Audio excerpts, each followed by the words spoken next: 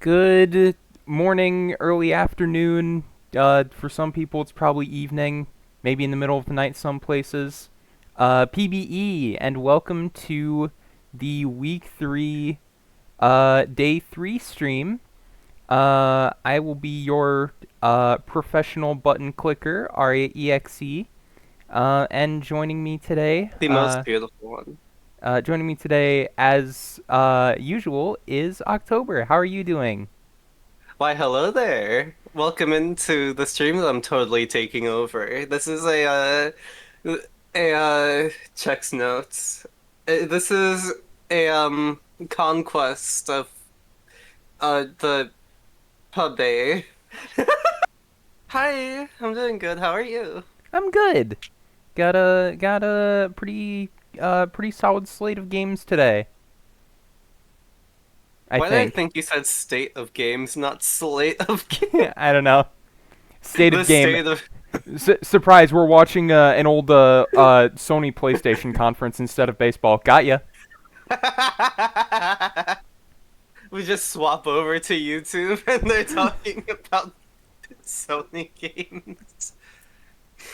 Oh, that would be fucking. Oh, that would be hilarious. I, I didn't. I did not. Don't. You don't have to put Okay, any. so um, we've got a couple things to talk about before our first game today. A lunar base at New Orleans. I was about to say like lunar at NOLA base, which would have been funny. NOLA base? Is it a military base now? I'm I have my own ways to shorten names, and I realize that they don't make sense to anyone but me. So, but first things Lunar first, base. we have Oh. some milestones to go over, Hmm. including one big one, which I'll save to the end. Um, Shout out to Punk for posting these this morning. 1,250 hits for Gerrymander of the Sloths. 1,000 hits Ooh. each for Stewart, Ashton Lansdell, and Honk Shu. 350 doubles for Danny Burgers, who we'll talk a little more about later. 250 doubles for Leon Rosenthal. 200 home runs for Stewart. 150 home runs for Sting Eucliffe. 600 runs for Shikiodl Montalban. Hopefully I got that right. 750 RBIs for Enrique Von Caliente. 350 walks each for Rob Littleton and Victor Cortez. 400 steals for Pierre Phillip. 300 steals for Montalban. 75 wins apiece for Pedro Martini and Mac John. 2,000 strikeouts, big number for Johnny Tatum of the Sloths. Hmm. 1,500 strikeouts for Femini Nomenon. 1,000 strikeouts for Thorne Belfour. 1,750 innings pitched for Andy Beans, 1,500 innings for Joe Random, and 1,250 innings for Remy LeBeau. A few possible milestones: Martinez Momspooner, three hits away from 1,000. Dustin Becker, I, one home s- run away from I 150. still love that name so much. uh, So stupid. I Five love it. runs away from 600 for Gerrymander, and five stolen bases away from 400 for Can You Take Me Higher. And Joe Random is approaching 75 wins. Uh,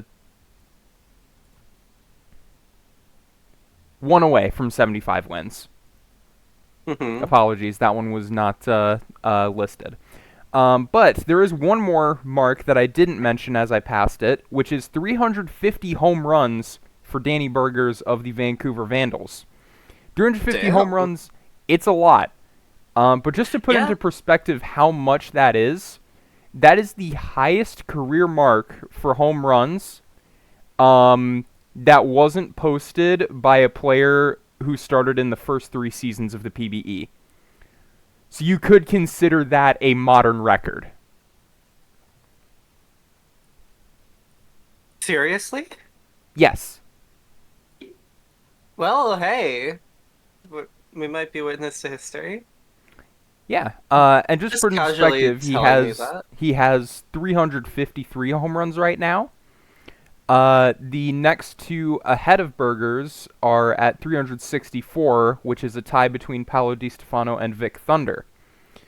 So Burgers, I don't know how much career he has left, but he could take second place, which would still be pretty distant to Julian O'Sullivan, the arguable GOAT. Um, but yeah, that's Yeah, an go. amazing mark. Congrats to Danny Burgers. Yeah, congrats. Hell yeah. Wait, hold on. Where's PB Sim? I lost PB Sim the tab. No. Oh, there you are. Hi. Excuse me, I like I having. am still working on this cough. You're But fine. anyway, let's You're also fine. move on to the 24th, where we will be having our first primetime game, Lunar Base at New Orleans. Lola base at Nola base at Lunara. And we also do have a write-up for this game from Keystone, so thank you to Keystone from Stats Team. So, got a Champions Conference interdivisional matchup between the Space Rangers and the Rougarous. Lunar, excuse me, Lunar Base. They've kind of been on the struggle bus for a few years now, and Mhm. are still kind of in their rebuilding phase, sitting at 19 and 48 thus far this season, which is currently tracking for the first overall pick. New Mhm. Orleans has been faring better at 30 and 37, but still trailing behind in the race for Champions Conference playoff spots. Mhm. Both have an eye on the future, stocking up on young talent and looking to build into powerhouses in the near future. Some of that young talent will be on display tonight on the mound tonight. Ooh. I guess Yeah. technically tonight because the in-game start time is 7:05.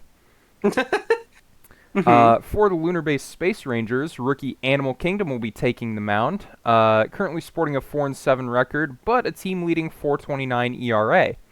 Hold on. Animal Sitting, Kingdom, I know that name. yeah. Yeah. Uh, Currently sitting second on the Space Rangers with 85 strikeouts.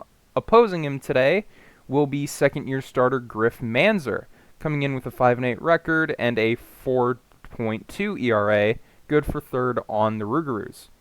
Has 72 strikeout this year, and has not given up many home runs this year, as opposing pitchers as opposing what?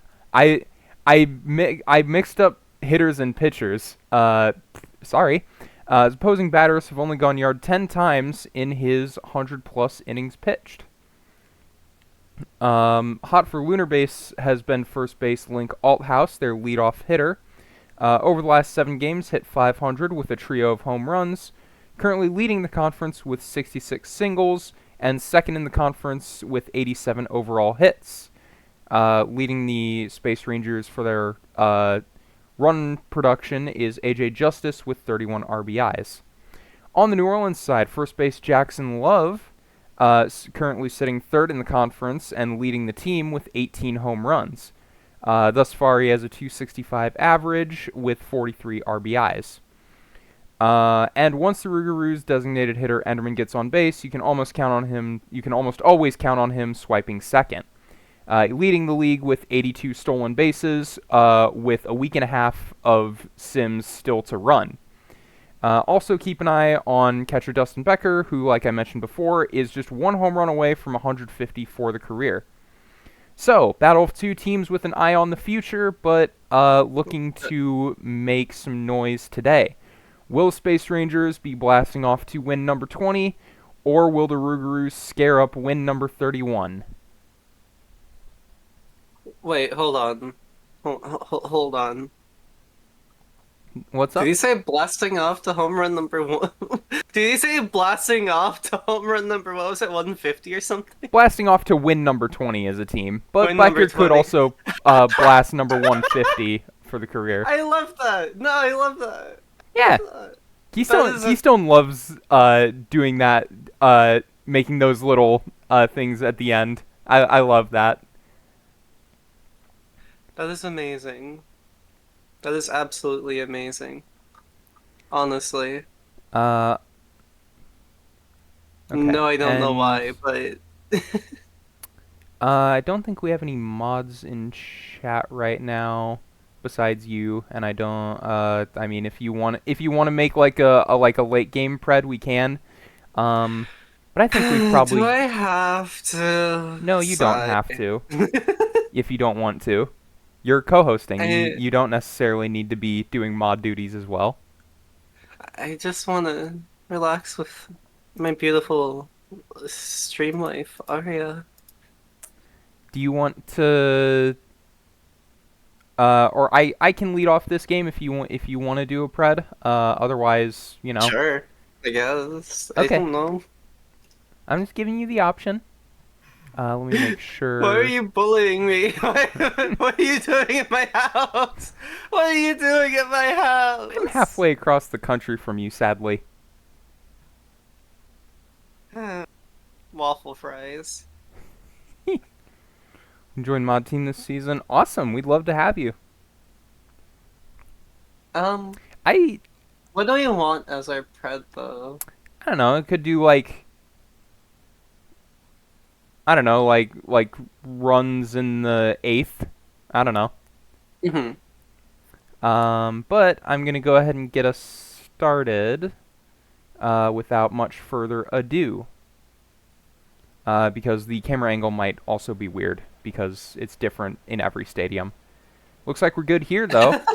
Griff Manzer on the bump. Link Althouse getting on base with a leadoff single into right field. Lestat de Leoncourt swings and misses through pitch number 7, curveball. Firefly Boy up, driven into center field over the head of the center fielder. That's Werewolf. And it will be a double for Firefly Boy. Runners on first and second. Threatening early are the Space Rangers here at Full Moon Stadium. AJ Justice on the ground to first. Runners not able to advance on the ground out. So, runners in scoring position and 2 outs for Duke Nukesum.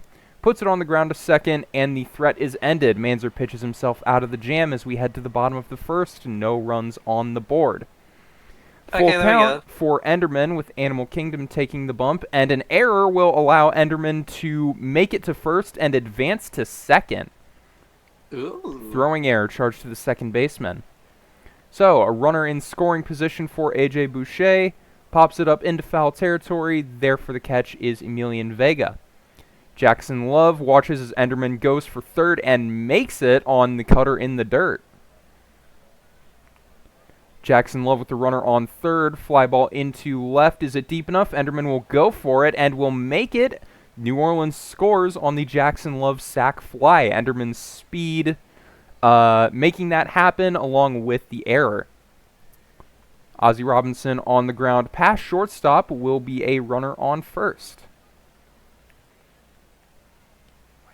And Sidney Johnson will strike out. An unearned run charged to Animal Kingdom. 1-0 Rougarous heading to the top of the second. Green Shilliqual fan up on the ground to second base, but kicked at second base, and it'll be an error. Each of the second basemen now has an error in this game. Durian Cragg down the left field line will be extra bases.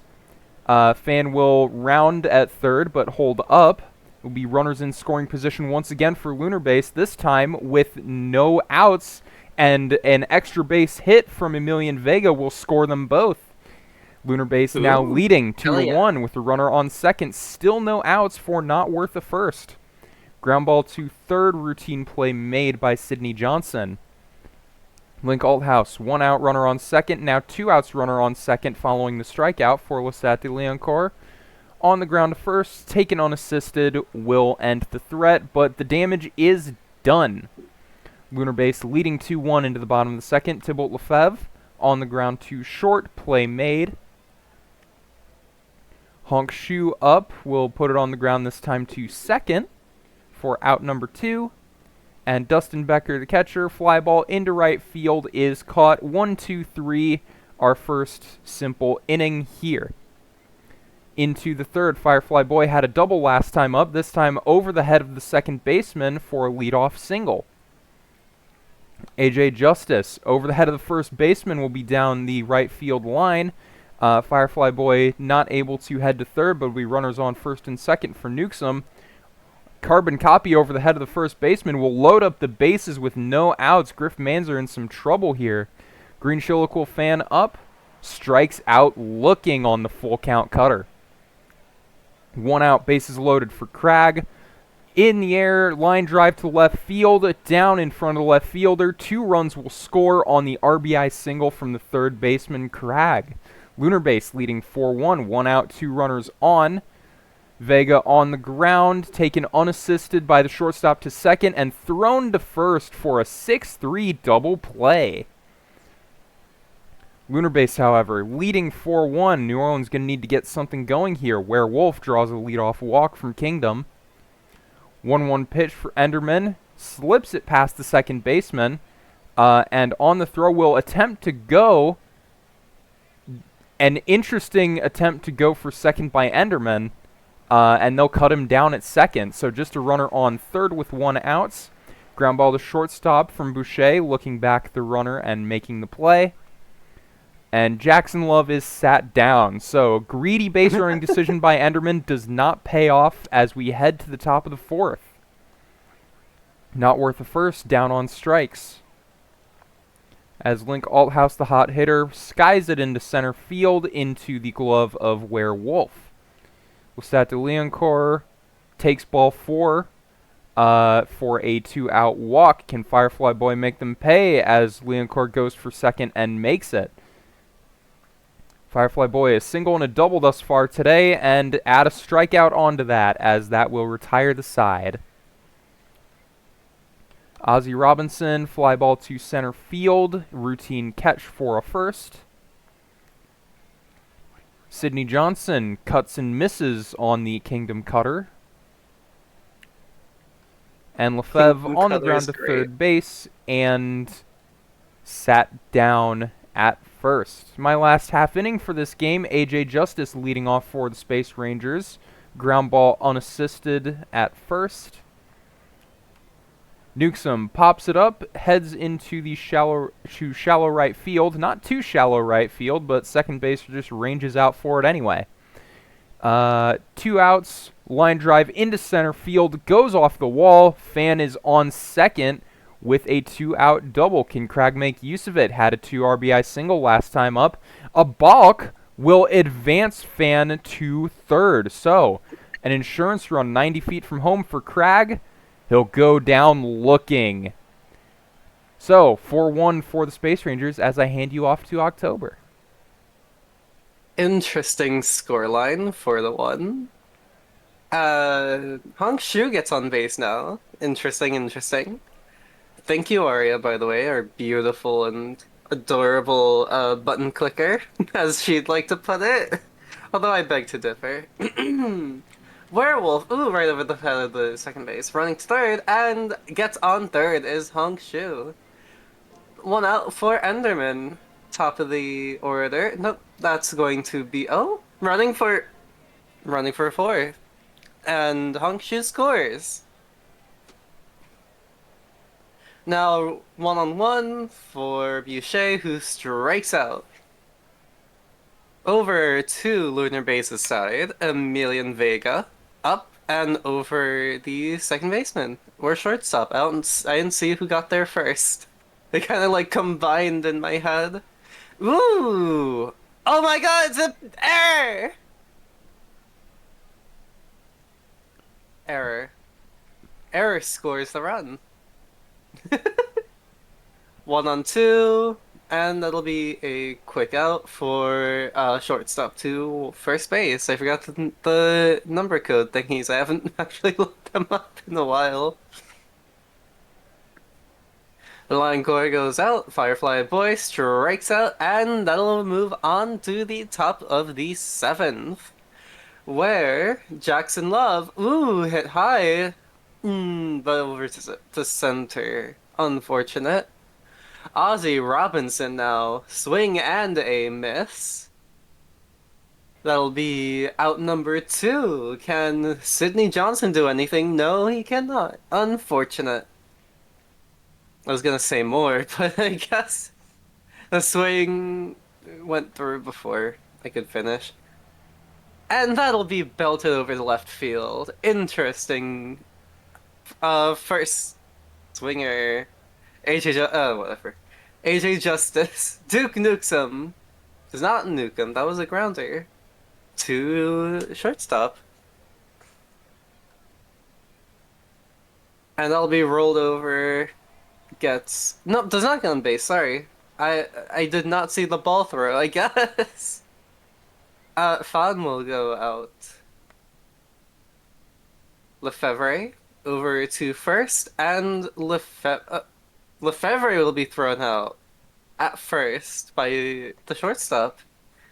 Hongshu's swing and a miss. Strike two, and our strike three, and out two. That's over the head of the first, and Becker gets on. Yeah, and Becker gets on first. Werewolf. Werewolf. Where? Where is a wolf? Enderman. No, Enderman. I'm looking at the wrong side. Oops. During Crag. Ooh, that gets a double. Nice. 11 doubles on the season. Interesting. Oh my god. Oh my god.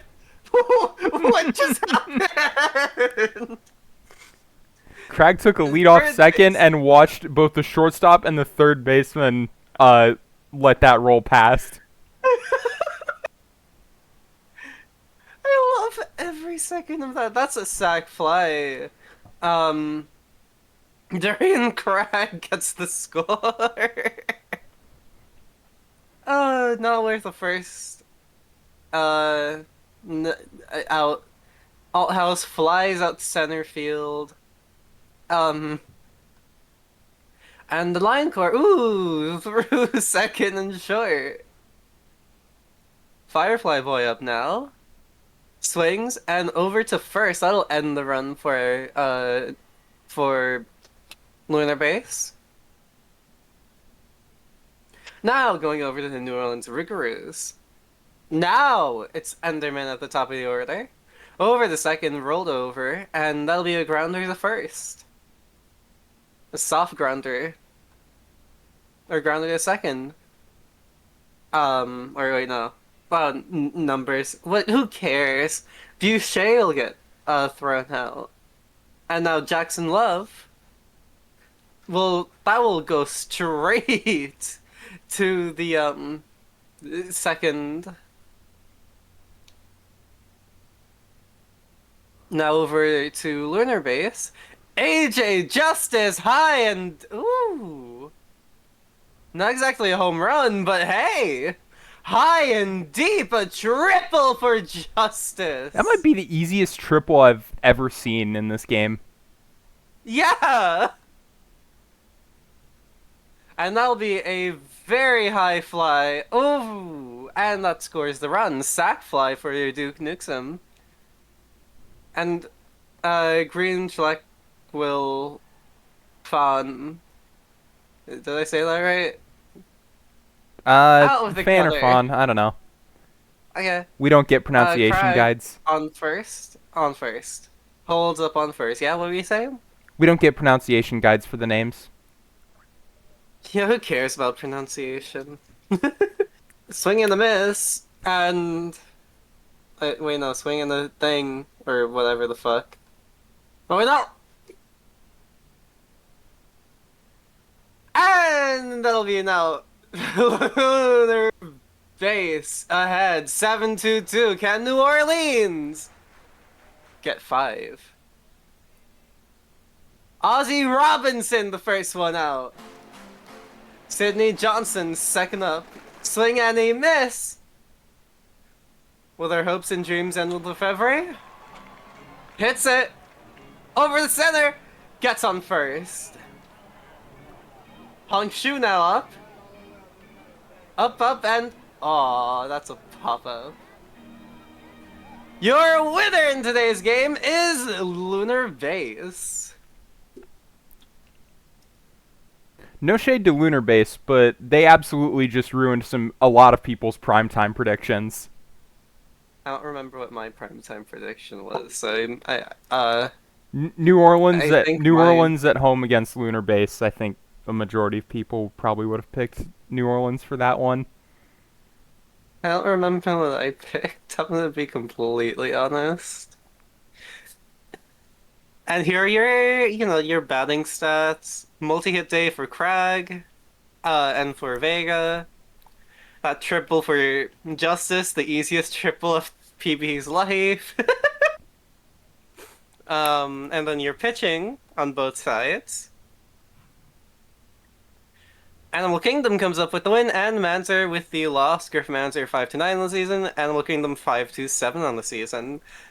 Baumgart, hopefully I'm not in a sim or in a stream where that they get another win with Aria. Oh, Even if I love Aria. hmm. What Even would if that? I Hmm. even if I love Aria, I hope I'm not here for that, you know? Animal Um, Kingdom will get another start today. well, yeah, you're right. Shoot. Uh, Baumgartner second save on the season as well. Interesting. Durian Crag with 4 hits and 2-4-2 will be your player of the game. I want to Drafting check well, they're prime turned time around week eventually. too. Yeah, exactly. You know, teams. It's very difficult for a team to lose, like to be at the bottom for that long in the especially in the PBE. Like things can turn around in the course of like a few seasons. Speaking of a Oh, team can that's they? drafted really well, aka traded up to two of the first three picks in the previous draft, the Aviators will defeat the Toronto Pathfinders. Lots of multi-hit days. Eschenbaugh, Morimura, Jones, McFly, and Oliver with 2 apiece, and Ghosty with 3. Multi-RBI days as well for Eschenbaugh, McFly, Jr., De La Fuerte, and Oliver. As well as a pair of doubles for Ghosty, and 2 stolen bases for Bazooka Slow. On the Toronto Hell side, yeah. 3 for 5 day for Bandit Healer, also picking up 2 RBIs. Um, did all the hard parts of hitting the cycle, just couldn't get that single. 2 hits Wait, as so hold well. on, what? Who? Bandit Healer, 3 hits, a double, a triple, and a home run, just a single shy of hitting for the cycle. Oh my God. 2 hits as well for Lucas Ryan. Pitching, Joseph Mathis Hendry, your winner, improving to 7-6 on the year. 5 runs allowed in 6, but the offense was able to tack a lot of runs on the losing pitcher today, Mac and Cheese, allowing 6 in 4 and a third.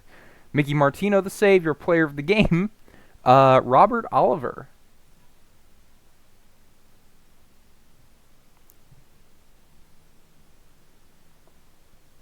How fun. I always love watching PB games, but I also like looking at the stats because like I like creating my own stories in my head, you know? I It's don't know fun. why. It's fun.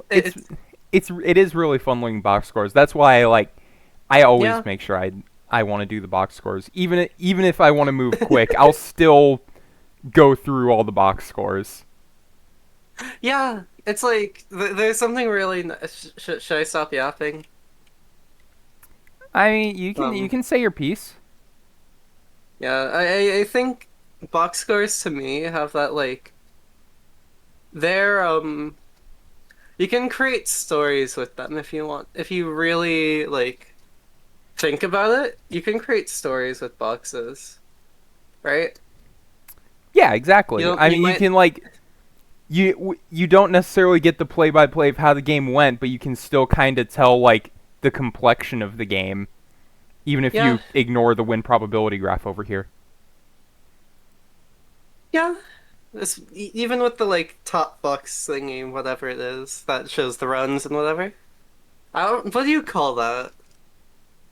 This is Yeah, I call it the line score. I don't think it's exactly what it's called, but because the box score is like the full box to me, so this would just be like the line score since it's like a line. yeah, fair. I'd say yeah, that sounds about right, right? Yeah. Anyways, what was I saying? Huh? What? Sorry, go read through the box score. You'll see it. Oh god. It's May Mail and the Buffalo Surge take the win 6-3. Mail with a 2-3-2 day. 1-1-2 going to Dog Maple, a 1-1-0 going to Cheerios. Pee Wee Reese with a 1-2-1, 1-1-0 for Unchisen. Hana Stream Song with an 0-2. Double going to Cheerios. Um, 8 on the season. And hold on. Aria, that does not say 7 It does stolen say bases 7 stolen for. bases for It's Me Mayo Huh?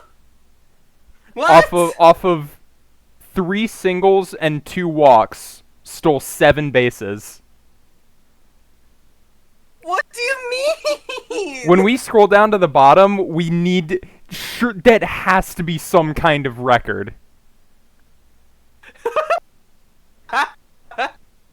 What do you mean 7 stolen? You know what?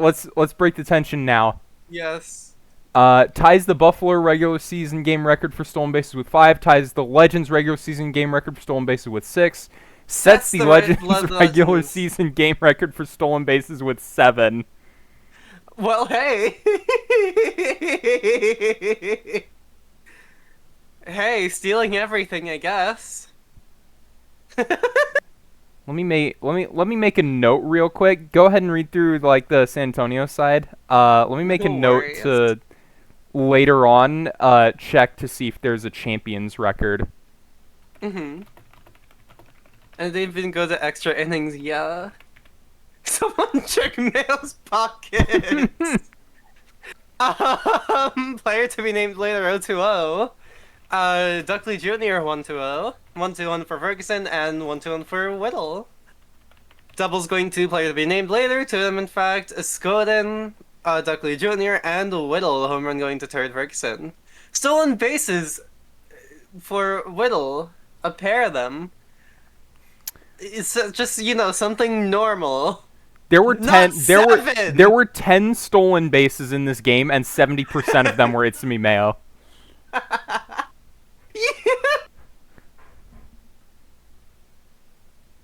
Tatum with the loss 2-9. 6 runs, 5 earned, 8 hits. Huh. On the winning side of the mound, does with the win 6-6, 1 run earned and allowed. Filtapaldi with a 2 earned run. Uh, 2 earned runs start to their inning. 2 innings. 2 and 2/3 innings, sorry. I did not see the 2. It kind of blended in with the 0. And Baba with a save, 9 on the season.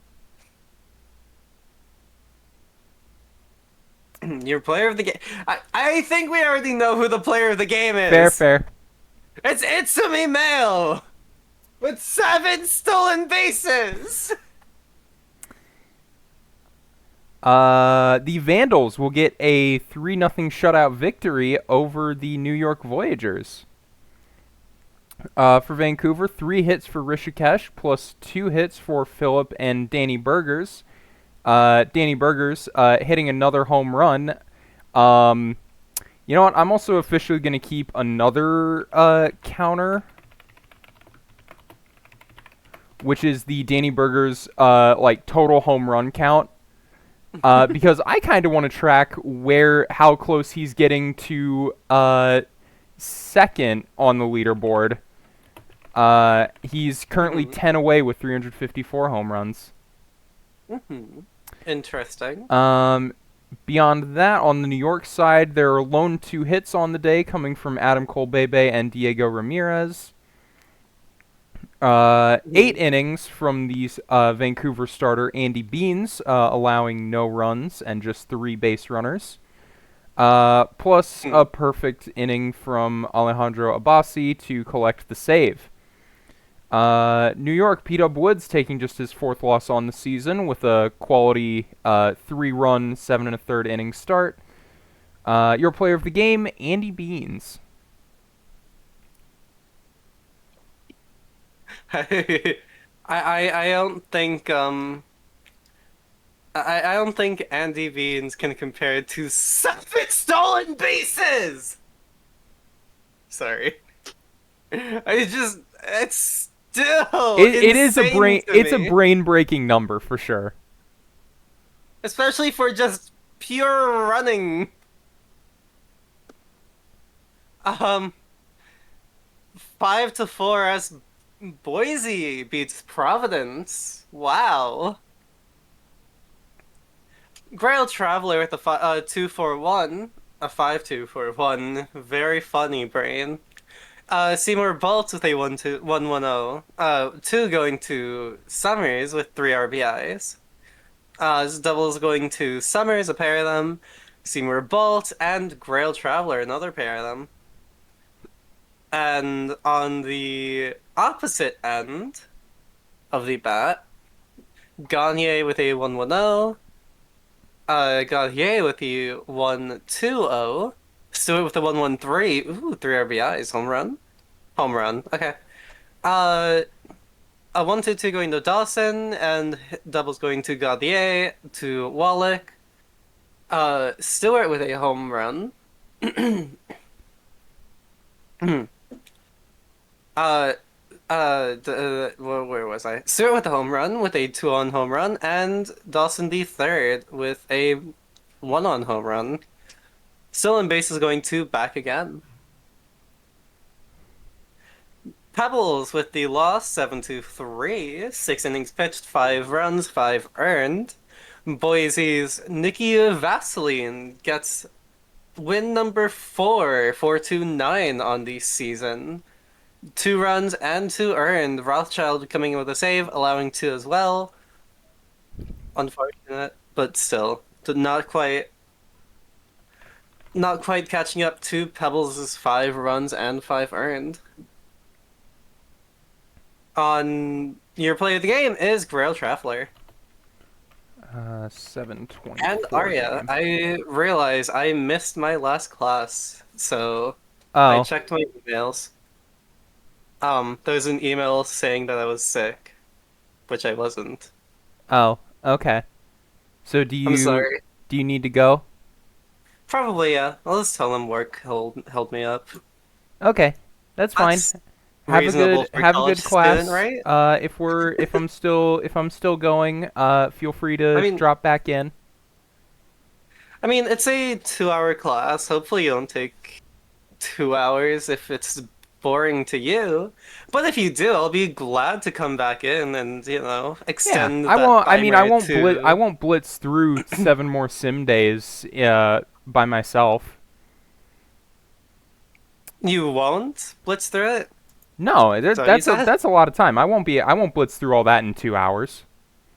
Yeah. There'll be at least you'll probably come back probably for the last stream game, I assume, if you're back in 2 hours. But either way, I mean, have a give or good take class. travel time.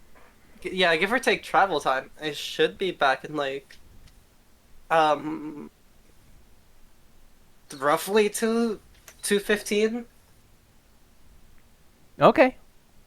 Well, yeah. I assume I'll still be going by then. Yeah. Just drop back in whenever you get back. I'd still love to have you, but I also want you to do well in class. So, uh, You want me to do well in class. I want me to do well in class. It's actually stuff that I'm interested in. yeah, exactly. So have a good Alright, anyways, class. thank Talk to you. you soon. Thank Uh, you. Bye, Hibby. Sorry for leaving. bye. No worries. Bye-bye. All right. Thank you, Captain, for looking that up.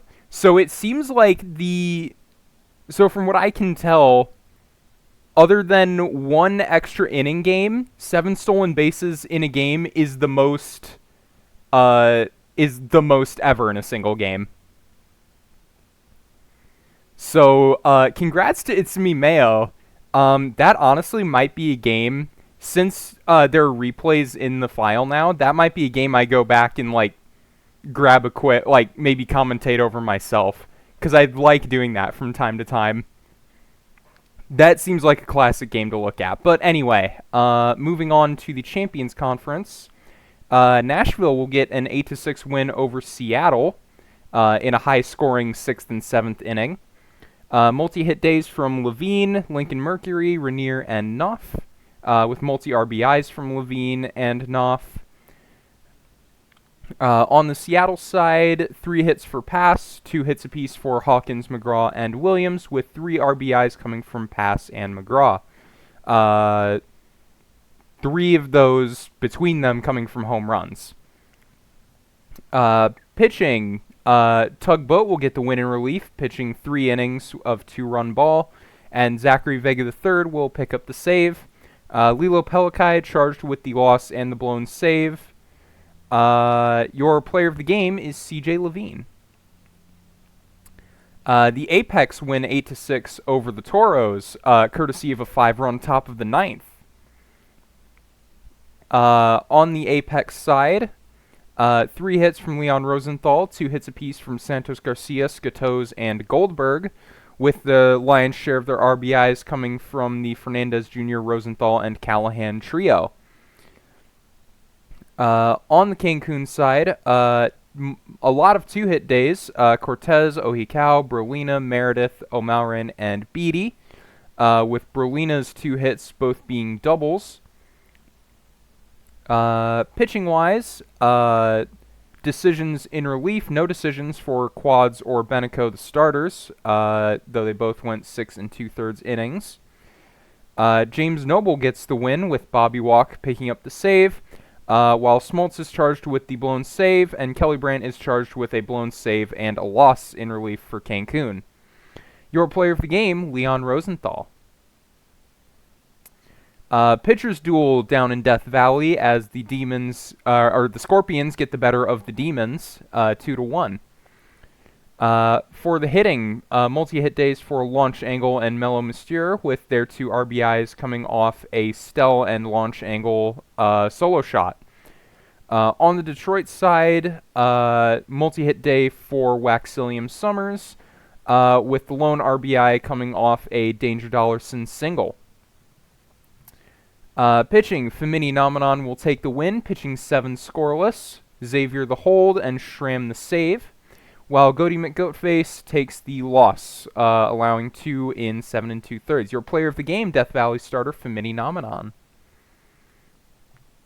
Down to the minor leagues, the Firehawks will win 11-6 over the Flamingos for a road victory. Multi-hit days from Goro Majima, Maverick Tanyan, and Whoop Whoop, with 4 RBIs for Ferkel Jr., with 3 of those coming on a 3-run 2-out home run. Yun Song and Clark Max with a pair of stolen bases apiece. On the Florida side, Paulie Wag with 3 hits, 3 RBIs, Atlas Slugs with 2 RBIs on a home run, and Ejecto Cito with 2 hits, including a triple. Pitching, I'm a Dude Man picks up 10 wins on the season, pitching 5 2/3 of 4-run ball. Ichiban Kasuga with their second save on the season. Dathy Kennedy Seanan will take the loss, their 5th on the year, with a tough start. And Paulie Wag, your player of the game. Louisville needs extras to get the win over the Puerto Rico Ranas 3-1. For Louisville, 3 hits for Narukami, 2 hits apiece for Machado and Allaire, with Machado representing all 3 of the team's RBIs. Narukami and Wet Sock both having multi-stolen base days, Narukami with 3, Sock with 2. Pitching, that's Michel de Nostradam, going 7 2/3 on the start, allowing one. And the bot, I struck out Fetty, pitching 4 1/3 in relief to pick up their third win of the season. Marathon outing for the bot. Michel de Nostradam will be your player of the game, however. The Swifties get a home victory over rival Amarillo, 6-4. Kai Brummer leads the way on hits with 3 and a pair of RBIs to add on. Jack Rousseau, Andrew Barry Jr., and Gunnar Skovgaard with 2 hits apiece, with Rousseau also picking up a pair of RBIs. Amarillo, 3 hits for Chorizo McTater and 2 hits for CJ Henderson, with their 4 RBIs spread out. Pitching, it'll be Bug Chingus improving to 6-6 on the year with a textbook quality start, 6 innings, 3 runs. Hugh Jazz will take the loss with 3 earned in 5 2/3. Your player of the game, Kai Brummer. Chicago with a 5-4 victory, surviving a late surge by the Wheelers. 13 hits total for the Kingpins, with 3 hits apiece for Mexicano and D, and 2 hits for Monopolitsky and Timothy. Only multi-RBI day comes from Joe East, with 2 on the game. For Anchorage, 2 hit days for Sluggerton and Cameron Squires, with Monstar picking up 2 of the team's 4 RBIs, courtesy of a 2-run home run. Squires 2 hits, both doubles. Hunter Kratky goes 5 1/3 scoreless, and Bodie Grizz picks up the save. While Mark Jackson loses the game, 6 innings, a 5-run ball, going down to 3-4 on the year. Hunter Kratky, the Chicago starter, your player of the game. And to round out the day, Bruce City with a 4-1 victory over Kansas City. Tap House crowd going wild for Jared Kiso, Thomas Sankara, and Bob's Big Boy, each getting 2 hits. Handle All These Nuts getting a pair of RBIs. On the Kansas City side, 4 for 5 day for Theodore Geisel, not enough to power his team. Stavinsky's the only other multi-hit day. Gandalf the Grey representing the team's only RBI. Pitching, improving to 7-4 is Xavier Tsikafus, 7 innings of 1-run baseball. While Chiwei Lee will take the loss, 6 innings, allowing 4 runs.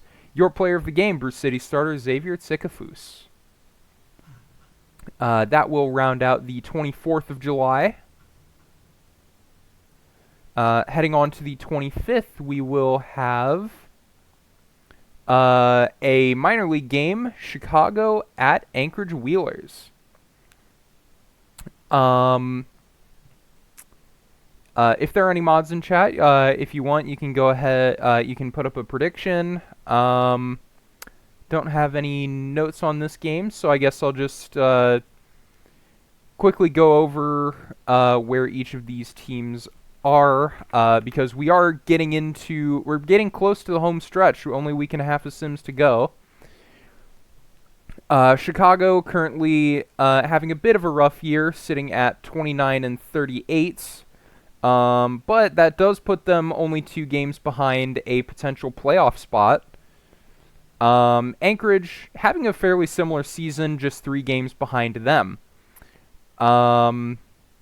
Heading into this sim, Chicago had won 2 in a row, while Anchorage was on a pretty deep losing streak. I'm forgetting who won the previous day.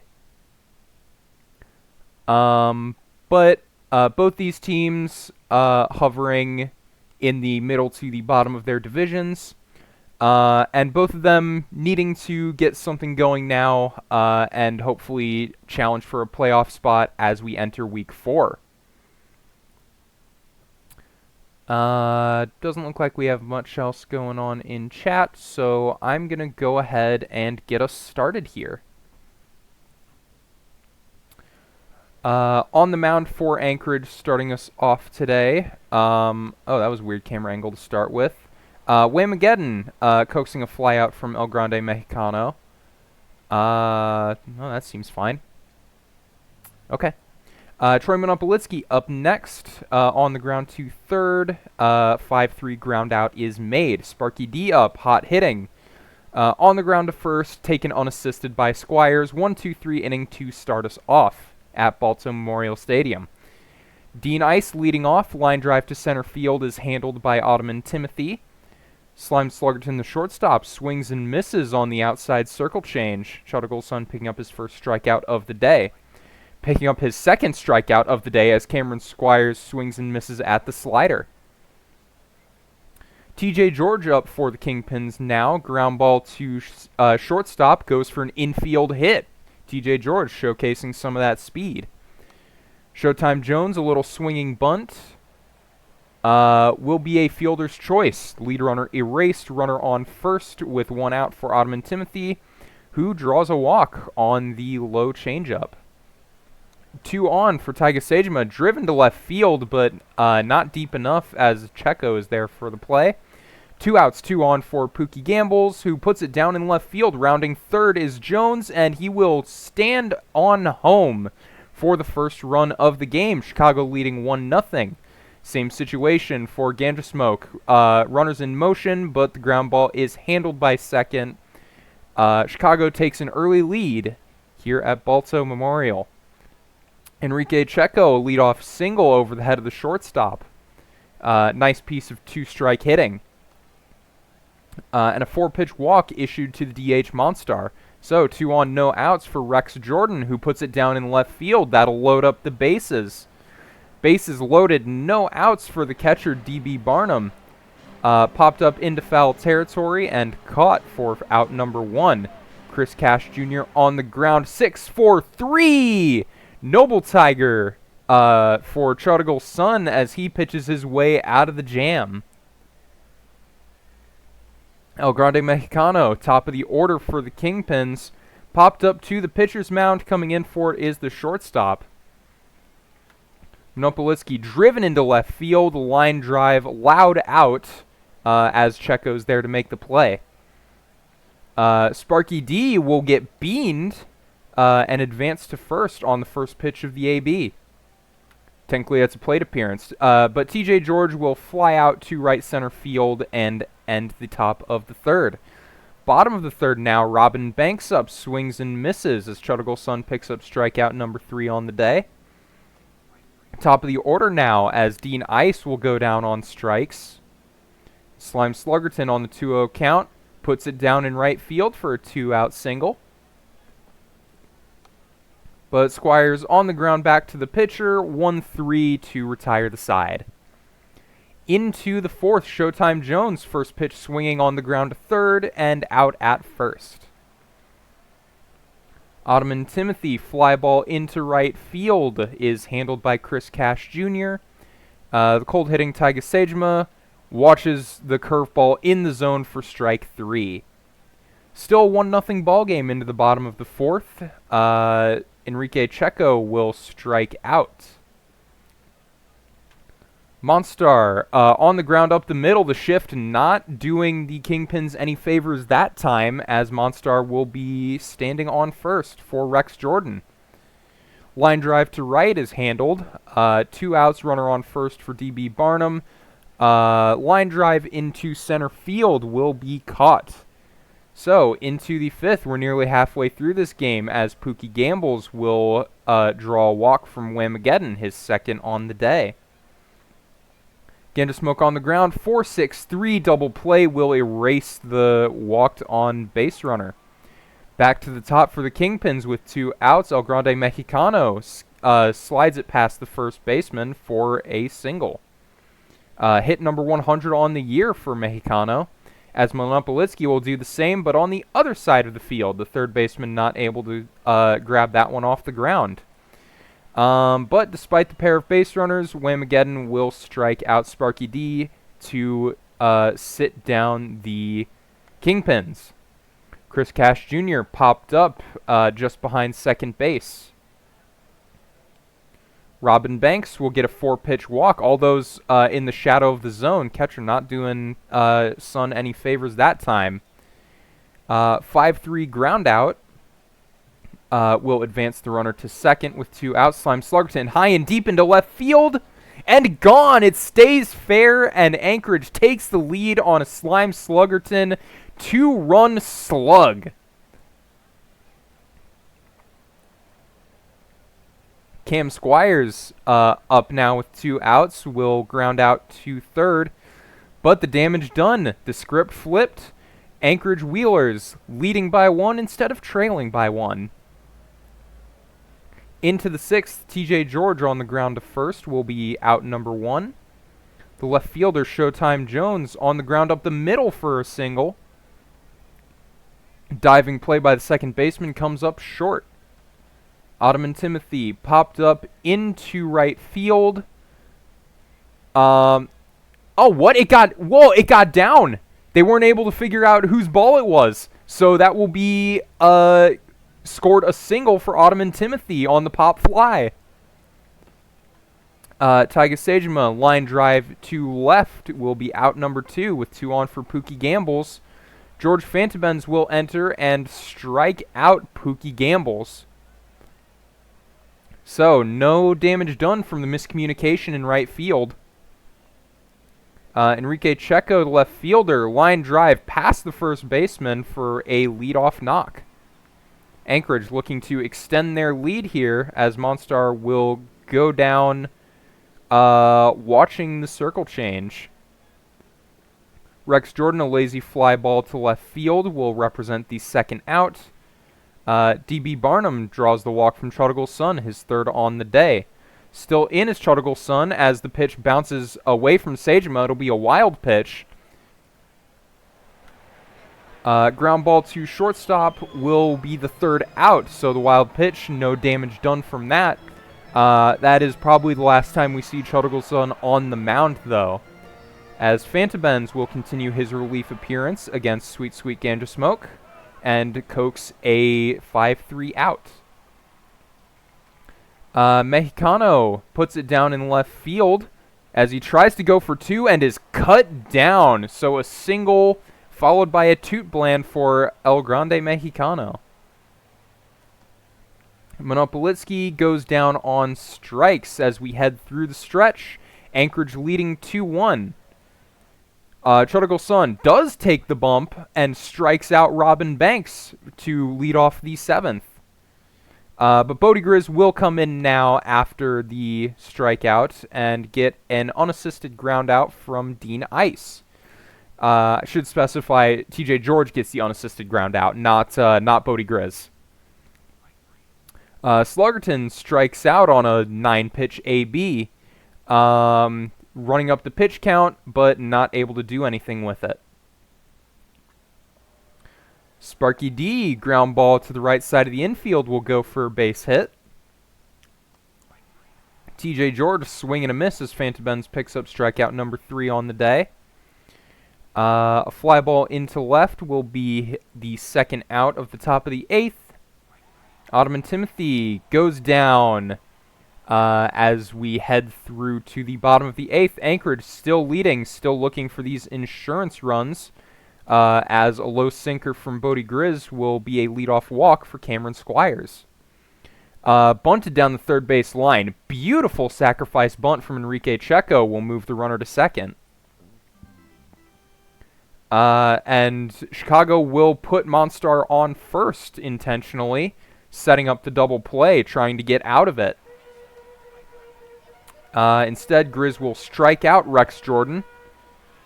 And D.B. Barnum will be walked. So we have bases loaded with 2 outs. Anchorage looking to put the nail in the coffin for this game.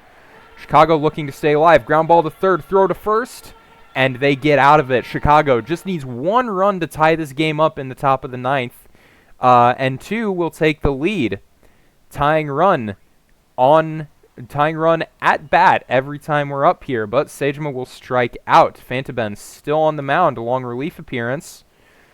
Pookie Gambles will get on first, representing the tying run with 1 out. Ganja Smoke swings and misses. Fantabens picks up strikeout number 6 Last out, Fantaben's still on the mound. Mexicano can't check his swing. It will be 7 strikeouts in relief for George Fantabens as Chicago will fall to the Wheelers 2-1. No, El Grande Mexicano has won championships in all the leagues in Mexico. I did not know that. Fun fact. Won't spend too much time on it. Sluggerton with a home run, 5 total bases on the day on a pair of hits, and 2 RBIs. Anchored 2 RBIs. Checo with a pair of hits. Mexicano with a pair of hits. Pair of hits as well for Pookie Gambles, and the only RBI for Chicago. Pitching, Whamageddon, 5 2/3 with 1 run for the start. George Fantabens with a marathon relief appearance, nearly 50 pitches to record the save.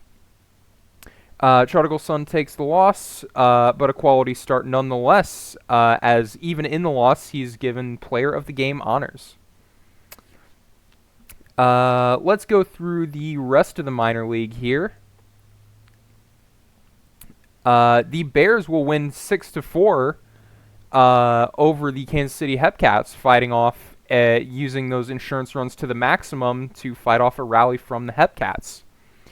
Theodor Geisel, 3 hits, 4 RBIs, with 3 of those coming off a pair of home runs. Fantastic game for Geisel, but the Hepcats just not able to do anything more with it, as Jacopo Redick is their only other multi-hit game. For Bruce City, 2 hits apiece from Kiso, McCheesy, Sankara, and O'Shaughnessy.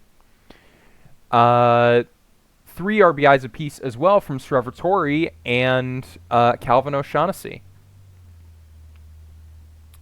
For Bruce City, Aoife Carter the win, Pedro Papelbottom the hold, and Pizzanator the third the save. 2-pitch save for Pizzanator. A bird takes the loss, allowing 4 in 6 1/3. Your player of the game in the loss is Theodor Geisel. An exciting extra innings battle between Florida and California will go the home team's way. The Flamingos winning it 5-4, winning it on an ejectocito sac fly. For the Florida team, Luca with a pair of hits, Greer with 3, Slugs with 2, and Cito with 2. And 2 RBIs, including that walk-off sac fly. 2 RBIs as well for McScooty Fortune. On the California side, a pair of hits for Devontae Moore and 3 of their 4 RBIs, only one of those coming off a home run. 3 hits for Coleman Carver, and was one of their runs. Pitching, no decisions for either of the starters. Momentum pitching 7 2 runs, with Johnny Tom pitching 1 run in 5. Mid at best, given the hold, pitching 3 innings of 1-run ball, but Claudio Kilgannon will be charged with the blown save and the loss. The win goes to Reed Johnson of the Flamingos, and your player of the game, Florida starter, Momentum. That made it playing off the fake lore of El Grande Americano. Where was I? State College getting the victory over Amarillo, 9-5. On the State College side, nearly everybody getting hits today. Multi-hit days for Brummer, Confused, Barry Jr., Primo, and Stone, who my eyes just skipped over before I realized my mistake. 3 RBIs as well for Stone, and 2 for Adam Confused.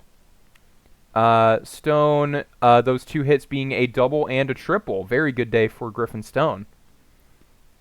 On the Amarillo side, 4-for-4 day for Tony Del Vecchio, including a home run. Their only other multi-hit day coming from Dominion DeGoat, and a pair of RBIs from Kvieta Volkova, our wonderful co-host, hope she's doing well in class. For pitching, no decision for the starter Spencer Bearer, allowing 2 runs in 4 2/3 innings of work. It will be Ryusei Nekomata picking up the victory, his 3rd on the season, pitching 3 1/3 in relief. Marshmallow Jr. will be charged with the loss, and the player of the game in the loss, Tony Del Vecchio. I've had a lot of those today. We just watched Anchorage and Chicago, so we'll end the minor league games for the day off with the Lemurs winning 8-3 over the Ranas. 3 hits apiece for Cal COVID and Jonathan Johnson. COVID making up 3 of the team's 8 RBIs. Base running, 3 for Teddy Narakami, 3 for Cal COVID, and 1 apiece for Johnson, Allaire, and Wet Sock. 9 stolen bases as a team. The win goes to Pim Pimling, who has a quality start to get win number 9 on the year, and Blake Foe III picking up his first save of the season. Cal COVID, your player of the game. I'll go ahead and save one more time as we head up to the Major League box scores. The Voyagers win a tight game, surviving a late surge from the Vandals, 6-5 in favor of New York. 2 hits for Nolan Tej. 2 hits as well for Henry Magic. A pair of RBIs apiece for Bebe and Magic. On the Vancouver side, no multi-hit days, 6 hits spread across their lineup. The only multi-hit day to speak of is a pair of RBIs from Steven Strange. Pierre Phillip with a pair of steals to go along with his hit, walk, and RBI. For New York, Taylor Adkins the victory, 2 earned in 6 1/3 innings of work. Relief outings from Ransom Jones, Big Rooster, and Anthony Stover, a hold, and a save, respectively. Chuck Nasty allows 4 in 7 innings and is charged with the loss. Your player of the game, New York starter Taylor Adkins, as Chuck Nasty ties the Vancouver regular season game record for walks with 8. Tough outing for Chuck Nasty. The Aviators will win 6-3 on the road over the Pathfinders. 2 hits each for Eschenbaugh and Morimura, with Abe Ghosty representing the team's only multi-RBI performance. A triple for Robert Oliver. On the Toronto side, multi-hit days for Palindrome, Bo Matthews, and Lucas Ryan, with 3 RBIs spread among Webb, Matthews, and Dog. Pitching, Wombat Jones improves to 8-6 on the year, going 8 1/3 with 3 runs allowed, and Shigeno mopping things up in relief. Strider takes the loss, allowing 6 in 6 with 6 hits. And Wombat Jones, your player of the game. The Sloths will get a walk-off home run victory from Stetson Stetson Laramie, my apologies, in the 11th inning. For the Sloths side, the majority of their offense coming from player to be named later and Stetson Laramie, with their only run production coming from Laramie, who hit a pair of home runs today. On the Buffalo side, Hannah Streamsong represents their only multi-hit day, Mark Honcho their only RBI. Itsumi Mayo getting another stolen base. If I wanted to be facetious, I would say that he's stolen 8 in the past 2 games, which isn't inaccurate, but it kind of undersells the 1 game. No decisions for either starter, but both Swishman and Longpipe putting up quality starts on the day. Carlos Crash, your winner, while Barto O'Colon takes the loss in extras. Your player of the game, Stetson Laramie, with a rain delay of 23 minutes in the 8th. Providence will get a victory 5-2 over Boise. For Providence, 3 hits for J.D. Pants and 2 apiece for Seymour Baltz and Boys to Chest back again. Their 5 RBIs spread among 5 different hitters.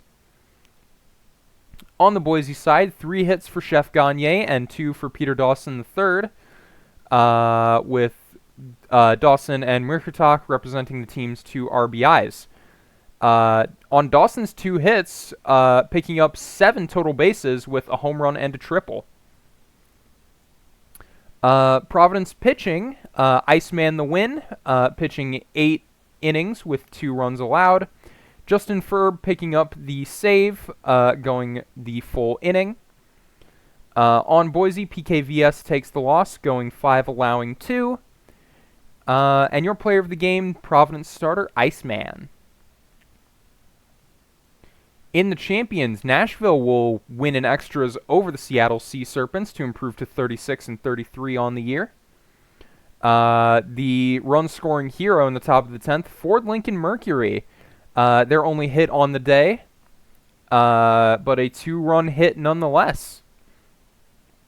Multi-hit days from Munson and Rainier on the Nashville side. For Seattle, their only multi-hit day comes from a pair of hits for Jim Hawkins, while Zach Johnson III gets a pair of RBIs courtesy of a home run. No decisions for either starter, but quality starts for both as McQueen continues challenging for that Pitcher of the Year crown. I did look before the stream. The 2 frontrunners right now in the Champions are Blue Sky and McQueen. Former teammates now battling each other on different teams for the same crown if things continue as they are. Harlem Moncrief is charged with the loss in relief for Seattle, while Zachary Vega III gets the win. Mac John, with 2 runs in 6 innings, continues a very strong season in his own right, pitching to a 3.19 ERA, and picking up player of the game.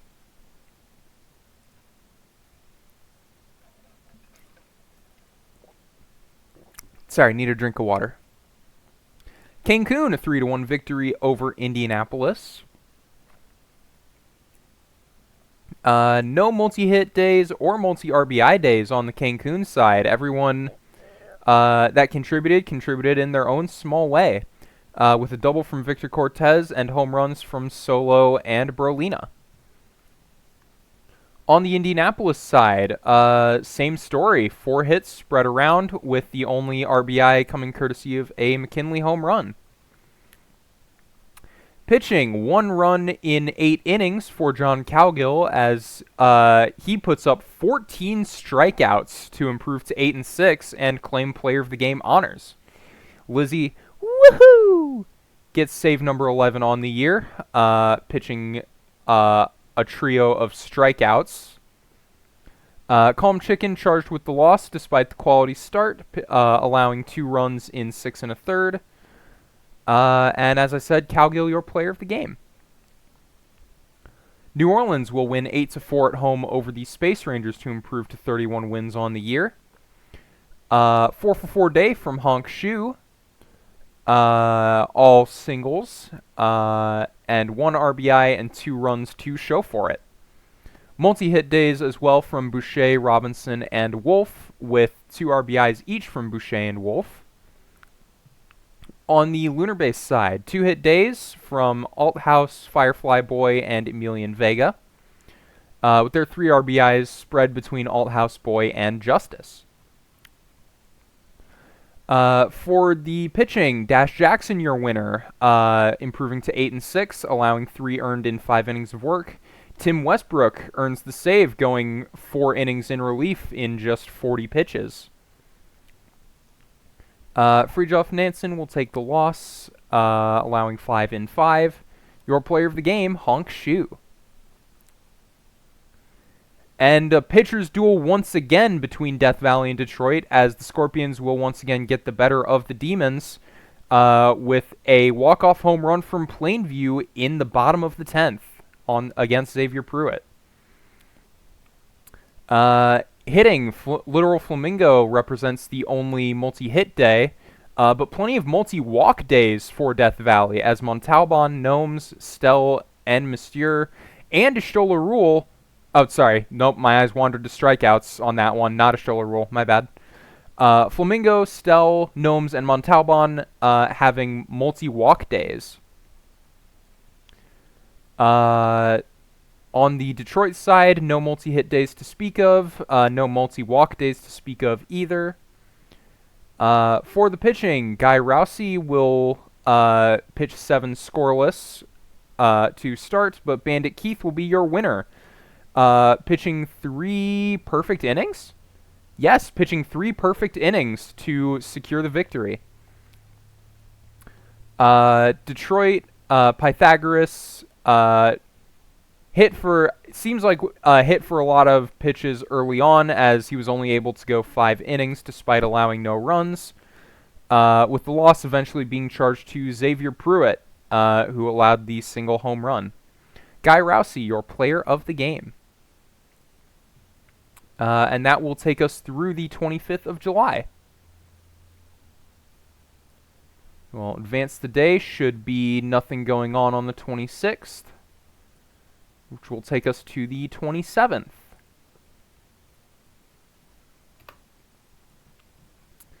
So, 27th, we have another stream game, Seattle at Cancun.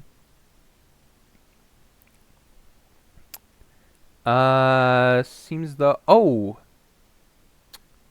Uh-oh, that never got paid out.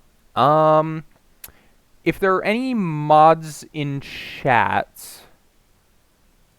Oh, geez. What day did we start on?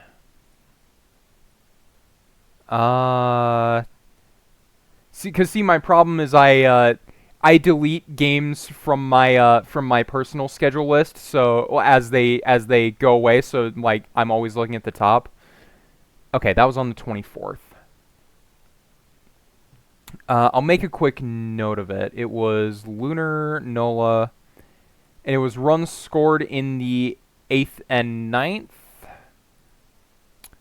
Okay, so if there are any mods in chat, if we could, I'll keep a note of it if no one's around. But the 0 to 3 option should be paid out for the prediction.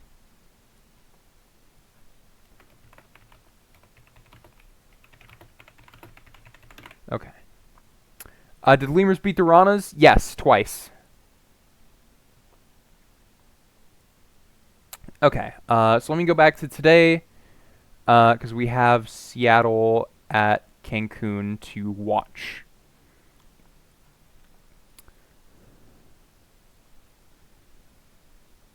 And let me peek at some notifications.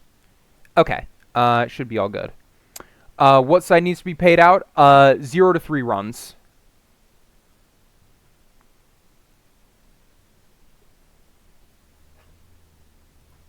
Here, let me put it in chat as well.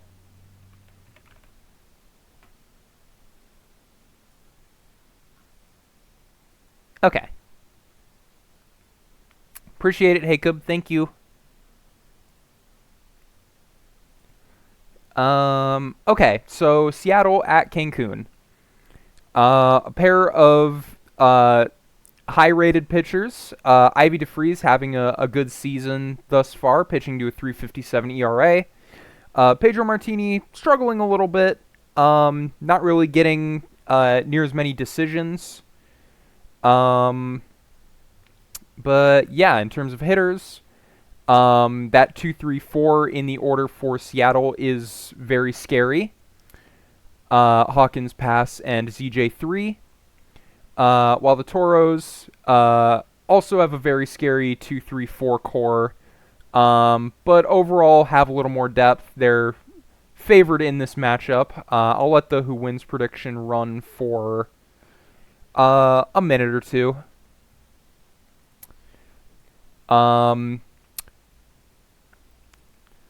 See, I would love to play favorites, but these are I'm on the Demons now, and these are both teams that I've played for, and I legitimately really enjoyed playing for. So I personally have no opinion on who I'd like to win this game.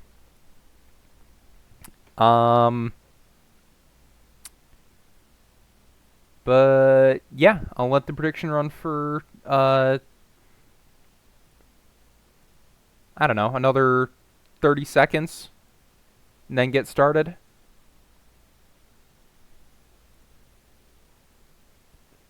Yeah, it seems like this today's Thursday afternoon stream we don't have a ton of uh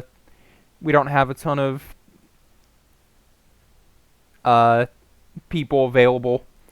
Which makes sense. I mean, there's also NCAA tournament games going on, so if you're going to watch anything, you're going to watch, you know, professional basketball broadcasts cuz March Madness is starting.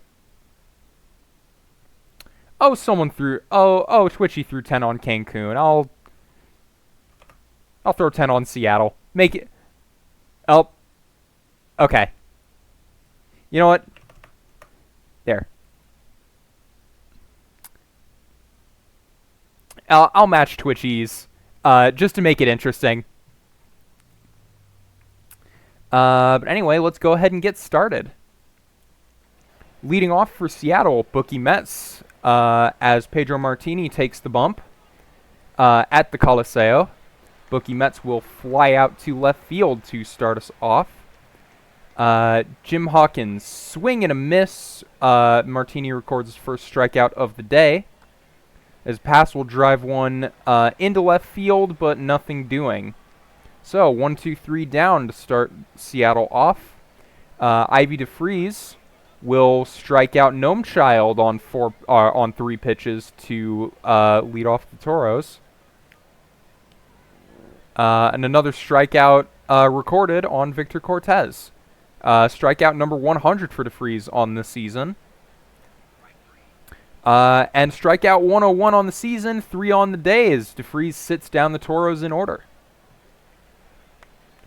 Zach Johnson III, fly ball to right, is handled by Solo. The DH Bambino, swing and a miss. Not able to find the changeup. Fly ball popped up in the infield. Everyone hovering around it, but the play is made. We're not going to see anything like we did last game. He's NCAA professional. Players are getting paid now, so no comment. Menji Berlino on the ground to first, taken unassisted by Gator McGraw. Napoleon Solo records the first hit of the game. Also, I was more referring to the broadcast quality because I am by no means professional. Napoleon Solo going for second and a successful steal, number 41 on the year. Meredith with the runner on second will watch strike 3 go by. And Eucliffe popped high in the infield, walking over for it. They also are recruiting professional players now. You're right. Gator McGraw looking to be the first base runner for Seattle, but nothing doing as Martini sits him down. Wilderman Perez, hard hit ball past the first baseman, will be the first hit of the day for the Serps. Lou Williams grounds out, but moves the runner. Productive ground out. Back to the top of the order. Gets away from Beatty, but able to fall on it. No one advancing. Mets over the head of the third baseman, and coming around to score is Wilderman Perez. So, an RBI for Mets, and Seattle takes the lead in the top of the third. And Mets himself will be going for second, so runner back in scoring position, but nothing doing as Hawkins will ground out to short. Into the bottom of the third, Serps now up 1-0. O'Maurin swing and a miss to Freeze, picking up strikeout number 5 on the day. Beatty driven into right field, but right into the glove of Johnson. Back to the top for the Toros. Gnome Child on the ground. 5-3 will retire the side. Full count for passes. He drives one into the left center gap. That'll be extra bases. Heading for second and sliding in for a leadoff 2-bagger. Zach Johnson III on the ground to second will advance past to third. Runner, a lead extending runner 90 feet from home And Bambino will collect the ground out RBI as Seattle extends their lead. And Wellerman, ground ball to second is handled, routine play, but the Serps extend. Cancun now trailing by 2 as Cortez strikes out to lead off the bottom of the 4th. Fek Ohikau, line drive into center field. Nice piece of 2-strike hitting. Brolina on the ground, 6-4-3 as the Toros will go down. Potential base runner erased. Bottom of the order up for the Serps. McGraw goes down on strikes. Perez, slow ground ball up the middle. Neither infielder able to make the play as finds himself back on first. Lou Williams swing and a miss as we head back to the top of the Serpent order. Ground ball, diving play will be an infield hit. Not quite able to make the play. But an impressive stop nonetheless. Probably held the runner at second. And Hawkins on the ground toward first, slips past the first baseman, and coming home is Wilderman Perez. Metz tries to go for third and is thrown out. So, another inning of a run scored for Seattle. They extend their lead to 3. Full count, DeFreeze against Solo. DeFreeze collects a strikeout, another leadoff strikeout. Miles Meredith, ground ball to short, routine play. Sting Eucliffe, 2 outs, bases empty, driven hard into right field, but I wouldn't say wind blowing in because I think the Coliseo is a dome, but I'm not 100% certain. Air conditioning blowing in. Pass, ground ball to the pitcher, little PFP, and the play is made. Zach Johnson the third into center field, a sliding play. Nice glove by Gnome Child. And Bambino on the ground, left side of the infield, will be a 2-out single. Bradley Wellerman Jr. fly ball into left, hangs up just a bit too long. Meredith there to make the play. Tiernan O'Malron, swing and a miss. Another strikeout for DeFreeze. Make that 8 on the day. Beatty gets it past a diving second baseman for a single. 1 out, 1 on for the top of the order, Gnome Child. Ground ball taken unassisted by the first baseman.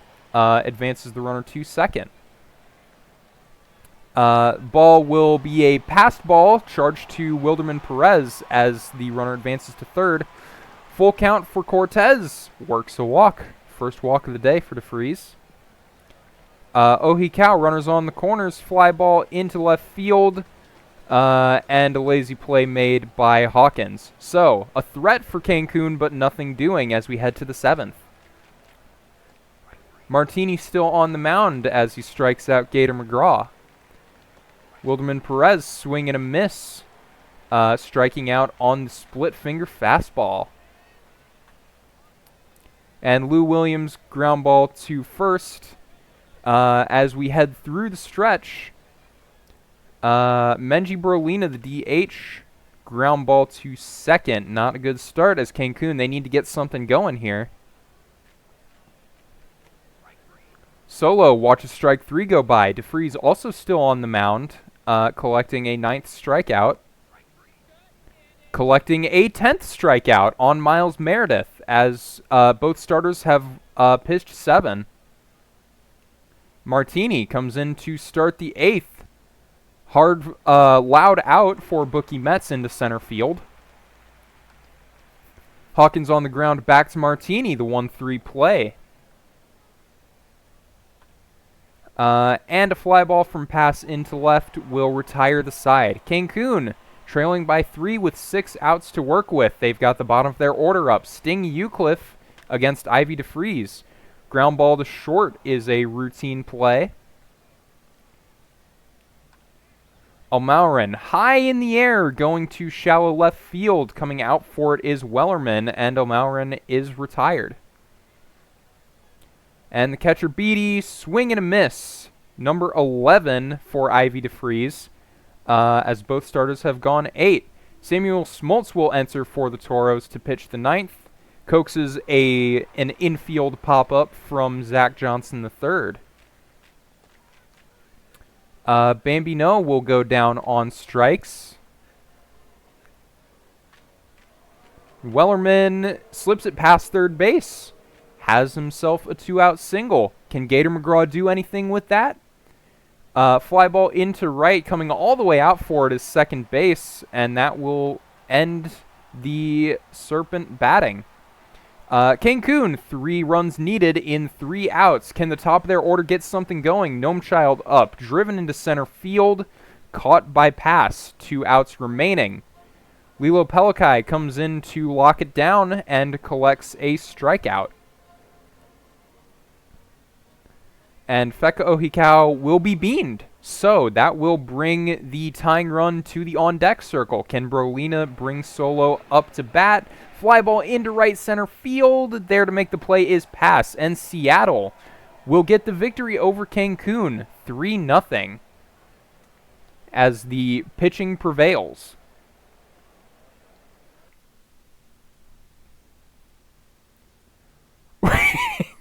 Sorry, the quote from the Seattle manager caught me off guard. Ivy is a gamer. She sure is. For quick roundup of the hitting, multi-hit days from Metz and Perez. Cancun, only 3 hits to show for the team. Pitching, DeFreeze gets the win. 11 strikeouts in 8 1/3 scoreless. Worthy of player of the game honors. Martini allows 3 runs over 8 in the loss. Very solid pitching performance from both sides. Seattle just gets the better today. Around the rest of the league, it will be Outer Banks, who wins 4-0, courtesy of a 4-run bottom of the 4th. Eschenbaugh and Curtis Jones representing those home runs. 2 hits for Eschenbaugh, Ruiz Jr., Ghosty, and De La Fuerte, as Ghosty picks up a triple. And a pair of stolen bases for Bazooka Slow. 4 hits spread around for Traveler Baltz, Summers, and J.D. Pants on the Providence side. No runs to show for it. Doc Holliday, your winner and your player of the game, pitching 7 2/3 scoreless with 10 strikeouts. Excuse me. Joe Random pitching 5, allowing 4, and being charged with his 5th loss on the year. Big win for New York, 13-1 over the sister New York team, Surge. For New York, 4 hits for Summer Dog, 3 hits apiece for Brian Payne and Diego Ramirez, and 2 hits for Henry Magic. Ramirez, just a home run shy of the cycle, as he has a double, a triple, and a single. On the Buffalo RBIs, 3 for Von Christelhauser and Mihair, 2 for Dog, Ramirez, and Magic. On the Buffalo side, 2 hits for Mayo and 2 hits for Cheerios, with the only RBI coming courtesy of a Cheerios home run. Pitching, Joey Moose Jr. will be your winner and your player of the game, pitching 8 innings of 1-run ball. On the Buffalo side, Colby Kaufman with a bit of a disaster start, allowing 8 with 7 earned in 2 2/3. The whole Buffalo pitching staff only good for 2 2/3 apiece.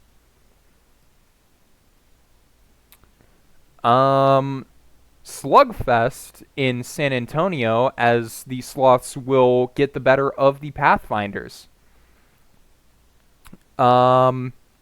Mostly 4-for-4 day for Jerry Mander, but mostly going to be focusing on the inordinate amount of home runs. Turd Ferguson with number 11 on the year, 2-run shot. Player to be named later with 4th on the year, 2-run shot. Rob Littleton with a solo home run, and Les Scoden with a 2-run home run. On the Toronto side, Webb goes 3 for 3 with a pair of RBIs. One of those coming courtesy of a home run in the sixth. Bandit Healer also having a solo home run in the sixth, with Chauncey Ingram having a 2-run home run in the first. Pitching, Hiccup Horrendous Haddock III, despite allowing 3 dingers, will be your winner, going 7 1/3 with 5 earned. For Toronto, Rockgut Whiskey will take the loss, allowing 3 home runs and 6 runs off those. Your player of the game, Jerry Mander. Vancouver putting up 18 in a shutout against Boise. For Vancouver, everybody getting a hit. Everybody getting a multiple hit day with the exception of Ashton Lansdell, who does at least have a walk to show for it as well, and an RBI. 4 RBIs apiece from Rishikesh McLovin Jr. and Danny Burgers, as I need to increment my Danny Burgers home run count, now 9 away from that second place tie for a career. Yeah, there's a lot to say about this. Pierre Phillip with a pair of stolen bases. Yeah, just a very good offensive day for Vancouver. Boise has some hits to show for it. Peter Dawson III, 3 hits, 2 hits apiece for Chef Gagne and Martinez Momspooner. But not able to put anyone across. Holly Sheet pitches 8 scoreless with Lucas Greep finishing things off. Psyduck will be charged with the loss, their 9th of the season. Tough day when your first 2 pitchers allow 15. Down in the Champions, the Stars will get the better of the Demons, 4-3. Slate Gray with 3 hits, 2 hits apiece for Ford Lincoln Mercury, Michael Munson, and J.B. Rainier, with Munson collecting a trio of RBIs to be the main engine of that Nashville offense. For Detroit, Alpha Nerd 3 for 4, Holden Jam 2 for 4, with Holden Jam having a pair of RBIs, one of which coming from a triple. Pitching, the winner is Zachary Vega III of Nashville, picking up his 8th win in relief. Warren Peace, the starter, allowing 1 in 5. Remy LeBeau with a quality start, but no decision for Detroit, with Thorne Belfour being charged with the loss. Michael Munson, your player of the game. Indianapolis will win 4-2 over the Apex, coming back in the 7th and 8th to get the victory. Hits spread pretty evenly around for the Apex, with Santos Garcia being the only multi-hit day for with a team total of 8. RBIs spread among Santos Garcia, Fernandez Jr., and Harry Callahan. For the Lunar Base side, multi-hit days for Not Worth the First, Durian Crag, and Link Althouse. Their only RBIs coming from Althouse and Boy. Romeo McFlourish gets the win, allowing 2 in 7 1/3. Takeda Takahashi, save number 11 on the year, with Etef taking the loss for Lunar Base despite the quality start. Romeo McFlourish, your player of the game. We just watched this one, so Death Valley will win 2-1 over the Rougarous. Death Valley seems like they are exclusively winning pitching duels today, with the 2 wins over Detroit and now a 2-1 victory over the Rougarous. Multi-hit days for Launch Angle and Daniel Plainview, as it seems to have been mostly death by singles. The only RBI being from Launch Angle.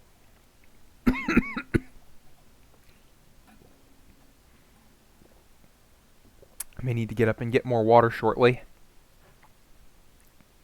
But I can get through the rest of these box scores. Jackson Love, the only multi-hit day for New Orleans, and their only RBI, with Enderman stealing a pair. Always Abumus gets the win and player of the game honors, pitching 8 innings, allowing just 1, and Ray Xavier the save, with Maurice Bernard being charged with the loss. Down in the minors, the Flamingos will need extras to get over the Ranas, 7-6. For the Flamingos, 4 for 6 day for Polly Wag. Multi-hit days as well for Slug, Cito, Luca, and Simpson. 2 RBI days for Wag, Slugs, and Cito as well. On the pitching side, Justin Izzo, no decision on the start, going 6, allowing 5. The win going to the bot, St. Pete. Polly Wag, your player of the game.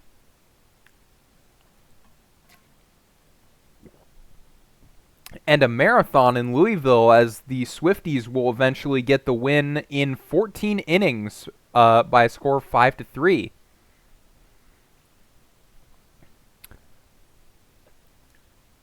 Forest State College, multi-hit days from Kai Brummer, Griffin Stone, Adam Confused, Sebastian Primo, and Gunnar Skovgaard, with Skovgaard representing 2 of the team's 5 RBIs. One of those coming courtesy of a triple. And 2 stolen bases, just to put a little extra cherry on top of Skovgaard's day. For Louisville in the loss, multi-hit days from COVID, Machado, and Wet Sock. RBI, 3 RBIs spread among the top 2 and 9-hole hitters. For pitching, no decisions for the starters. Despite Shohei Wantani going 8 innings, allowing just 1 run. Blown save charge to John Waffle, and the bot Nicola Grew getting the loss. BB Kimura goes 5 1/3, allowing 3, but no decision there, as Castles Crumblin will pick up the win in relief, pitching 3 1/3 scoreless innings. Your player of the game, Froggy Dubois. Sorry, Froggy Dubois. Oh, pitching 5 1/3 in relief, scoreless. That's an impressive day for a reliever. California wins 7-2 over Anchorage. 3-hit, 3 RBI day for Nicholas. That's Roman Nicholas. But otherwise, a very spread out effort by the Firehawks in the win. For Anchorage, their only RBI comes from a Dean Ice triple, with 4 hits spread among their hitters. That's David Sears getting the win, number 9 on the season, allowing 2 7 2/3, while Roomba McIntosh is chased in the 4th, allowing 6. Roman Nicholas, your player of the game.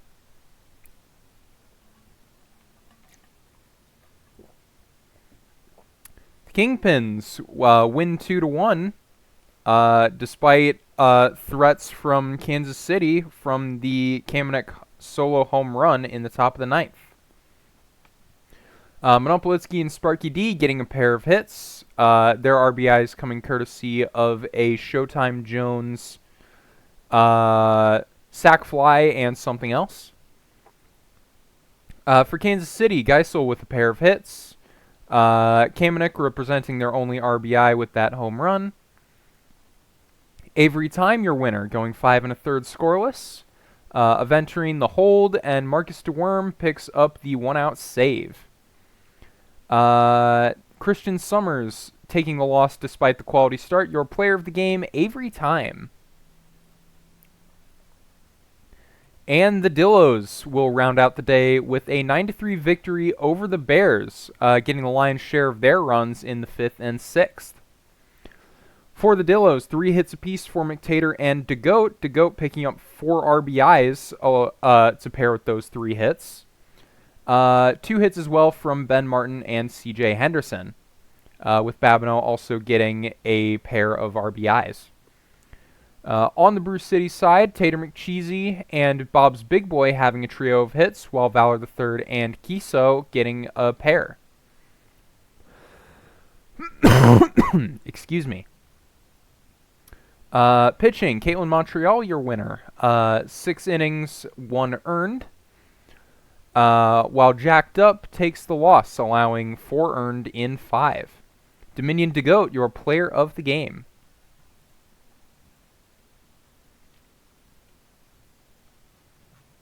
All right, moving on to the 28th. We have State College at Louisville, another minor league game.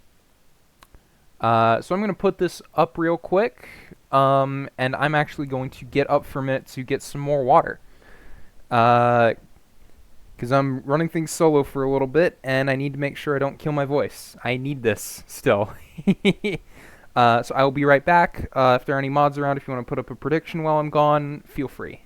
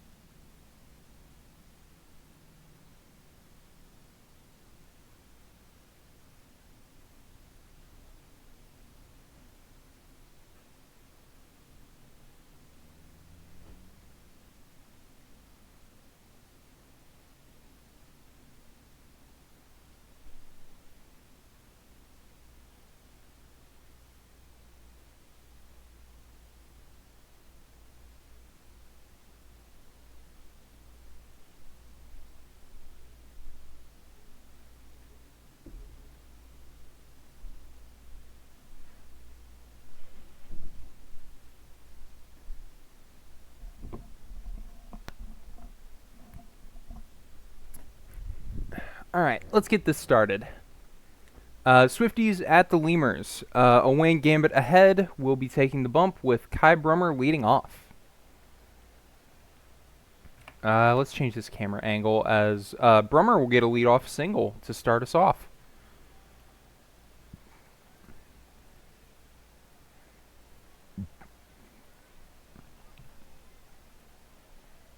Jack Rousseau looking to sack bunt this, instead swings and drives it deep into right.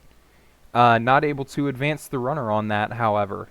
So, out number 1, runner on first. Brummer goes for it, gets stolen base number 6 on the season as Griffin Stone stands in. Ooh, line out to shortstop. Diving back is Brummer. And Adam Confused will watch strike 3. So, a leadoff base hit and a steal. Nothing doing for the Swifties. Louisville leading off is Teddy Narukami with Joshua Alm III Esquire Limited striking him out to start us off. Cal COVID, a little swinging bunt, 2-3 ground out.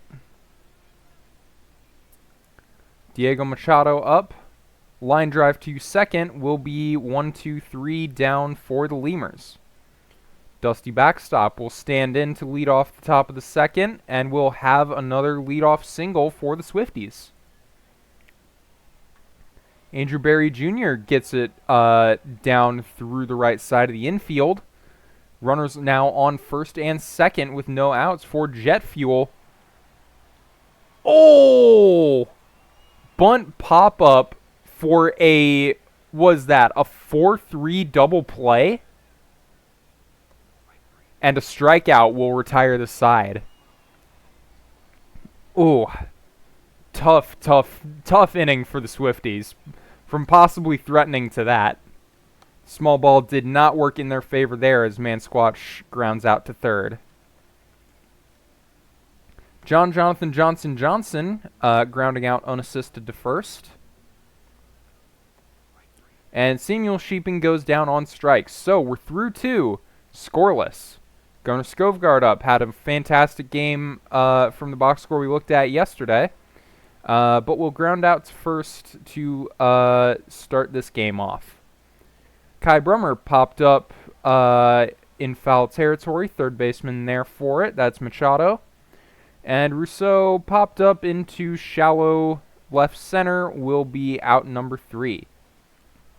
Louisville, bottom of the order up, will be put down in left field for a leadoff single.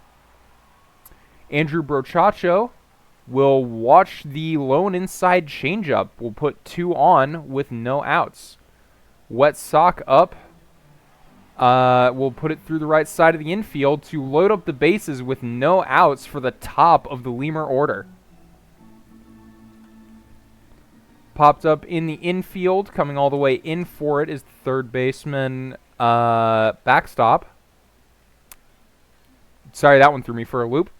Cal Covid on the ground, 6-4, but no double play. So the Covid fielder's choice will be the first run of the game for Louisville.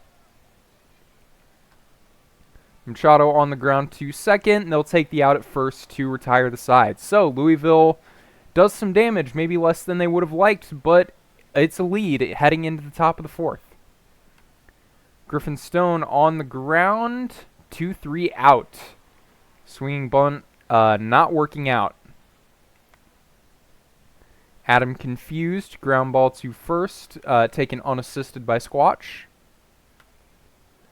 Backstop with 2 outs, puts it on the ground up the middle for a single.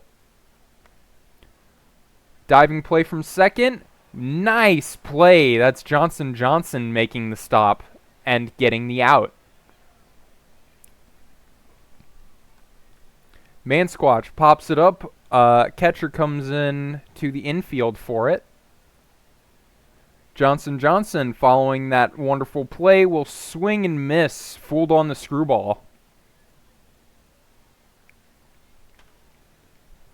And a hard, loud out for Samuel Sheeping will end the 4th. Top of the 5th, Jet Fuel, swing and a miss. Owen Gambit ahead, picking up strikeout number 3 on the day. Primo on the ground to first, taken unassisted by Squatch. And Skovgaard swings and misses to retire the side. It'll be the top of the Swifties order up for them next, but first, the bottom of the Lemurs order. Alaire Brochacho Sock. Alaire slow roller to second and making the play.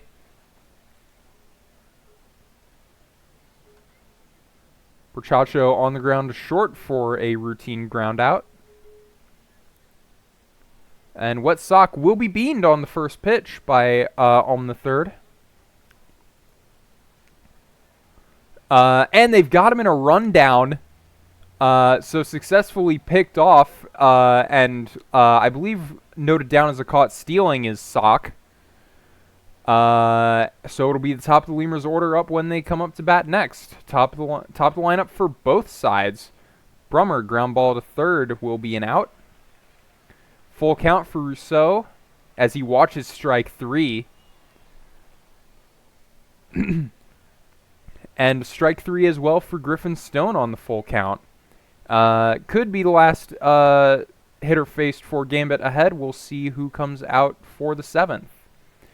Teddy Norakami, line drive into center field, is handled by Primo. Cal Covid puts it on the ground to third and will be a routine ground out. Machado into the right center gap. Not quite reaching the wall, but still going to be an extra base hit with 2 outs. Can Mansquatch do anything with that? No, he cannot. A 6-3 play. The score remains 1-0 as we head into the 7th. Adam Confused, the cleanup hitter for the Swifties, will lead us off with a single to left field. Backstop, ground ball to short, only fielder's choice able to be made, no double play. Andrew Barry gets plunked. It'll be runners on first and second for Jet Fuel. Tying run, standing on second. Kill figure called in for a pinch runner opportunity. Doesn't matter as jet fuel ground into the 6-4-3 double play. So kill figure called in to be a pinch runner, but the two behind him will get doubled up. Through the stretch, Johnson down on strikes. On the third, picks up a strikeout. Very efficient outing for him thus far today, despite the 1 run allowed. Fly out from Samuel Sheeping. Make that 2 runs allowed as Allaire goes high and deep into left center field. Got all of that one. 414 feet as Louisville extends their lead to 2. On the third remains in to face Brochacho with 2 outs, and it'll be a lazy fly ball into right. Top of the 8th, John Waffle was in last inning for the Lemurs. Will remain in, getting first pitch fly out from Primo. Skovgard, fly ball into right center, will be handled. Top of the order, Kai Brummer. Another fly ball into center will end the 8th. So, Swifties are going to have just 3 outs to find 2 runs. Possibly more, depending on if Louisville can get on the third. A double into the right center gap. Will Wet Sock go for more? No. Sliding into second is Sock. The leadoff 2-bagger. Narukami draws a walk. Will this be the end of On the Third's day? Will they call in a reliever? They will not. They'll let him pitch. On the ground, 3-6. Fielder's choice. Runners on the corners for Machado. On the third remains in. Stealing second is COVID. So it'll be runners in scoring position, threatening to put the nail in the coffin for this one. Machado on the ground, not able to advance either of the runners. And they'll let on the third stay in, and they'll pay for it. 1 run comes in, 2 runs come in. Mansquatch, a 2 RBI single, and that makes it so much harder for the Swifties to try and come back in this one. Ultraneum will come in and allow a single into left field. Lemurs might not be done here. Sheeping, fly ball. Oh, dropped in foul territory. That should have been an inning-ending out. Instead, Sheeping's going to have another shot at it, but not able to make them pay as it will be strike 3. So now needing 4 runs here is the Swifties. With their 2, 3, 4 hitters up, Rousseau down on strikes. John Waffle picking up a strikeout. Griffin Stone lining out directly to shortstop, representing the last out now is Adam Confused. On the ground to third, play made at first. Very good pitching day on both sides, if you discount the last, just the last few outs from the Swifty pitcher from on the third. Lemurs will win 4-0. Multi-hit days from Allaire and Sock. Multi-RBI day from Squatch, putting the nail in the coffin or the nail in the Kaufman. Just looking at the ballpark name. Sorry. For the Swifties, backstop 2 for 3 day, but just not able to get anything going in terms of run production. A Wayne Gambit ahead will be your winner. Joshua on the third Esquire Limited takes the loss. With John Waffle the save. A Wayne Gambit ahead, your player of the game. Staying in the minors, Dominion DeGoat having another amazing day for Amarillo as they win 10-2 over the Brew City Bears. DeGoat 3 for 5 with 5 RBIs. Courtesy of a trio of home runs. Other home run hitters for the Dillos, Cillian O'Ray, CJ Henderson, and Ben Martin. Multi-hit days as well for Martin, Babineau, Warner, and O'Ray, with the O'Ray home run being for multiple RBIs. Only multi-hit day for the Bears comes from Thomas Sankara. Only multi-RBI day, and their only RBIs comes from Tater McCheesy, hitting a 2 RBI double. Snack Reacher, the winner, 5 1/3 with 2 runs allowed. While Joseph Kelly is chased after 3 innings, allowing 6. Dominion DeGoat, your player of the game, tying the Amarillo regular season game record for home runs at 3. The Mingos win over the Ranas 4-2. Multi-hit days from Lucas, Suhor, and Simpson, with Pollywag picking up 2 RBIs on a 2-run home run. Pitching, it'll be Doc Rock getting win number 6 on the season with a quality start, and Lillian Blue a 3-inning save. Your player of the game, Luca of the Flamingos. Hepcats 7-3 victory over the Kingpins. 3 hits apiece for Kirkland and Stavinsky's, with Reddick getting a pair of hits. 7 RBIs, mostly spread out among the hitters. Geisel representing the only multi-RBI day with a 2-run home run. For Chicago, multi-hit days for Mexicano, Sparky D, and Sweet Sweet Ganja Smoke. Ganja Smoke being the team's only RBIs with a 3-run home run. No decisions for either of the starters, as each of them go 5 1/3, allowing 3 in the case of Elijah Miller and 2 in the case of Jackson Pollock. Matt Buster, your winner, going 3 2/3, not allowing any runs. Marcus DeWorm charged with the blown save and the loss. Joe Kirkland, your player of the game. We just watched that one, so the Wheelers winning 7-5 over the Firehawks. 3 hits piece for Squires and Monstar, with multi-hit days as well for D Nice and Rex Jordan. Multi-RBI days as well for D Nice, Robin Banks, and Chris Cash Jr. On the California side, 3 hits, 3 RBIs for Whoop Whoop. Clark Max and Coleman Carver also having 3 hits apiece, with 2 RBIs from I've Got a Dumper. 7 total bases from Whoop Whoop, an impressive day there. Smokey Zazaki improves to 6 7 on the year. 6-7. George Fantabens, the 6th save on the season. And Ingrid Keelhaller charged with the loss. Your player of the game in the loss, Whoop Whoop.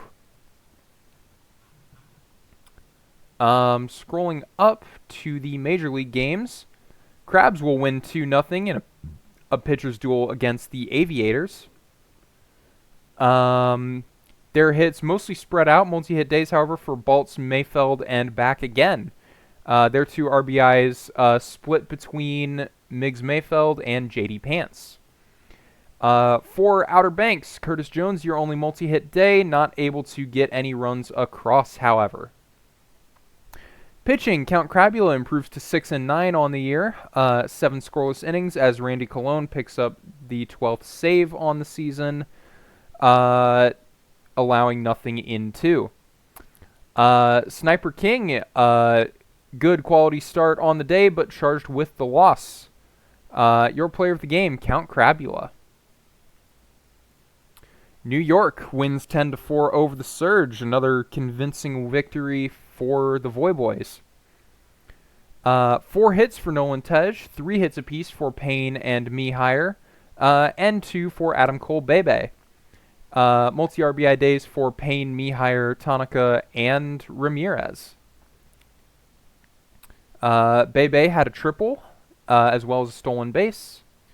On the Buffalo side, 3 hits, 2 RBIs for Dog Maple, with Pee Wee Reese picking up a pair of RBIs as well, off a 2-run home run. Dog Maple's RBIs came courtesy of a pair of solo home runs. Pitching, Crockwell, your winner, allows 4 in 5 2/3, but Stover locks it down, pitching 3 1/3 scoreless in relief to get the save. Juicy Jumbo takes the loss, allowing 7 in 2 2/3. Your player of the game, DW Dog Maple, in the loss for Buffalo.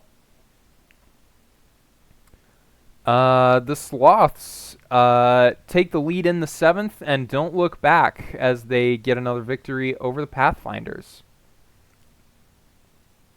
Two hits apiece for a player to be named later, Les Scoden and Wyatt Whittle, with their 3 RBIs spread among their top 3 hitters in the lineup. Player to be named later, picking up a triple and a home run for those 2 hits. 2 hits apiece as well for Palindrome and Austin Webb on the Toronto side. 2 RBIs for Chauncey Ingram, Austin Webb with a pair of doubles, and Mortimer Dog with a triple. Pitching, Chad Inningseater will get the win with a quality start, pitching to a 3.47 ERA thus far this season. Robodibble and Crash picking up hold and save number 5 respectively. Bizkit Maker with a quality start for Toronto, but Stetson Mixon charged with the loss. Your player of the game, Chad Inningseater.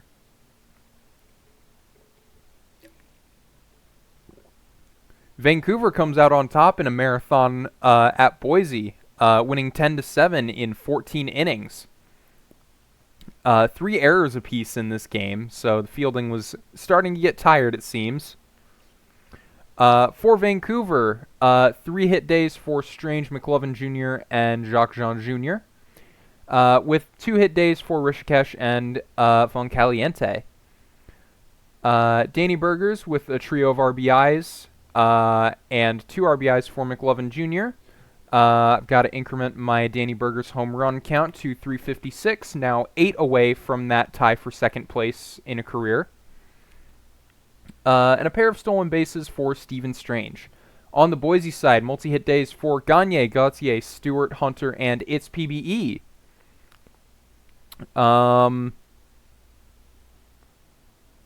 Not a ton else to say. The only multi-RBI day was from Stewart. No home runs to speak of. Yeah, just overall a very solid team effort on the Boise side, despite not coming out with the win. The starters, Harold Smith and Thor Lore. Thor Lore allowing no earned in 5 2/3. Harold Smith allowing 3 earned in 6 2/3. No decision for either of them. Crazy Tomato the third gets the hold on the Vancouver side, but Abbasi charged with the blown save. And the winner, Jackson Kidd, allowing 1 run in 2 1/3 innings of work.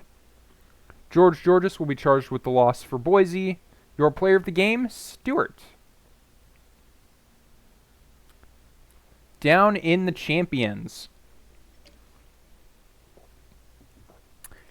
Another pitcher's duel victory for Death Valley as they win 2-0 over the New Orleans Rougarous. 6 hits spread around for the Scorps today, with Monsieur representing their only RBI. Montalban with a pair of stolen bases. On the New Orleans side, no multi-hit days, no RBIs to speak of. Just a double from Jackson Love and Ozzie Robinson as their highlights. Deviver Votto the victory, 8 1/3 scoreless, with Ray Xavier picking up the save, number 10 on the year. Brian Eshelman III takes the loss, 5 1/3 2 earned, with Deviver Votto your player of the game. Nashville with the victory over the Demons, 6-4. Hits for nearly everybody on the Nashville side, with multi-hit days for Levine, Gray, Knopf, and Lumber, with multi-RBI days for Levine, Arenado, and Lumber. On the Detroit side, 2 hit days for Alpha Nerd and a starting pitcher, the only multi-RBI day coming from Zen Bobrist, being 2 runs scored on a double. Ravon Sean with a trio of stolen bases. Pitching, Zach Mulder improves to 4-7, 5 2/3 with 2 runs allowed. Shota Takahashi the hold, and Zachary Vega III the save. Detroit side, Aria Blue Sky remembering who she is and having a rough start, being charged with the loss, 5 2/3 for allowed. Zach Mulder, your player of the game.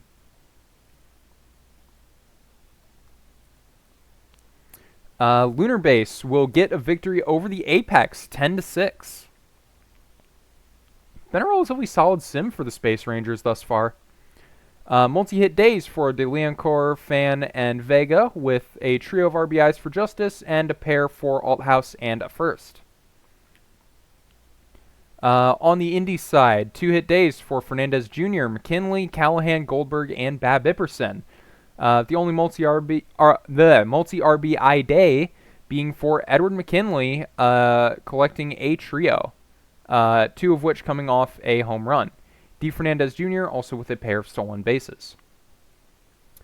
No decisions for the starters as they both are as they combine for 11 runs between them. Matt Hunter gets the victory, going 4 innings in relief, allowing nothing except for 4 hits. James Noble, the loss and the blown save, as he's unable to record an out. AJ Justice, your player of the game. And last up for the 28th of July, the Toros win 10-6 over the Serps. 4-for-5 day for Gnome Child, and multi-hit days as well for Ohikao, Berlina, Solo, Eucliffe, and O'Maurin. Eucliffe grabbing 5 RBIs, 3 of which coming from a home run. Base running, 3 steals for Gnome Child and a pair for Solo. On the Seattle side, 3-for-5 day for Jim Hawkins, 2-for-4 with a trio of RBIs for Gator McGraw. Those 2 hits for McGraw being home runs. And a pair of stolen bases for Bookie Metz. Kelly Brandt gets the win in relief for the Toros, pitching 2 2/3 scoreless. Taco Bell will take the loss for Seattle, allowing 5 earned in 5 2/3. Your player of the game, Sting Eucliffe. And I believe I've already gone through the minor league games today. Yes. So I will save and advance. 29th is a quick sim day, so while I do that, I'm going to take a drink of water.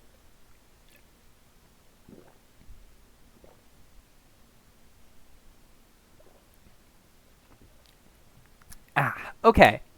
So, Crabs getting another victory over the Aviators, 5-3. I said another. I actually don't remember if they won the previous one or not. The previous 2. For Providence, multi-hit days for Baltz, Summers, Mayfeld, Pants, Considerations, and back again, with Considerations being the only multi-RBI day for them. For Outer Banks, Eschenbaugh, 2 hits is the only multi-hit day. Speedy McFly's 2 RBIs, the only multi-RBI day. Pitching, Krabby Pebbles gets the victory, improving to 8-3, allowing 1 run in 6 innings. Randy Colon the save.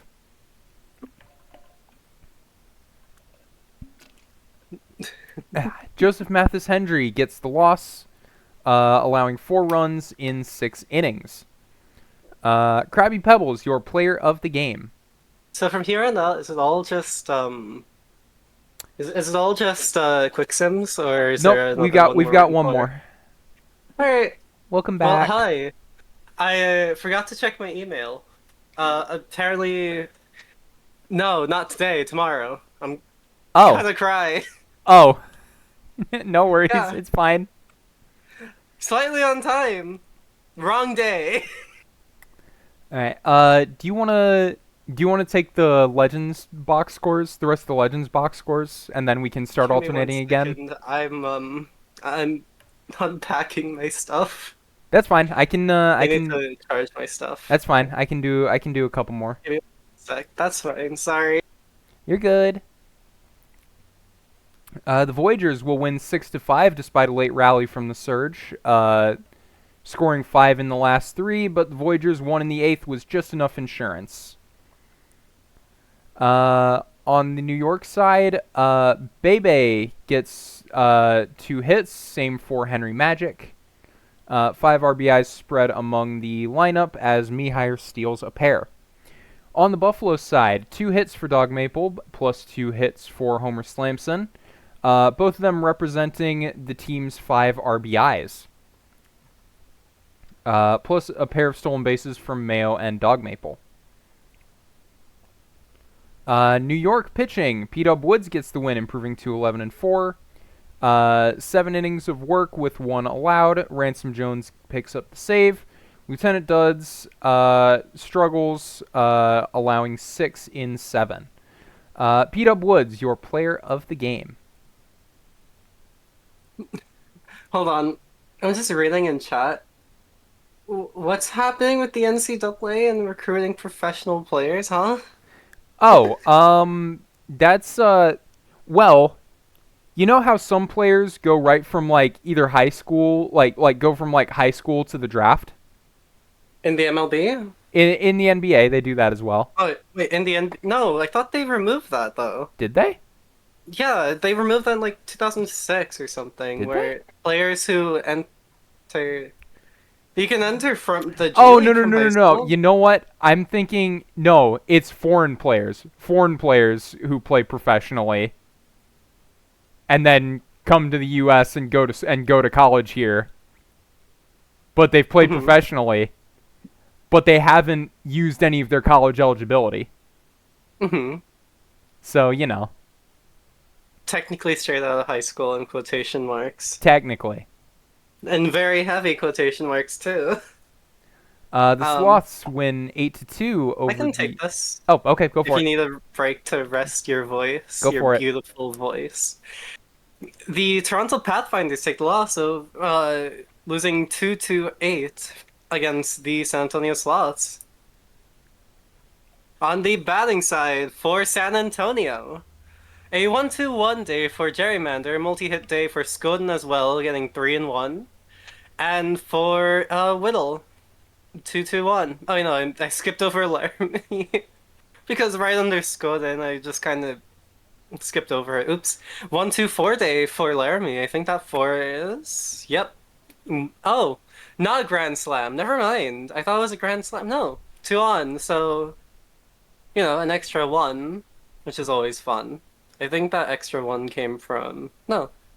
Huh. Interesting. A single RBI. Fun. Double's going to Gerrymander, to Skoden, to Kell, and to Whittle. Home run going to Laramie. And a stolen base going to Whittle on the Toronto side. The Pathfinders cannot exactly find the ball. However, a 1-1-1 day for Bandit Healer, a 1-1-0 day for Mortimer Dog, right? Yep. A double for Mortimer Dog, home run for Bandit Healer, and a stolen base also for Mortimer Dog, as well as 2 errors for Mortimer Dog. I just want to. That's the first time I think I've seen multiple errors from the same position. Um, which is always really fun. And for the pitching on both sides. Was it Kim Ji-woo? Yes.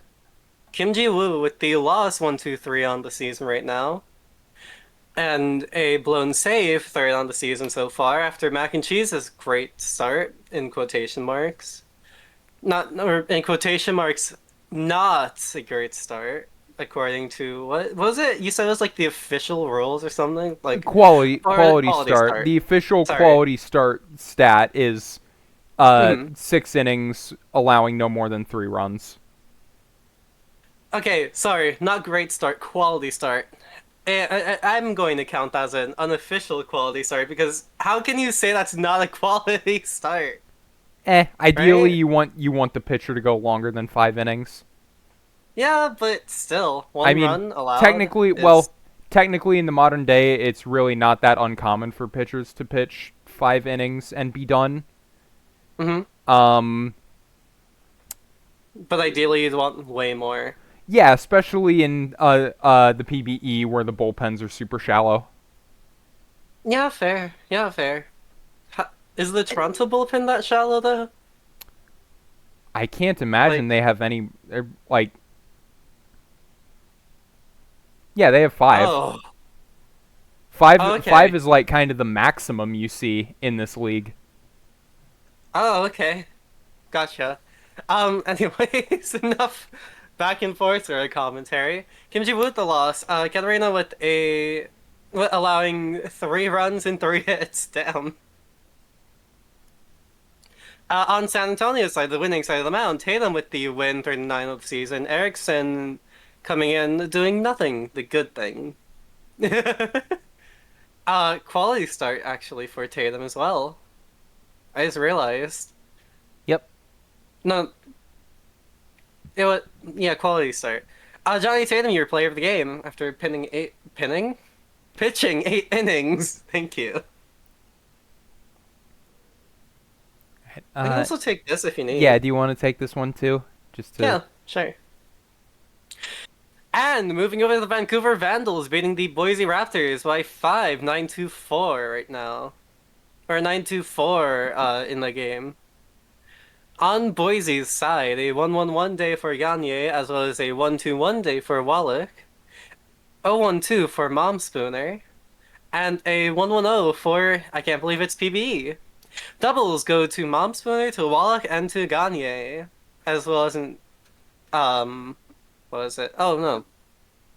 Oh no, never mind. I thought I saw someone else. Huh. Oh, I was looking at total bases. um Sorry. On Vancouver's side, 0-3-1 for Phillip, a 1-1-0 for Hrishikesh, a 3-1-2 for McLovin Jr., 3 runs. Damn. Um, 3 hits, 1 run, 2 RBIs for Enrique Moncaliente, a 2-3-2 for Lansdale, and a 1-2-1 for Jean-Jacques Francais Jacques Jean Jr. Doubles going to Lansdale, home run going to Von Caliente, to Jacques Jean Jr., and to McLovin Jr. Damn, Vancouver has a lot of juniors on their team, huh? Phillip and Steven Strange with 2 stolen bases each. On Vancouver's side, Andy Beans, right? Yep. Andy?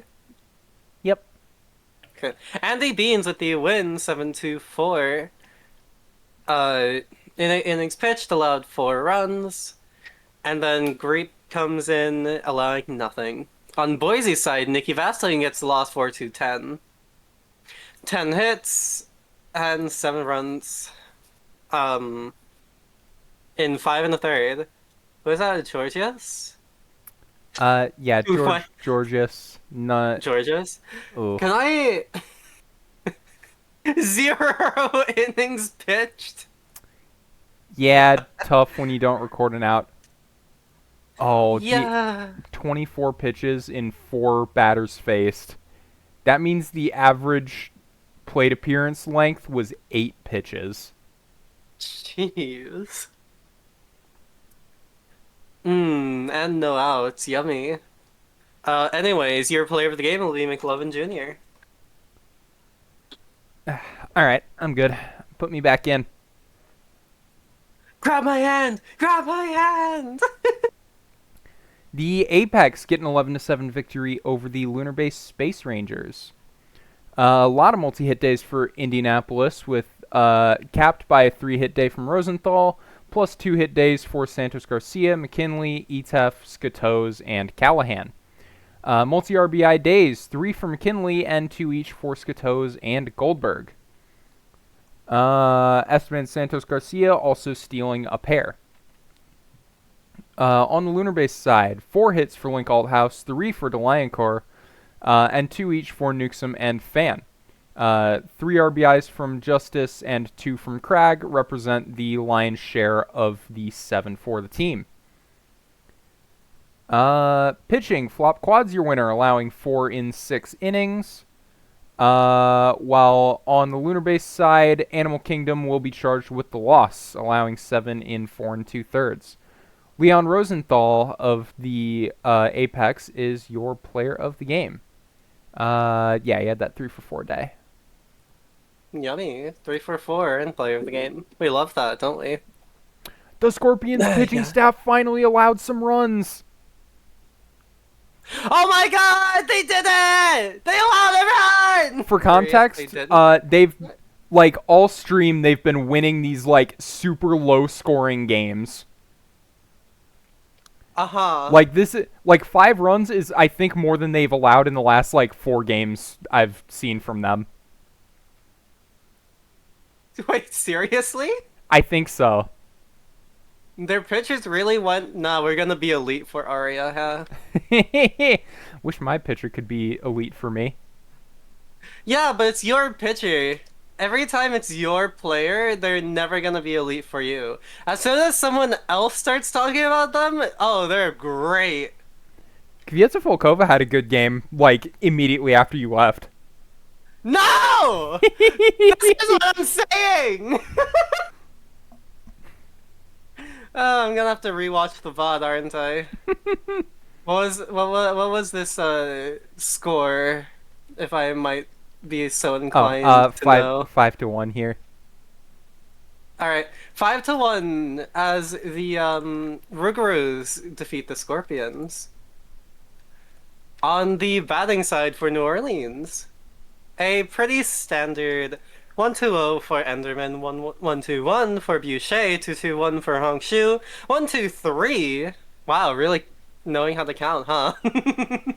For Stanley Johnson, and the 0-2-0 for Werewolf. Doubles going to Boucher, to Hongshu, to Werewolf as well. Stanley Johnson gets a home run, a one-on home run as well. In fact, an Enderman with 3 stolen bases, love with 1. On Death Valley's side, I forgot how to say your name, Montalban, with a 0-2-0. Stell with a 1-1-0. Yep, 1-1-0. Mystia with an 0-2-1. Total bases, so blah, blah, blah. Montalban with 2 stolen bases, 50 on the season right now. Nice. For the pitching on both sides, Manzer. Who is Manzer again? Griff Manzer. Griff Manzer, thank you. Griff Manzer will get the win 6-9. Nice. On the season right now, 5 2/3 innings pitched with 5 hits, and 1 run earned. Very nice, very nice. Stuhlmacher comes in with a save. Like nothing. On the other end, is that just like a time save? Huh? Not like an actual save? Oh, Like a timed save instead of like an actual save? Or is that a save? Because it looks like from Mini Nomenon got um, 5, so yeah, that's probably yeah that's a innings pitch save. That's a 3+ inning pitch save. KK. Or as I called it, a time save. That's why I was Um, unsure what you meant. I don't know what to call it, sorry.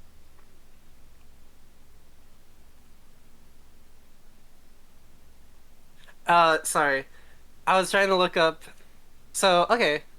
Yeah, you're Okay. right. Uh, Speaking of Femini Nomenon, with the loss 6-6, blah blah blah, Velo coming in doing nothing. Unfortunately, that's not enough to help the team win.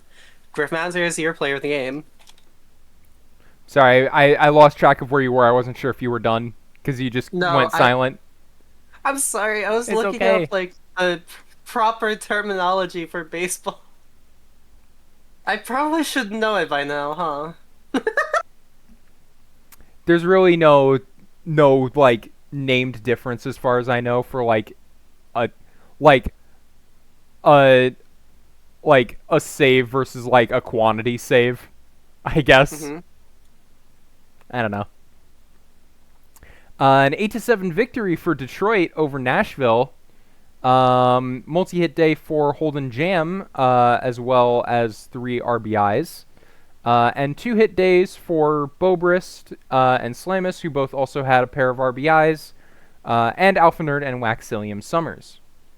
Jam had a pair of doubles, as well as a home run for his 3 hits.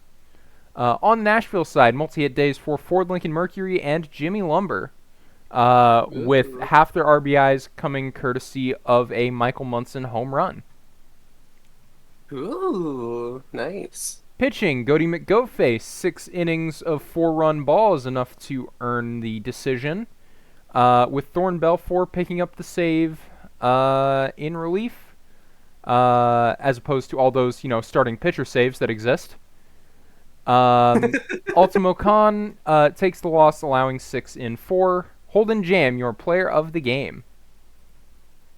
Hotka. Seattle takes the win over Cancun. The Serpents win 6-2 over the Toros. Wow, as soon as you're not there, can't believe this. Pitching was um, Mulligan. Okay. Mulligan's having a good Mulligan season, for the too. pitcher. I wanted to peek because Majiro McQueen is like the top 2 pitchers in terms of ERA in the champions right now. For starters are McQueen and Blue Sky, so I wanted to see who was pitching. Gotcha. Fair enough. For Seattle, on the batting side, of course, Bookie Mets with a 2-3 day, 2 runs, 3 hits. 1-2-2 day for who's that? Hawkins? Jim Hawkins. Jim Hawkins. Zach Johnson the third, right fielder with a 1-2-1-1-2 day, sorry. A 0-1 day for Wellerman Jr. and a 1-1 for Perez. A pair of doubles go to Jim Hawkins. Bookie Mets gets a double. Same with Lou Williams. Zach Johnson the third with a 1 on homer. And who is that? Who is Perez again? Wilderman Perez. Will who? What? Wilderman Wilhelm? Perez. Wilderman. Wilderman Perez with a uh yeah, a solo home run figures. On Cancun's side, not a lot of hits for the first three. However, a multi-hit day for Berlina. Meredith with a 1-1-1, a 1-1-0 going to Euclid. Doubles go to Beatty. Home run goes to Meredith. And stolen bases for Bookie Mets, for Pass, and for Gnome Child. On the pitching side for on the pitching side for both teams. Sorry, I ate spicy food, so if my nose decides to die, sorry. Benico with the loss, 6-2-4 on the season right now. In 3 and a third innings pitched, allowed 5 runs. Oof. On the Seattle side, in 7 innings, allowing only 1 run is was it Mulligan? Hercules Mulligan. Hercules Mulligan? What a name.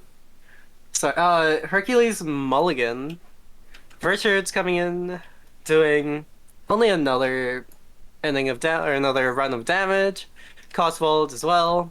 Smoltz coming in as well, doing well their best. Your player of the game is Hercules and Mulligan. Yeah, Mulligan's having a great season too. Everyone's having a great season. The Hepcats get a 5-2 victory over the Kingpins. 14 hits Oh, for we're the in minors Hepcats. now. Yep. Stravinsky's and Yordong each getting 3 hits, and 2 hits each for Gandalf the Grey, Red Panda, and Clement Kamenek. Kamenek being the only multi-RBI day, courtesy of a 2-run home run, but a pair of doubles for Air Yordong and a triple for Gandalf the Grey. On the Chicago side, multi-hit days for Sparky D and Pookie Gambles. Their 2 RBIs coming courtesy of D and George. 2 of D's hits were doubles as well. Pitching, Chiwei Lee gets the win, improving to 7-6 on the year, allowing 2 in 6 and a third. With Ron Jocker, I get it. Okay, I get the name. With Ron Jocker pitching 2 2/3 scoreless for the save. Hunter Kratke taking the loss, allowing 4 in 6. Your player of the game, Chiwei Lee. Yummy.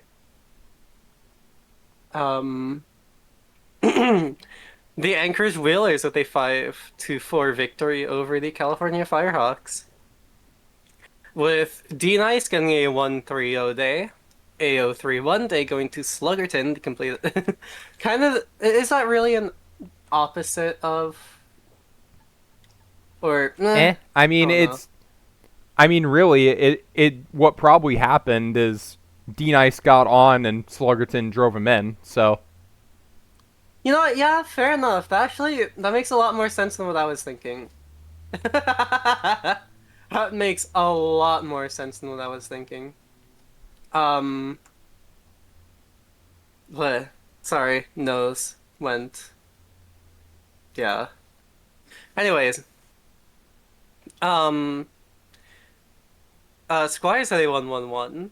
1-2-2 for Monstar, 1-2-0 for Jordan, and ooh, pinch hitters. A pinch hitter for yeah, a pinch hitter for Sammy Parker, and then a sub for Sammy Parker. We love that. I don't know why that was just funny. Doubles going to Squire, triple going to Slickerton, home run going to Monstar. So technically you were wrong, I guess. Um, and on the California side, Young Sung with a 0-1-1, 0-2-1 for Clark Max. 2-3-0 for Carver, a 1-1, no, a 1-2-2 for Nicholas, sorry. yeah, Nicholas, Roman I don't Nicholas. know why I switched around the L and A. I just read it and I was like, no, that's as close. And doubles going for Nicholas, stolen base to Young Sung, and Clark Max. On the pitching side of things, who is that? Jackson? Mark Jackson. Wow, really we got a retired NBA player to pitch for us, huh? Sorry. Mark Jackson with a six and with a 4-run day, in a 6 and a third innings pitched. Armstrong with the win though, getting no runs as he comes in to face off against Kilgannon and wait no, yeah, Kilgannon and Kisuga? Casca, yeah. Kauska. Dude man, uh quality start. Kilgannon allowing another run, tying the game, and then Kasuga with the blown save and the loss. First on the season, your player of the game is I'm a dude, man. Bruce City will win a defensive battle against Amarillo 2-1. Nah! Pair of hits for Jared Kiso, also representing one of the team's two RBIs, the other being Bob's Big Boy with a solo home run. On the Dillo side, a pair of hits for Volkova and Martin.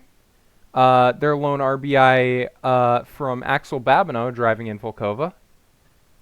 Who's this Volkova person? Sounds kind of weird. Sounds kind of She lame. sounds pretty. She sounds kind of lame. She sounds beautiful.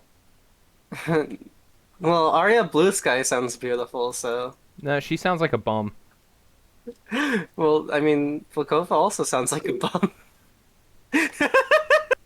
Xavier Tsikafus, the win, pitching 8 and a third, allowing a single run, with Pete Snyder the third coming in for the save. Hugh Jazz, despite the quality start, charged with loss number 10 on the season. Xavier Tsikafus, your player of the game. Yay! The Puerto Rico Ranas limiting themselves as they take a 14-run loss against the Florida Flamingos. Only managed to get a field goal. Huh? Only managed to get a field goal.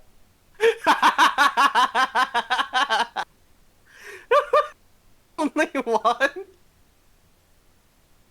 Well, yeah, they lost Seriously? 17-3. Okay.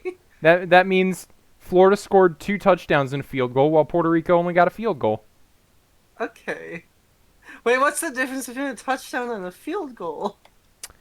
Eh, you don't watch gridiron football, and that's okay. I don't watch American football, period. and that's okay. Wanna know now? A touchdown's when you bring the ball to the end of the field. A field goal is when you can't do that, but you're close enough that you can kick it through the uprights. A Gotcha. touchdown's worth 6. You usually add 1 because there's an extra point at the end. If they just set the ball and you can kick it through the uprights again to get 7. And field goals are worth Hmm. 3. Gotcha. Noted, noted. This knowledge is going to come in handy never. uh, for Florida, Luca with a 1-2-2, Tung Tung Tung Zahor with a 1-3-0, a 3-1-0 for Homer Slam. Is Homer Simpson or Homer? Yeah, Simpson. Homer Simpson. Poliwag with a 4-2-1, 3-4-3 for Alan Greer. Hey, 1-1-3 for Atlas Slugs, 2-1-2 for McSquiddy Fortune, and a 2-3-3 for Murphy. Ejectocita with an 0-2-2. Doubles go to Murphy, home runs go to Poliwag, Alan Greer, and McSquiddy Fortune. On the pitching side for both teams, despite the loss to Florida, I just want to point out 2 earned runs. Oh, wow. Yeah, no. Outside Viej actually pitched really well. It was the defense that let him down. Trust. Yeah, yeah, it was the defense, obviously. Why wouldn't it be the defense? I mean, yeah. Uh, was it Saint Senan? Kennedy Senan? Dithey Kennedy Seanan? Yeah. Dithey, Dithey Kennedy Senan with the win. 7-2-5 on the season right now. Like, and the bot, Key Largo, will take a save. Is that? Yeah, it's just a what's the yeah, that's just a pitching save. An Yeah, inning it's an save, inning sorry. save, yeah. Player of the game is Alan Greer. And last minor league game for the 29th, the Lemurs getting a 4-1 victory over the Swifties. On the Lemurs side, 8 hits spread among everybody except their leadoff hitter. Um, 2 RBIs for Adrian Allaire, uh, representing 2 of their 4. Machado and Squatch the others. Cal Covid with a pair of stolen bases. On the State College side, no multi-hit days for them either, as Dusty Backstop represents their only RBI. Michel de Nostradam pitching 7, allowing 1, picking up the win, with Bug Chingus taking the loss, allowing 3 and 5 2/3, falling to 6-7 on the year. Michel de Nostradam is the player of the game. So In chat, I'm finished going to. today. Save the game. It's an off day, so we'll advance once more for our last stream game of the day, which would be San Antonio at Buffalo. Ooh. Um, Okay, this is the last one, eh? yep, we'll have this plus the box scores and then a quick sim after this. Hmm. Um, and we do have a prediction.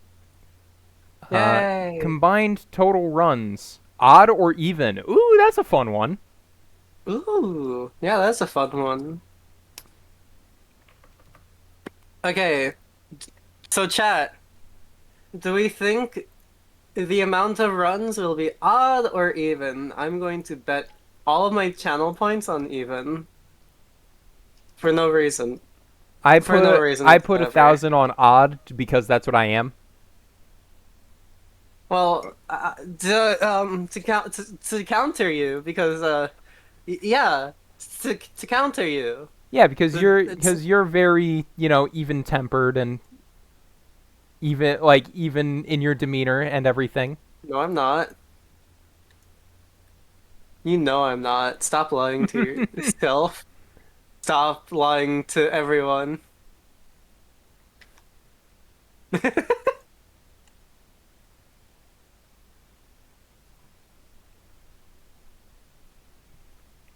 Um, no, no, we just don't have any commentary for this game.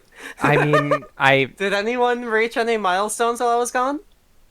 oh, I honestly I wasn't Forgot. paying too much attention. Sorry. Yeah, fair. No, no worries. It happens, you know? I think I know I was vaguely keeping an eye on Joe Random. I think he ended up taking a loss instead of the win to get to 75. So I think he's still 70. looking for the win. Sorry, when you said that, I thought, oh, 75 losses on his career, huh?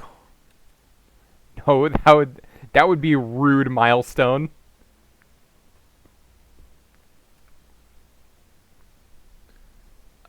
Well, I Um, mean, I guess, yeah, but so I guess I mean these two teams. I don't know why. I feel like a lot of people thought San Antonio would be performing a lot better this season. you don't know why? Well, because well maybe it's just me because I thought they would be performing better. But looking at their lineup, it's just kind of like, huh. Like you get down here and there's like 59, 56 overall. Down to here, you kind of have the same. And it's just kind of like, why did we think they would be better? I mean, I guess you can have one really good player carry you, but they're not going to be out every single time, right? Well, yeah, that's why the Barry Bonds Giants never won a World Series. I don't think. Did they? I don't think they did. Who are the Giants? San San Francisco. Francisco? Hmm. I don't think they And won. who's that? Barry Bonds? You Yeah, no, said? they yeah Barry Bonds. Yeah, this was Mhm. when Barry Bonds was in his juicing era, and he was posting ridiculous numbers. Ha, juicing. It sounds really funny when juicing era. Yeah, it was in San He- Francisco where he hit like his like 700 whatever number home run. Huh? 700? Yeah, for a career. That's the career mark for the MLB.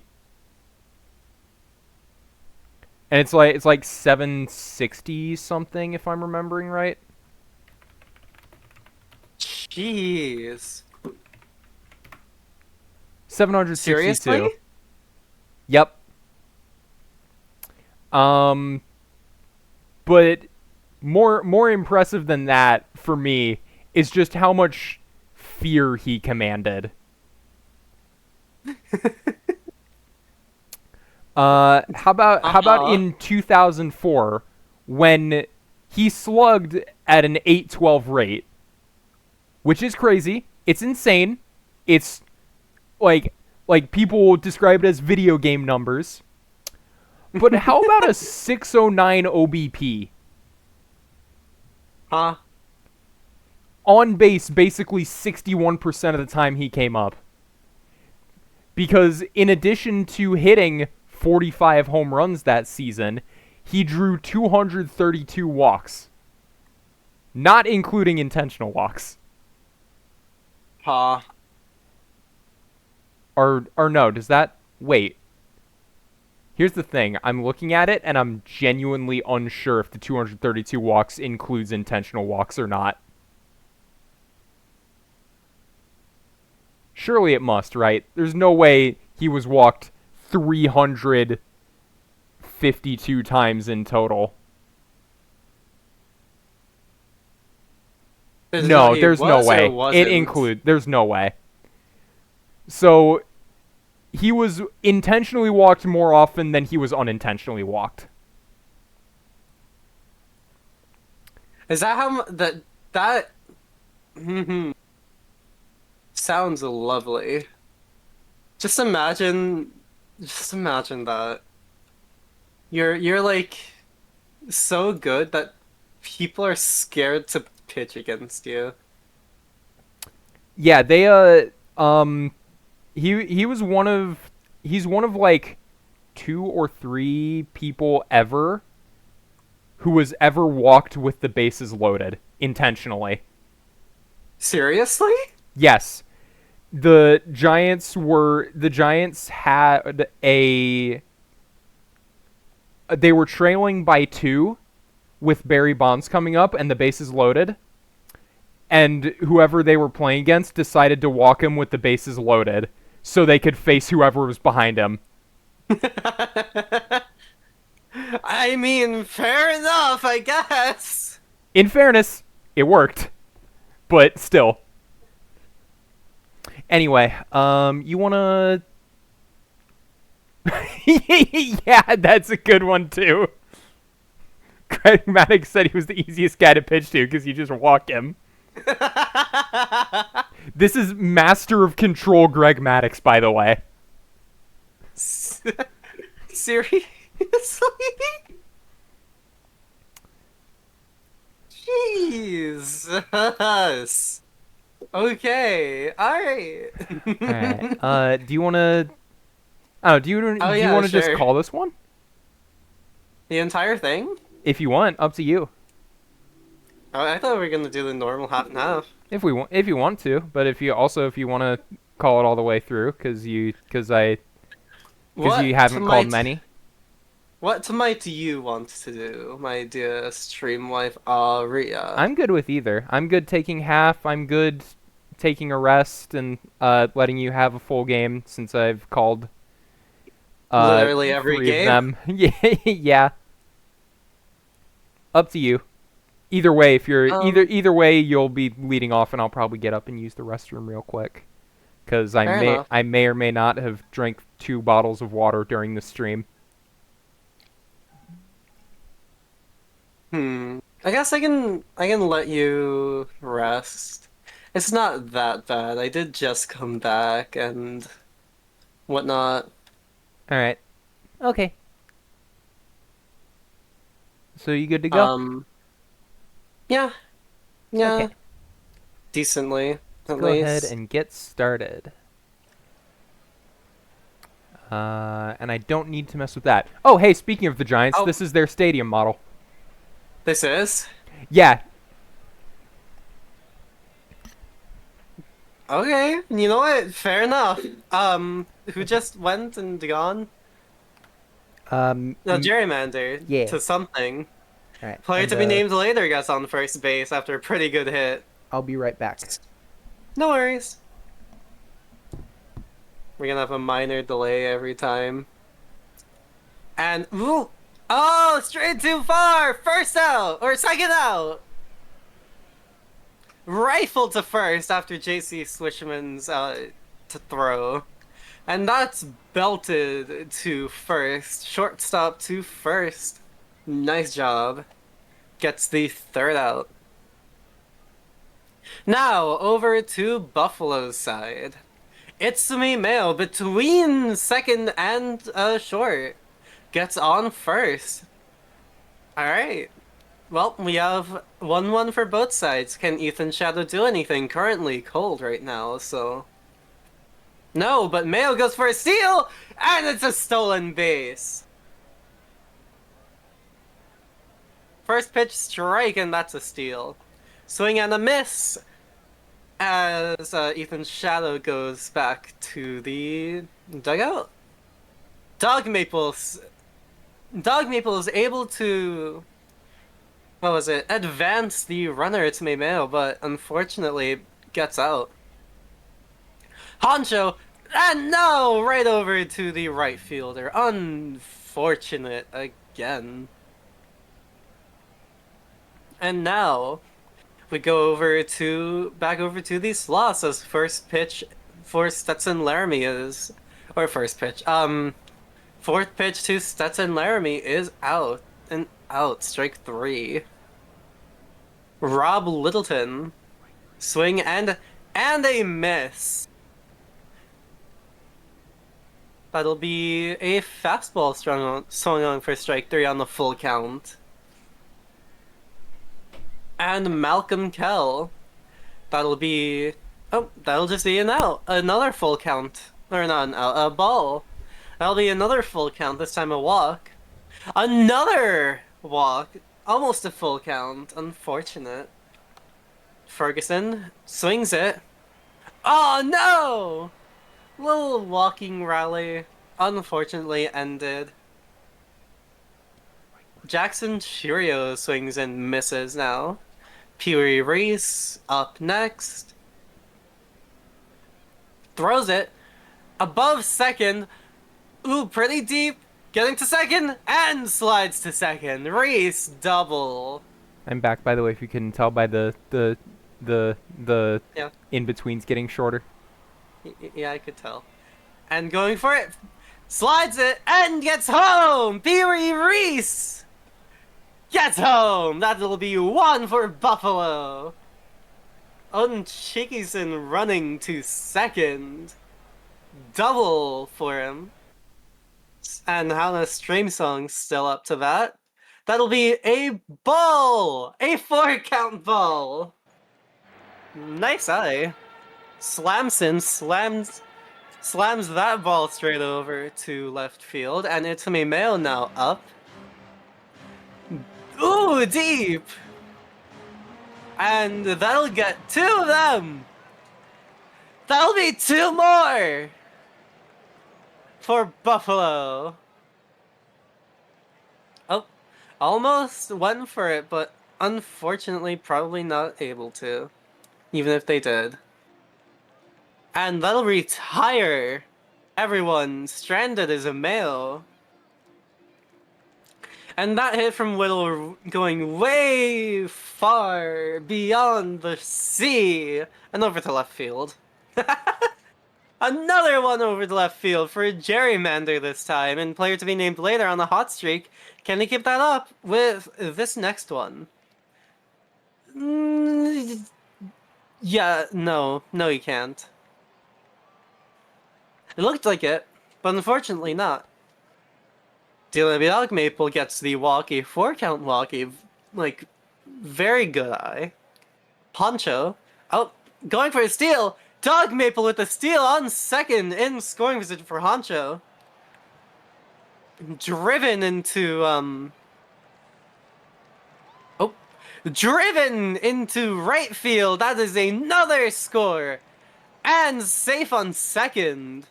So now again in scoring position for Jackson Cheerio, dropping in front of the right field, holding up on first and going for it, and Honcho too. That'll be two in this inning for the Buffalo Surge, as Jackson Cheerios makes it the second. Peabody Reese swings and misses first out. Odin Chikison up next, swings and misses again. Second out. Can they get the third on the stream song? And they do. They limit the damage. I'm sorry, this has been really fun to... It's really fun to scream. Oh! Oh! That just, like, dropped right in front of, It's Golden on base now. That's Dropped in front of left field for San Antonio's third hit. that's crazy. That's the second time something like that has happened this stream, where there's been it's been popped up, but someone isn't able to make it because of miscommunication.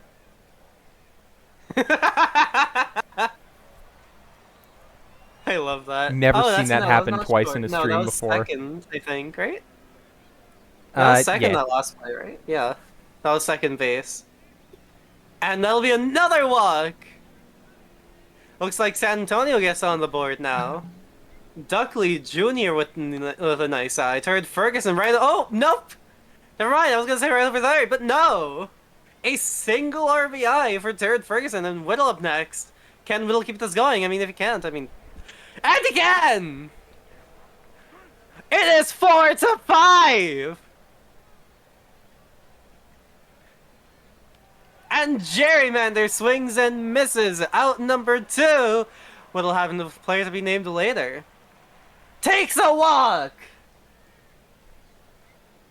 Sorry, am I being too aggressive? No, you're fine. It's an Okay, exciting. good. It's an exciting part of the Stolen. game. Up, and to center field. If I'm being too aggressive, just pat me on the shoulder, tell me shut the hell up. Lamson straight over the right field. I'll be there in like 2 to 3 business days. 2 to 3 business days later. You just hug me and we talk. And ooh, Slamson on the second after your wild pitch. Itsumi Mayo, high and no, it's in! It's still an infield. Ooh, right over to third as well. Hit it right over to right field.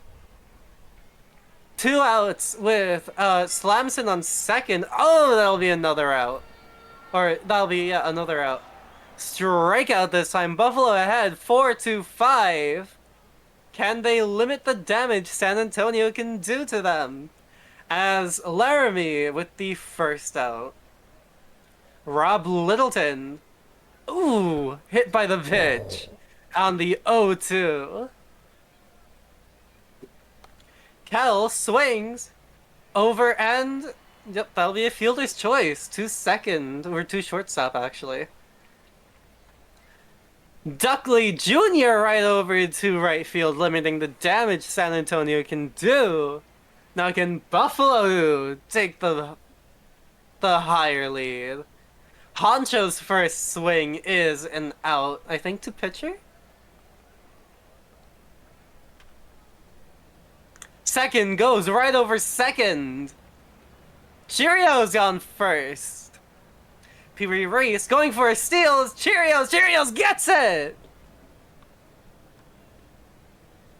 Scoring position as Reese with a, I guess, quality out. Or Productive productive out. out. Yeah. There we go. Oh, Shikisen with a walk. Good eye. Hana stream song up. Stares at that, goes by, and unfortunately, Buffalo is unable to do anything. 1-run lead for San Antonio. That'll be an error! Ferguson safe at first as Honcho makes an error. Whittle goes through second, not going to third. Runner in scoring position for Jerry Mander. Swing and a miss. Player to be named later now up. Throws it. Belted by third. Running. Oh! Oh.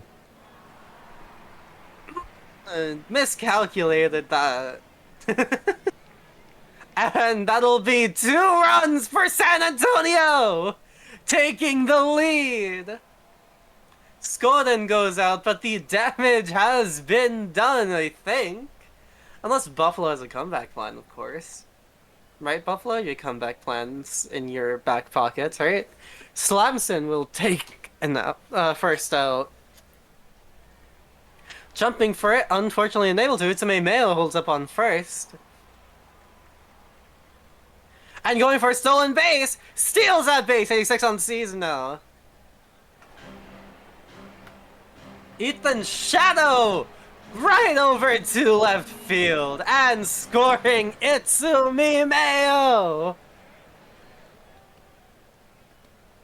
Dog Maple stares at that one, and it's a low ball 4 on the full count. Very, very like, ooh, double play.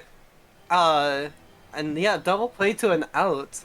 Very Very brave like, take on that pitch. Yeah. yeah, very brave on that full count like walk. Swings, and that'll be an out as that goes straight to second for Laramie. Rob Littleton up. Tie game. Swings and misses. That looked like a ball. Was it? I Might can't have tell. been. I don't know. Kel up, and to center field. Unfortunate. Score is still tied at 6.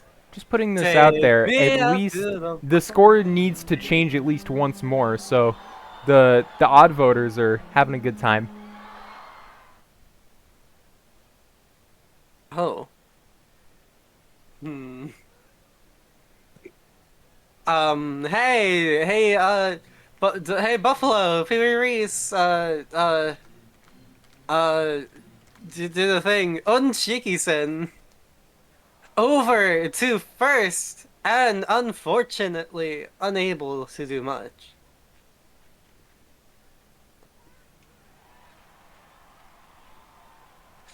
Duckley Jr. with the first out, 1-2.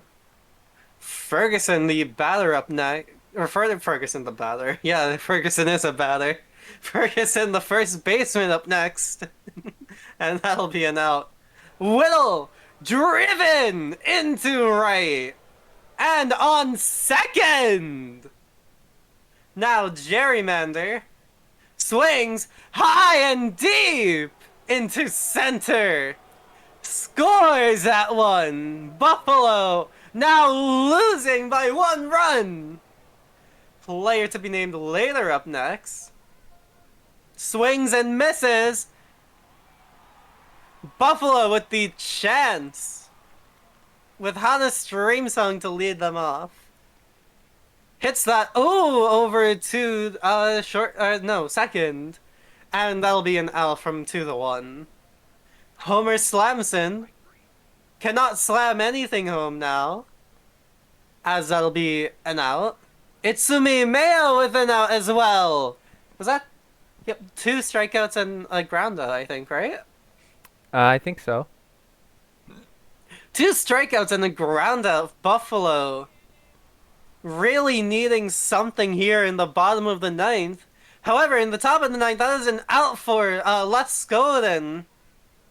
Stetson Laramie watches that one go by. 2 Ks for James Filtapaldi. And Rob Littleton, check swing, and that'll be a walk! That'll be a walk! Rob Littleton on first. Kel, unfortunate.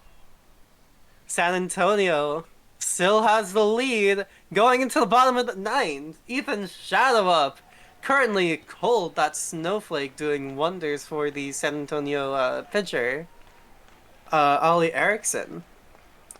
Dog Maple up next. DW Dog Maples going to strike out. Struck out looking too. And Jackson Cheerios, that is an infield fly out. And that is an odd total run number, unfortunately. Yippee! Pay me!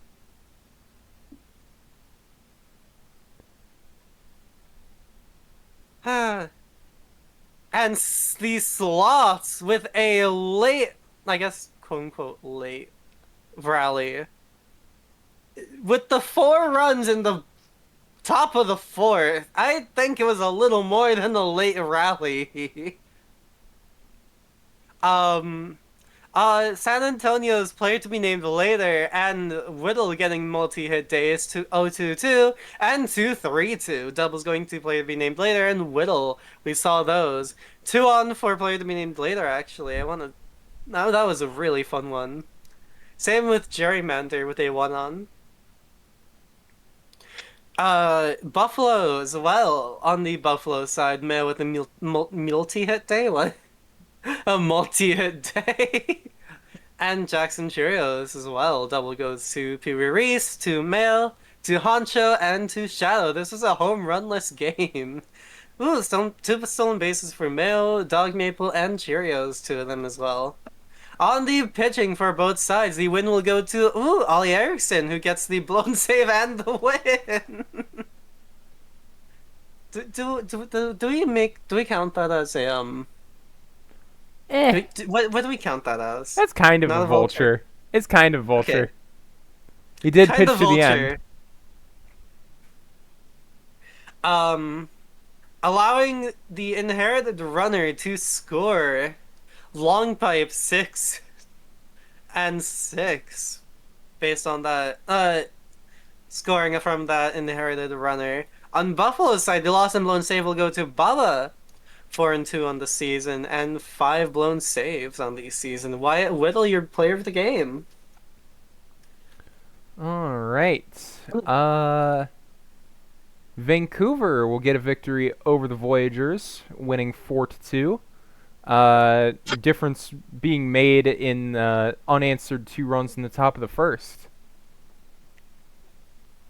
For Vancouver, multi-hit days coming from Enrique Von Caliente, Brooks Walker, and Jean-Jacques Francois Jacques-Jean Jr., with Brooks Walker having a double and a home run. For New York, no multi-hit days. Their two RBI are their two yes, their two RBIs coming from Summon Dog and Kreis von Christelhauser. Pitching, Chuck Nasty, your winner, improving to 8-8 on the season. 2 runs in 7 and 2/3 innings of work. My voice is my tongue, my voice, my everything.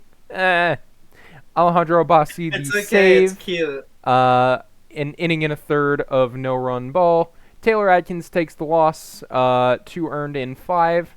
Your player of the game, Chuck Nasty. It's okay. Every time you stumble, my heart flutters a little more listening to you. The Raptors will take a loss 6-2. No, wait. The Crabs win 7-6. No. Not just you anymore. To the person outside my door who is listening in on me, do not say it. Do Kind of not crazy. say it. Really crazy. Crabs scoring 5 in the bottom of the ninth to send it to extras. Yeah, that was really. I was going to point that out, but then the run total kind of just threw off that, the scores for the one that I commentated during this one now. Really, really silly. Anyways, Chef Gagne with a 2-2-1 and Wallach with a 2-2-2. 4-hit day for Stewart 1-4-3 and a 1-2-0 for Murata. Double goes to Wallach, to Gagne, home run to Stewart, and 3 stolen bases go to Murata. On Providence's side, Oop.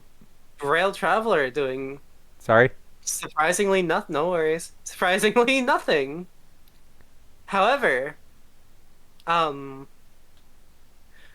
considerations with a 1-4-2, JD Pants with a 1-2-0, Hurricane Yes. with a 1-2-0, and who is Summers with a 1-1-2? Barrel Summers? Yes. Beryl Summers with a 1-1-2. Doubles going to Seymour Bolts, to Hurricane, to considerations, and to back again. Herman going to Summers. Beryl Summers, really fun. Back again with a stolen base, and now going on to the pitcher side. On the Providence side, the win will go to Randy Colon, 5-2-1 on the season. Ferb, where's Phineas? With a, sorry, that joke is probably made already. With a coming in after Iceman's 5-run day, uh, allowing one more. However, Cologne with that nice 0 runs. On the Boise side, PKVS allowing 1 run in 6 innings pitched, a quality start. However, the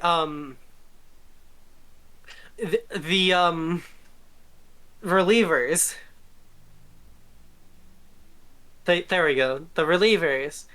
1 1/3 innings pitched. Delavaux allows 2. Rothschild allows 3. And Voss the Third allows 1 and is tied with the loss. Your player of the game is Stewart.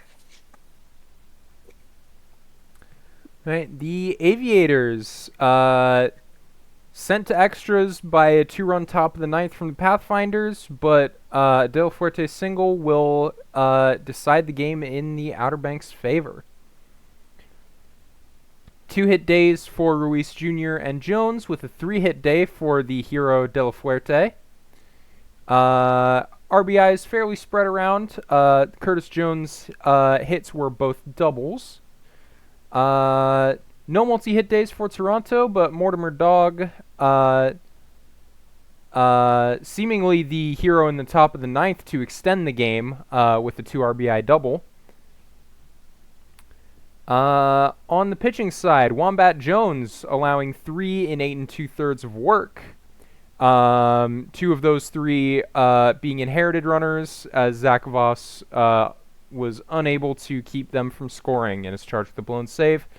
But Goro Shigeno receives the win, with Ziegmeyer of Katarina taking the loss. Strider with a quality start to start the game.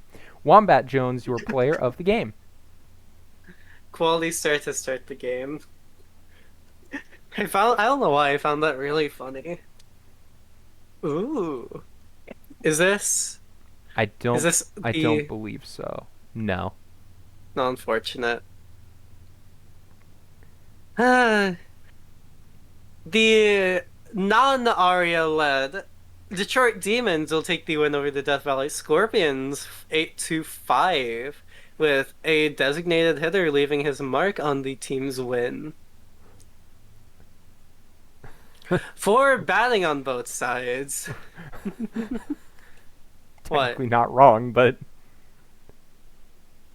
What? you're What? technically not wrong because ASP is a designated hitter, but But what? no, go on, go on. Okay. A designated hitter. Starting pitcher. Gets a 1 for 4 day. Wow, 4 hit day. A 2-2-2 will go to Shan. 0-2-1 will go to Bob Wrist. 2-1-0 will go to Olden Jam. Doubles going to Alphaner to a starting pitcher, to Shan, to Biff Slamus. Home runs go to Shan and a starting pitcher, a 2-on for that actually. Wow. On the opposite end of the bat, Montalban with a 2-2-3, 1-3-2 for Lawn Gnomes, 0-2-0 for Stell, a 1-2-0 for Laser Show. Ripping the Dillos, let's go. The doubles for Lawn Gnomes for Launch Angle. There's triples for Stell, home runs going to Montalban and to Lawn Gnomes. Stolen bases for Montalban and for Chan. On the pitching side, Xavier will take the loss as they allow 3 runs after coming in, not getting an out. I think that's what that means. Uh, yeah. If you 0-0 is just no outs recorded. Yeah, no outs allowed 3 runs. Or yeah, wow. Uh, Guy Rousey with a pretty iffy start. Tram only really tying the game with Belfour's blown save. Speaking of Belfour's blown save, on the winning side of the mound, Pythagoras with a single run allowed in 3 1/3 innings pitched. Vanderhat with a same similar run total in 2 2/3 this time. 3 runs scored for Belfour, not getting a single out. Pruitt to and 2/3 getting an out at least. And not allowing anything. Same with Emil, who was tagged with the win in the 1-1, and will improve to 1-1. Your player of the game? A starting pitcher. Just throwing this out there, Pythagoras threw faced 15 batters and threw 99 pitches. That's an average of 6.6 pitches per plate appearance. So we That's a just throw in lot. balls. Well, no, no, I mean not even like a lot of pitches being fouled off. Like Oh yeah, that too. it's not even that he was getting like tagged for a lot of base runners. He was just like just going deep into plate appearances. That's weird. That's a rare one. Do we like that or hate that? As a batter, you love it. As a pitcher, you kind of hate it. No, but as us, the commentators in the booth. No, it's just interesting. We've had some interesting things happening. I like interesting. Well, I like you. Do you want to go on a date? Another one? Okay. Another date Okay. outside of this? Sure. Okay. The Apex defeat the Toros 5-1. Edward McKinley with a 3-hit day. Mosquitoes and Santos Garcia with 2 hits apiece. With Skatos and Fernandez combining for the team's 5 RBIs. Ooh. On the Toros side, only multi-hit day comes from 3 hits from Ohikao, who is also the team's only RBI. Calm Chicken gets the win with none earned in 6 2/3. Cowgill 8-7 now on the season, allowing 5 in 6 1/3. Your player of the game, Calm Chicken. Is a chicken really that calm? Well, the user's name is Furious Chicken, so I get mixed messages there. Yeah, same. I'm also getting some mixed messages. You know what's not mixing my messages? Oh, Lunar Base getting another win. Yeah. Lunar Base getting another win.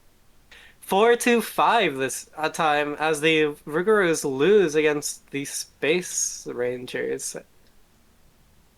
1-2-0 for Enderman, 1-1-2 for Boucher, 0-1-1 for Love. Wow. A lot of single hits for like the top of ish of the order. And then you have two people with no hits. And then Hong Shu with 2-1-2. Dusty or Dustin, I forgot. Um, Dustin. Dustin.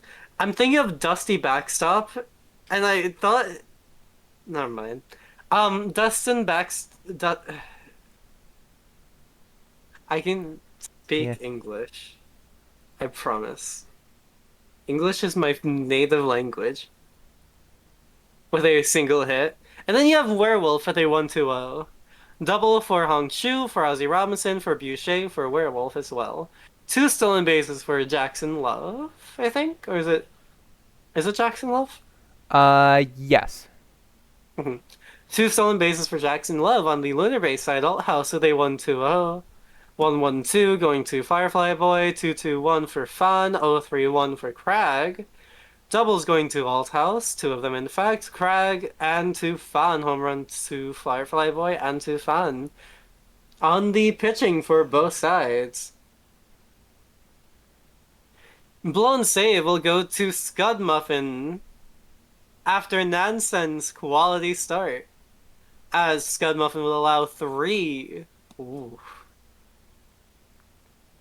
George Braxton with the win, though, picking up the allowing nothing, getting tagged with that win decision. Yeah, okay. There you go. There you go, Brian. On New Orleans side, Dash Jackson allowing 4 in the 5 2/3. Westbrook getting tied with the loss 0-4 in the season with a 1 allowed run being the game breaker. Kind of. Your player of the game will be Green Shiliquil Fun.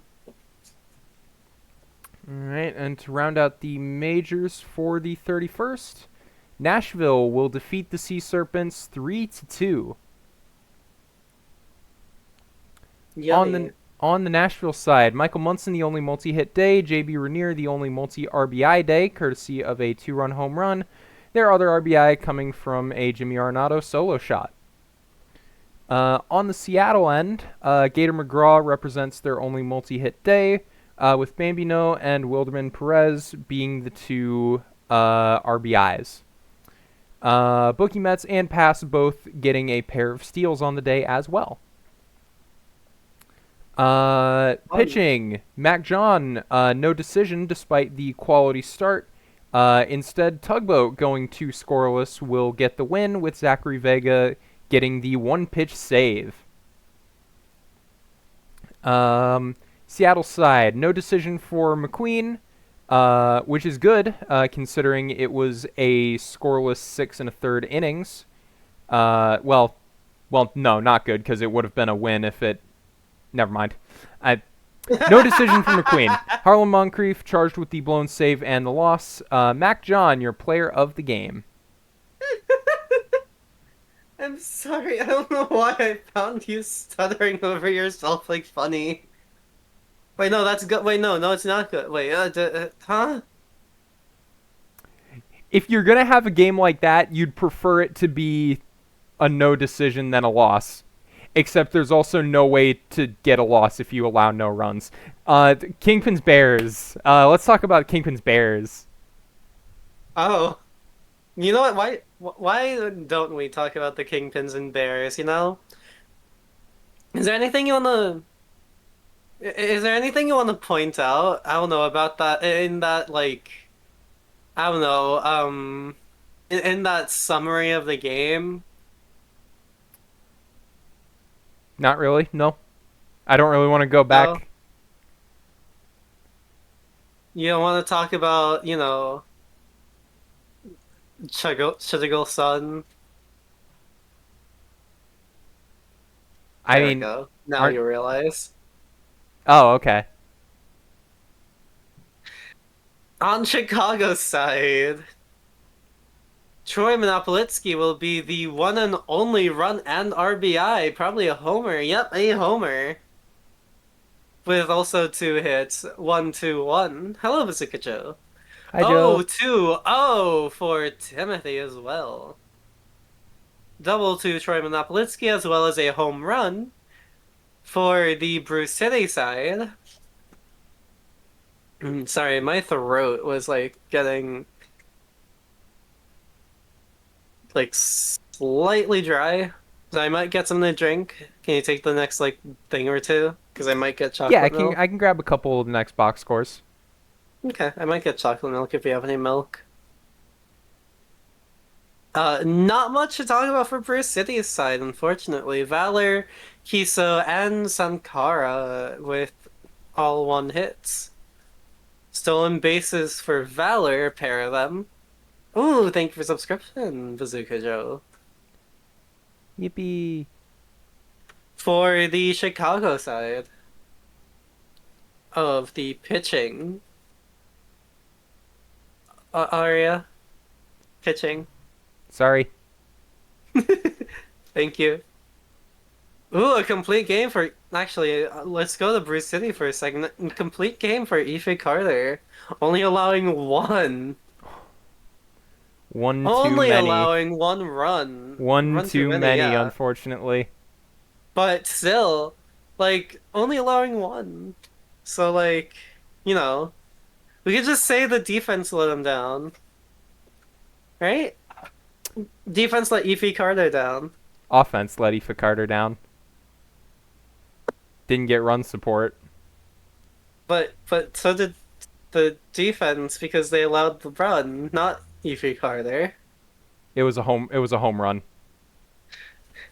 Shush, shush, just shut, saying. shut it, Look, zip it. it. Look, it's on. It's just. It's unfortunate. One run allowed and a loss in a complete game. Yeah, yeah, It's just unfortunate all around. yeah. For Ife Carter, but for your Chutigal son and Bodhi Grizz, not really. Still should have caught it in the stands. Just run up the wall, Spider-Man style. Chutigal Sun with the win, improving to a 7-loss, 6-win season. So in 7 2/3 innings pitched, allowed nothing. Same with Bodie Grizz, who gets a save. Your player of the game will be Chuddick Sun.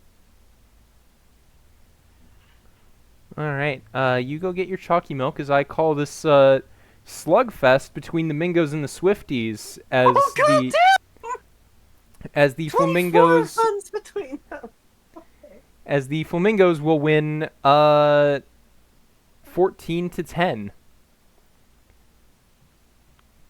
On the Flamingo side, everybody in this game except one hitter got a hit. I'll just hit the highlights. Atlas Slugs, 4 for 5. McScooty Fortune, 3 for 5. Tung Tung Tung Sahur, 4 RBIs courtesy of a grand slam. And multi RBIs for Wag, Greer, and Slugs. On the State College side, 4 for 5 for Kai Brummer, 3 for 4 for Jack Rousseau, and 3 for 5 for Adam Confused. 3 RBI days as well for Rousseau and Griffin Stone. Kai Brummer with a pair of doubles. Pitching. A good old-fashioned pitching is mandatory kind of game where everybody has to pitch. Bear momentum both with the start, both allowing 6 runs. The bot Hank charged with the blown save but earning the win. While Ryusei Nekomata is tagged with the loss. Tung Tung Tung Sahur is your player of the game. Moving on, in Amarillo, the Lemurs get the better of the Dillos by 8 runs. Sorry, failed to do math there for a second. Multi-hit day, everybody on the Louisville side getting a hit. Multi-hits for Narukami, COVID, Machado, Squatch, Johnson Johnson, and Sock, with multiple RBI days for COVID, Machado, and Allaire.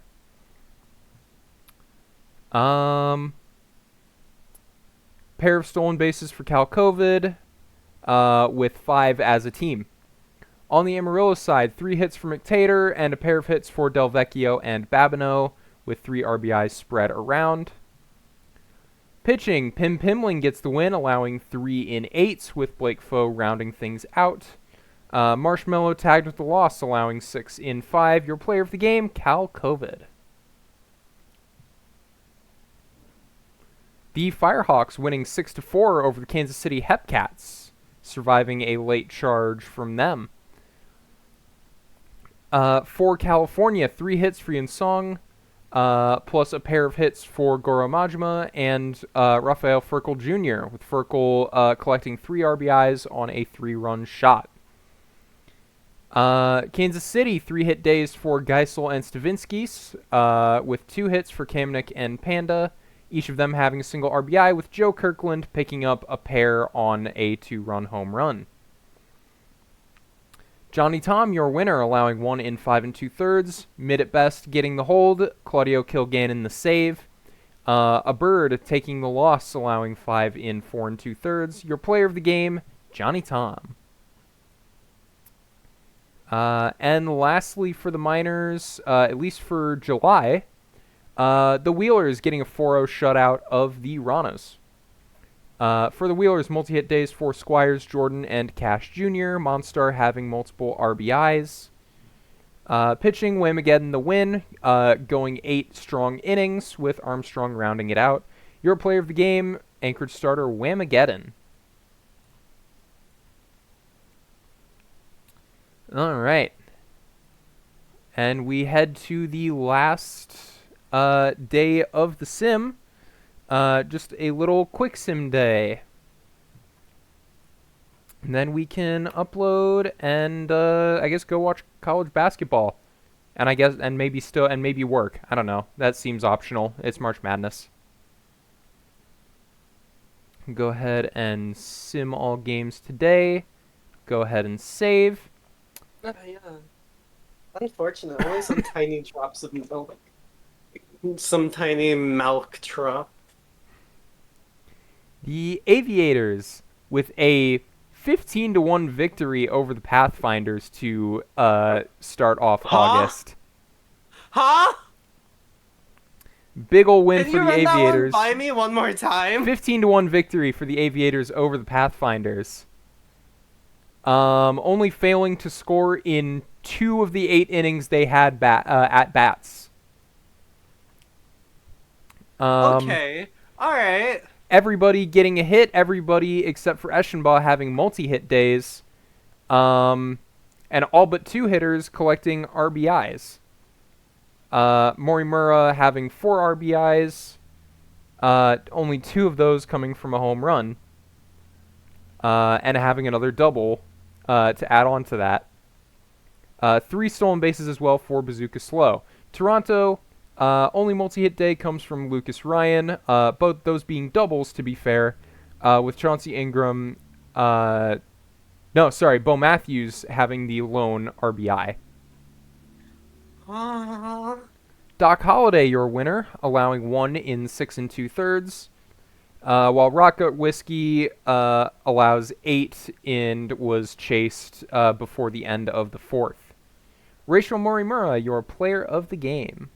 I'm sorry, there was an 18-0 for the Vandals earlier? Yep.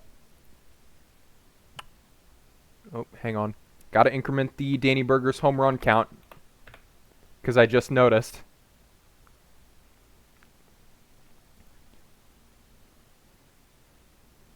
Just, okay. Um. Mm. um. Yeah, 22 for burgers. Okay. The the hold on. The Providence Crabs will take the win over the Boise Raptors 4-3.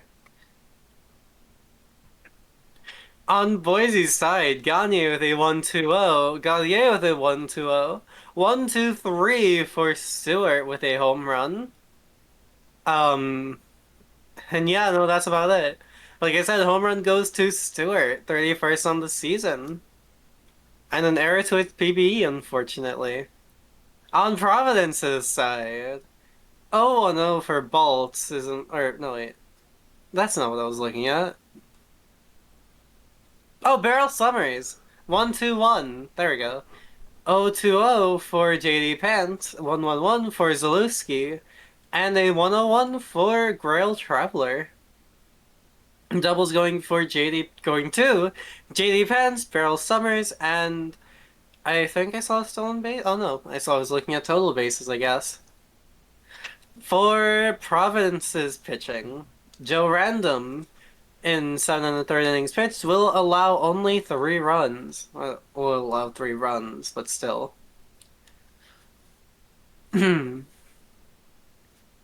And Randy Colon is tied with the win after allowing nothing in the 1 2/3 innings they pitched in. On Boise's side, Psyduck with a 7 inning pitched day, allowing 3 runs. Fourth run coming from Yeetaball. Also, first loss on the season with the first blown save of the season. Your player of the game is Joe Ransom. The Sloths will get a win over the Surge 3-1. For the hitting, Jerry Mander 3 for 3 with a walk. Rob Littleton and Press Duckley Jr. also having multi-hit days. With those two being 2 of the team's 3 RBIs. Buffalo, no multi-hit days. Their lone RBI coming courtesy of It's Me Mayo. Pitching, Hiccup Horrendous Haddock III gets the win. 7 2/3, 1 earned. Very good start from them. And Robo Dibble the save, pitching an inning and a third scoreless. Colby Kaufman, despite the quality start, takes the loss. Your player of the game, Hiccup Horrendous Haddock III. That sounds like a mouthful and a half. The Voyagers will take the win over the Vancouver Vandals. Ooh, that was a extra innings win as well. Is that a walk-off? No, Yep. that was Yeah. yes. Yes, it was. Yeah, walk-off single. Walk-off single? Oh, walk-off single then. Yeah, uh anything that ends the game like in the bottom of the It's a ninth walk-off? that's not an out, yeah, is a walk off. Or like in the bottom of whatever inning would be the last one. Mm-hmm. So Summer Dog, Okay, noted. that would be a walk off single. Noted. Noted. Uh, for the New York's batting side, Dog with a 2-1 day, Taj with a 0-2-0 day, and Ramirez with a 4-hit 1-for-1 day. Wow. Um, doubles going to Dog, and a stolen base to Adam Cole Bebe. On Vancouver's side, it looks like one, two, three, four. Yep, they have 8 hits, but basically between everyone except their third base and shortstop, which is always really fun. um, multi-hit days to Burgers 1-2-1 and to Jacques Jean G Francais Jacques Jean Jr. There we go. 0-2-0 and 1-2-1. Uh, doubles going to Horishikash and home run going to Burgers. And then for the hitting now, or pitching now, oh wait, stolen base for Jack Stone Jr. On Vancouver's side, Holly Shee with a quality start, one in third innings pitch with 1 run earned. However, the loss goes to Kidd after Abassi allows nothing, allowing the final run of the game. On New York's side, Joey Moose Jr. with a 7 inning pitched 1 run quality start. And Jones coming in allowing nothing as well for the win 8-2-2. Your player of the game is Joey Moose Jr. All right, down to the Champions Conference. The Toros rallying late to get the victory over the Apex, 8-7. Uh, 2 hit days for Gnome Child, Victor Cortez, Miles Meredith, and Sting Eucliffe, with Meredith and Eucliffe both having a trio of RBIs on the day. On the Indy side, D. Fernandez Jr., 3 hits, 3 RBIs. Dave Babipperson with 3 hits as well. Esteban Santos Garcia with 2 hits, and Harry Callahan with a pair of hits as well. Santos Garcia also stealing a pair of bases. Pitching wise, it'll be a win in relief for Lizzie. Woohoo! Allowing no earned runs in an inning and 2/3 of work. Takeda Takahashi will be tagged with the loss in relief. Samuel Smoltz, the save. Your player of the game, Miles Meredith. I just love the slightly silent woohoo. Well, It was really funny. I don't want to scream into the mic, but I want to make it special. Fair enough. The okay, now I have to ask, is this No, no, this isn't a blue game. no, it's a LeBeau game. It's a LeBeau game, unfortunate. No, I only had one start this sim. Unfortunate. I can't get to talk about my wife, my beautiful sim wife, or stream wife, Aria. Sim wife? Yeah, you're just a simulation. Wow, crazy! I got downgraded. Oh, 1500 hit for a starting pitcher. Wow. Yeah, congrats And ASP, the ultimate PBE journeyman. seriously? Yeah, it's a here. Let me show you. We're getting close to done anyway, so it's fine if I never played consecutive seasons with the same team, and likely not intending to next season, but we'll see. Well, okay. 3-8 win for the what was it? The yeah, The Detroit demons. Demons. Sorry, if it's not you, I don't care. Montalban with a 1-1-0, 1-1-1 going to Lawn Gnomes 1-1 for Stell. Home run for Lawn Gnomes and for Stell. Stolen base, 3 stolen bases for Montalban and Monsieur. For Detroit now, Bobrist with a 1-1-0, 0-1-1 for Shan, 1-1-2 for Alpha Nerd, 1-2-0 for Dollarson, 2-1-1 for Holden Jam, 0-2-0-1-1 for Biff Slamus, 2-2-0 for starting pitcher, 1-1-3 for who's that? Will Summers? Waxilium Summers. Waxilium? Waxilium, Will, they have the same letters, just rearrange them. Where does the X go? Waxilium. Huh? Where does the X go? It's French. It's somewhere in Oh, there. okay, okay, yeah, I got it, I got it. Why did I say French like a slur? I didn't hear it like a slur. I Maybe you feel like need, I said it like maybe one. you need to keep talking through the box score. Keep talking through the box score. Let's not talk about that. Um, sorry. Holden Jam with the double, triple to Shan, home run to Alpha Nerd, and to Auxilium Summers. Stolen bases as well for Shan, Dollarson, and Shizuka. For the pitching on both sides now. Always a bummus with the loss 6-6 on the season. 4 2/3 innings pitched. Ooh, 4 earned runs, but 8 runs total. Oof.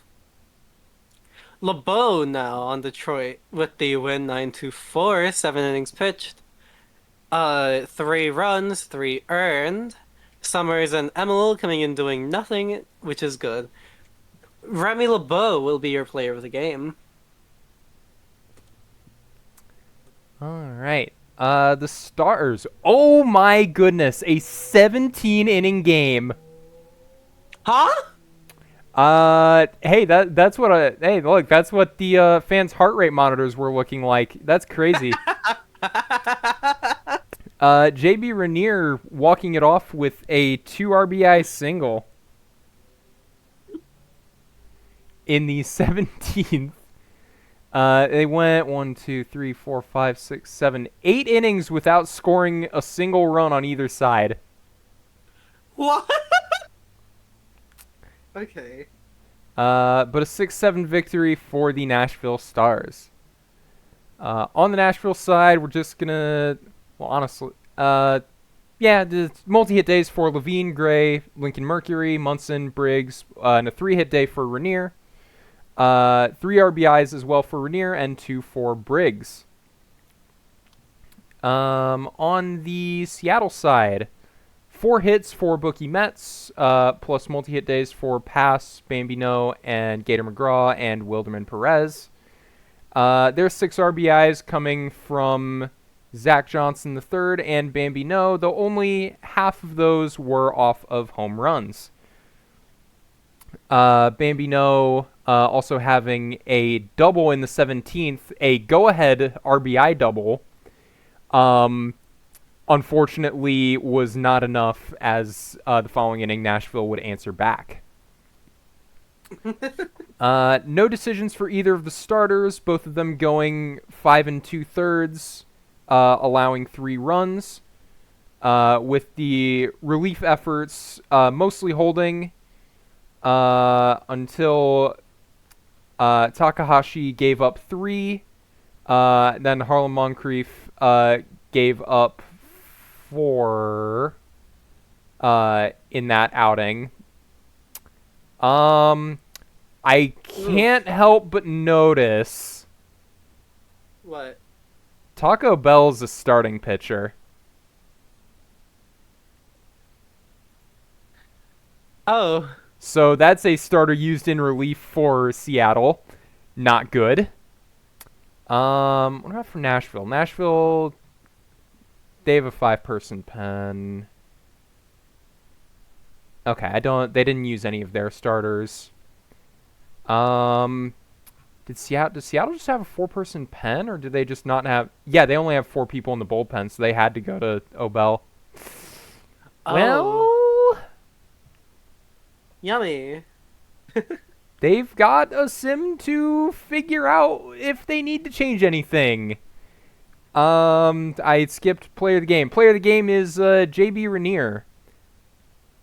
Tugboat got the win, and the loss charged to Moncrief. Another extra innings game. Hold on. How many extra innings games do we have today? It's Yeah, been a few. Let's see. Vancouver, New York went to extras. we Okay, know it's Seattle only and Nashville. yeah, it's only the third. I'm combining it with yesterday because yesterday we had a Uh-huh. few as well. All right, it's been an extra innings like few days, huh? Um, Speaking of extra innings, New Orleans takes the win in extras against the lunar-based Space Rangers. Recruits need extra frames to get past Space Rangers. Yeah, I don't know why I find that so funny. yeah, it's like bowling. Um, I was thinking of video games when I thought of Oh, it. oh, okay. Just like you they upgraded their monitor from a 60 hertz to a 360. I don't know why that's what I was thinking of. Enderman with a 221, 112 to Boucher as well as Love. Jackson Love. Stanley Johnson with 120. Doubles for Ozzy Robinson for Enderman for Werewolf. Home run for Jackson Love as well. A 1-on for them. Stolen bases, two of them in fact, a pair of them going to Enderman. Lunar bases side, the Space Rangers is Dukes Nukesum with a 1-2-0, one for one going to Green, what I forgot the second part, Fawn. Green Chiloquil. Chilaquil Fawn. 1-1-2 for Dorian Crag, doubles going to AJ Justice. Fawn, two of them in fact. A pair of doubles. Wow. That sounds funny in my head. Um, and Dorian Crag, and nope, no stone bases. So we go over to the pitching, where Bumgardner will take the loss, allowing all of Lunar Base's pitchers allowed 2 runs. Interesting. Itaf will allow 2 runs in the 7th innings pitch, a quality start. Braxton will come in allowing 2 as well in the 1 inning they pitched in, and Bumgardner will also uh in 2 and a third innings pitched, or no, 2 and 2/3 innings pitched, will allow 2 runs. On the New Orleans side, a quality start going to Bernard as well, 7 and 2/3 innings pitched, allowing only 1 run. However, Schumacher will get the win, as well as a blown save, 2-1 of the season, as well as 2 blown saves, allowing 3 runs in 1 and a third innings pitched. Lulu Dallas multi-pitch will get your save, the 4th on the season. Your play of the game will be Maurice Bernard, the starter for the New Orleans Rougarous.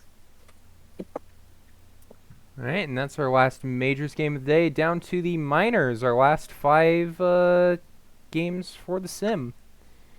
Bruce City, No. 6-3 victory over the Kingpins. 2-hit day for Vumi and Stitcherson. 6 RBIs spread evenly around the Bruce City lineup. On the Chicago side, 3 hits for Ganja Smoke, plus a pair of hits for Mexicano D and Showtime Jones, who also represents the team's 2 of the 3 teams' RBIs on the day. For the pitching, jacked up your winner, pitching a textbook quality start with Pizza picking up 3 innings save. Avery Time taking the loss. Rough start, chased early. Your player of the game, jacked up. Is he jacked up? Is jacked up, jacked up? Clearly, that's his name. You know what? Fair enough. The Hepcats topped the Firehawks in extras 6-5. On the batting for Kansas City, Theodore Giesel with a 2-3-1 day. 0-2-1 for Kirkland, 1-2-2 for Aria Down, 2-3-0 for the Gray, 1-3-1 for Kamenik, 0-2-0 for Reddick, and a home run going to Yordong as well as to Theodore Giesel. Stolen base is going to the Gray, two of them, in fact.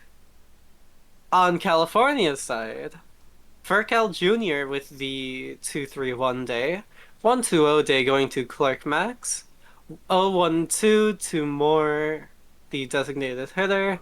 I've got a dumper with 0-1-2 as well.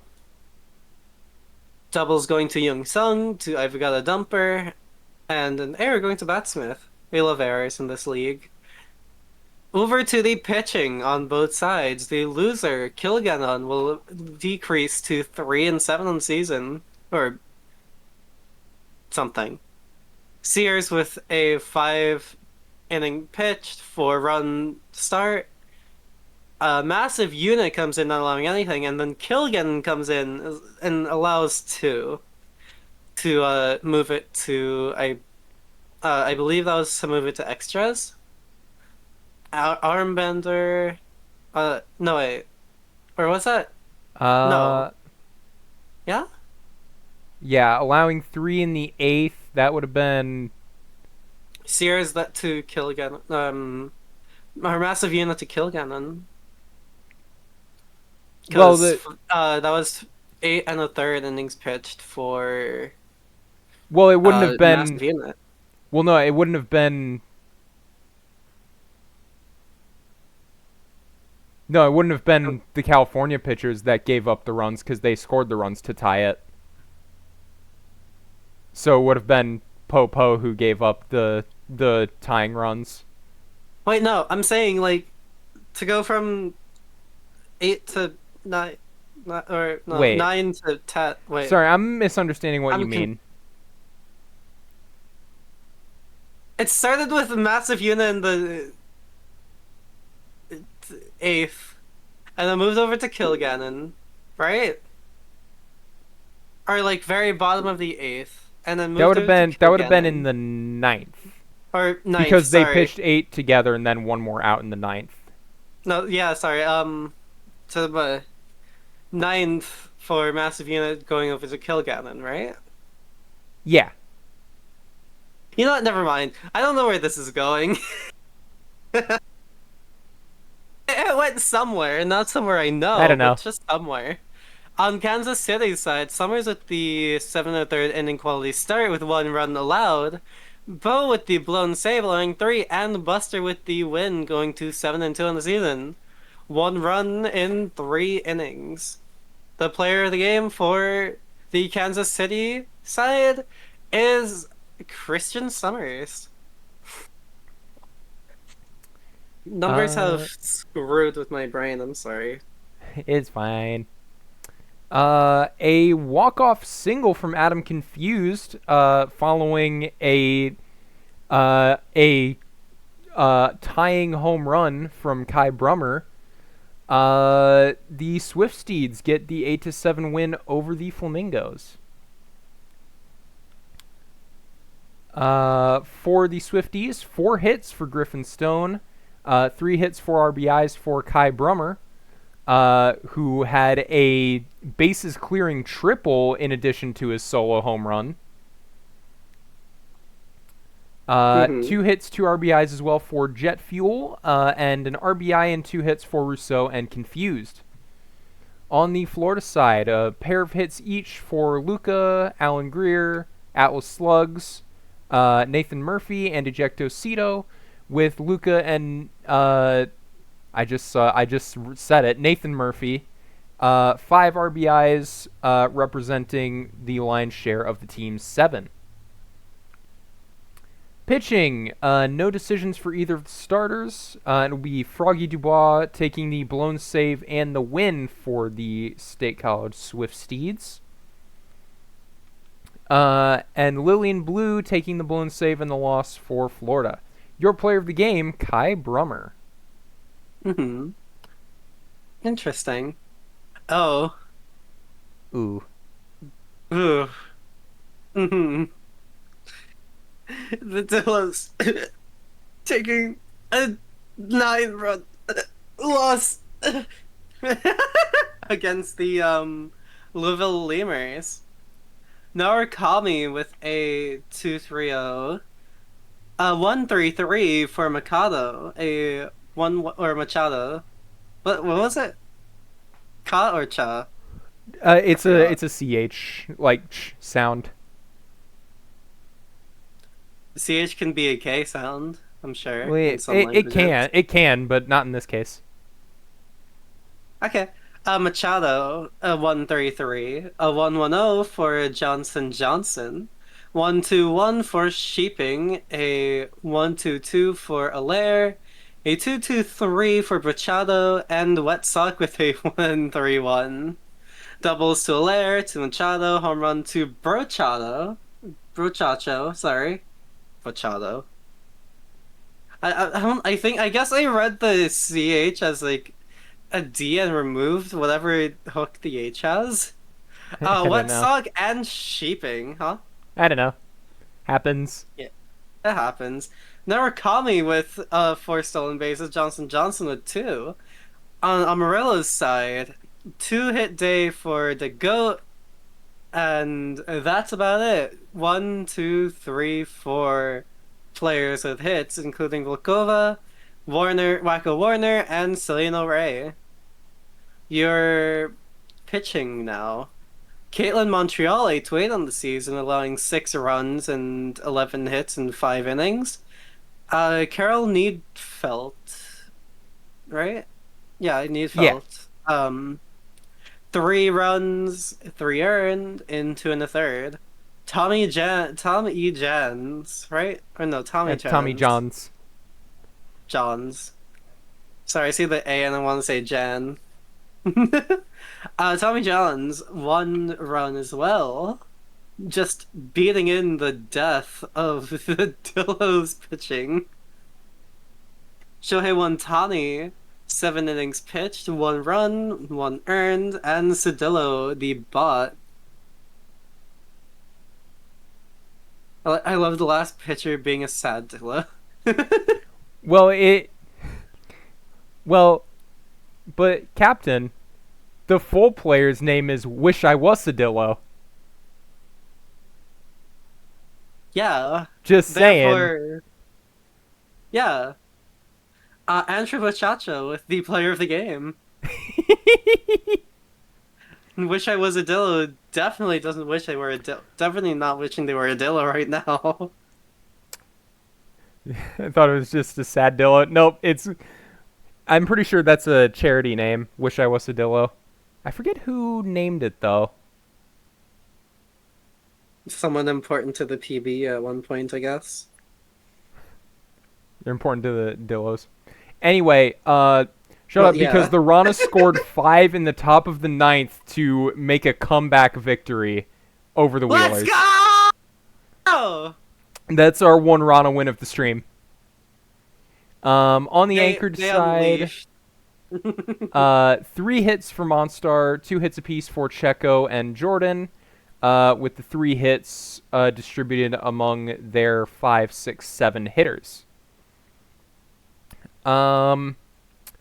And get Ricky Bobby and Daddy Blaney getting 3 hits apiece, and well, you know, whatever. Roomba McIntosh having a very strong start, just 2 runs in 7 2/3 innings pitched. George Fantabens taking the loss and the blown save. The winner, Ranto Moon. Yeah, and your player of the game, the Anchorage pitcher, Roomba McIntosh. Go ahead and save. Loomba. It was an auction item, yeah? I forget who won it. Flying. Really? Not who I would have expected to name a player Wish I Was a Dillo. Because I don't think he hasn't been a Dillo, I don't think. But seems like they wish they were a Dillo, so I'll save one more time just in case. just in case. He got the rename of Dillobot. That's what I thought. Okay. Okay. Hold on. What team's that bot on? The Lemurs. Yeah, on Louisville. Okay. I'll throw up and ask the booth, but I'm also gonna start digging through the forum because I want to find that auction item. Although Potato will find it quicker than me because he ran the thing. Yeah, maybe a little faster. It'd be under completed auctions.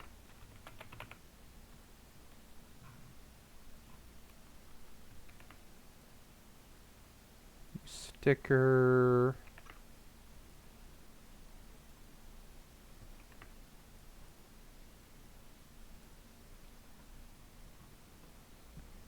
Let's see. Who do we have here? Oh, it was GT. That makes Oh, sense. That makes sense. it was GT. Yeah. I mean, hi GT, fair Yeah, enough. former Dillo GM. That makes sense.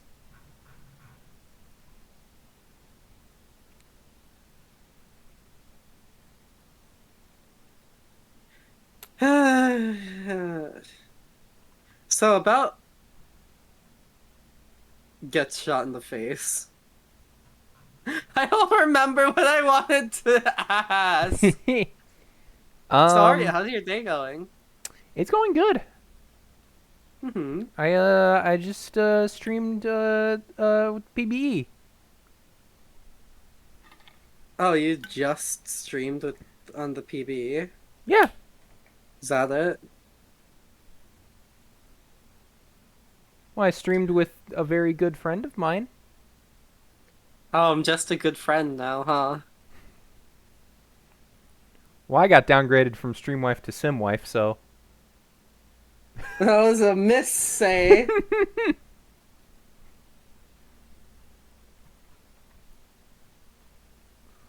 What the? God forbid a girl be a little petty. Thought it was a solid name. It is a solid name. How many brackets will be left perfect if Duke loses? Um, I'll throw my phone out the window if that happens. Wait, what happened? College Oh, basketball. Duke is apparently losing by 13 as a 1 seed to a 16 seed. oh. Because I absolutely picked Duke to win it all. So if that happens, I'm going to throw my phone out the window. Um, I'll It's probably okay, I'll catch it for you. I'll find other things to defenestrate probably. Defenestrate? Yes, the act of throwing someone or something through a window. Hey, I'm right here. Do you maybe want to throw me out the window? No. Aw, chat, she hates me. What do you mean? I don't want to throw you through glass and get you all scratched up, and then also probably hitting the ground at terminal velocity. Yeah, but then you take care of me and maybe Girl, kiss you me on the might forehead. die. I I'm don't. durable, I'll have you know. Are you durable enough to survive a 40-foot drop after, I don't know, getting thrown through a pane of glass? I think. I don't think you are. I don't think most Well, people I are. think I am.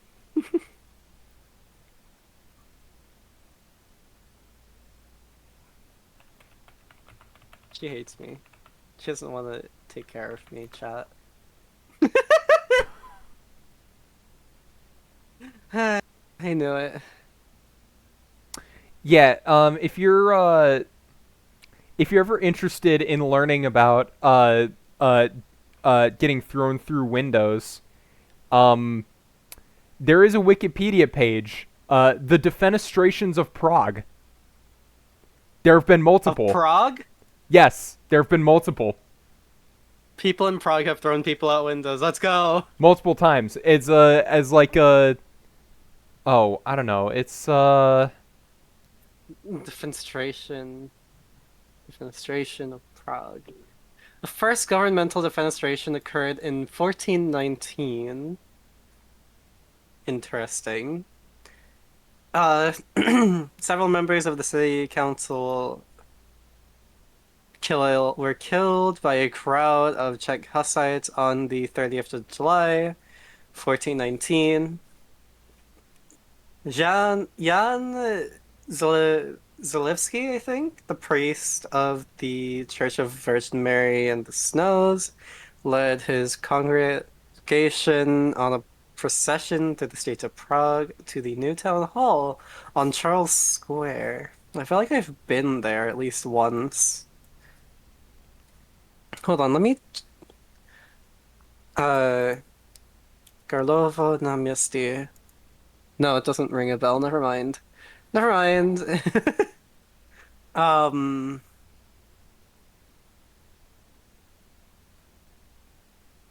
Uh, if all the mascots from the minor league teams were thrown out the window, which mascot would ah! have the highest probability of surviving? Well, you've got a few. Well, okay. I think the Firehawks are kind of a shoe-in because they're not as like ungainly as flamingos in terms of birds.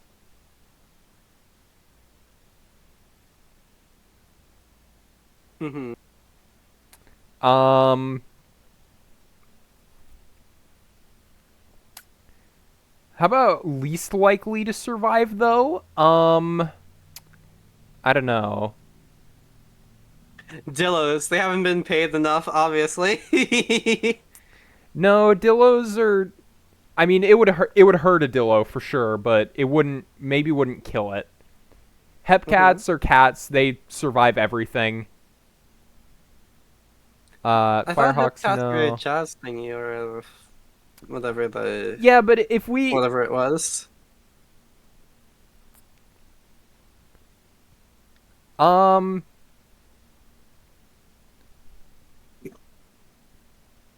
I think there's a chance the flamingo would survive. It could at least slow its fall down. Oh, Mhm. there's no way a horse is. Well, okay. If we're taking Swift Steed as like an actual like horse, there's no way it's surviving. If we're taking it as like a Swiftie, aka a fan of Taylor Swift, it's probably also not surviving. I don't think any human could survive a fall, but hey, be my guest. 50 Try foot, it. I mean, you could probably. It depends where you land, I guess. Okay, where are we landing? Are we landing on like pavement or like grass? Because one of those is like a lot harder to live on. Oh yeah, no, most definitely. Hmm.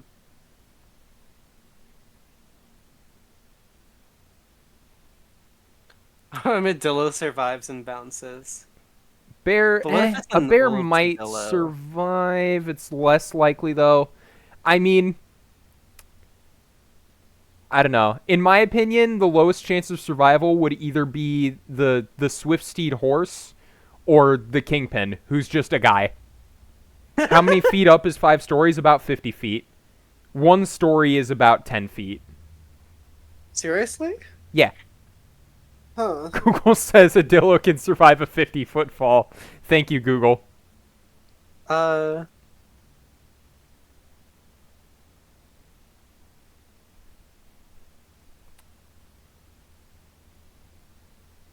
now I'm curious. Oh yeah. Okay. Oh yeah, should I read more about the defenestration of Prague? Oh, you can. All right. There'll be me yapping. Wow, that's a first. Um, the 1483 defenestration of Prague. This defenestration took place on the 24th of September 1483 during the storms of Prague population. Wait, during the storms of the Prague population, during the reign of King Vladislaus II of Hungary, King of Bohemia at the time, but became the ruler of Moravia, and Hungary. Only after Matthias Corvinus died in 1490. Okay.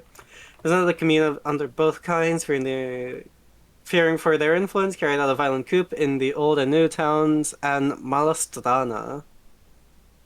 The Old Town Burgomaster and the dead bodies of 7 new town councillors were defenestrated from their respective town halls. Got it. Um.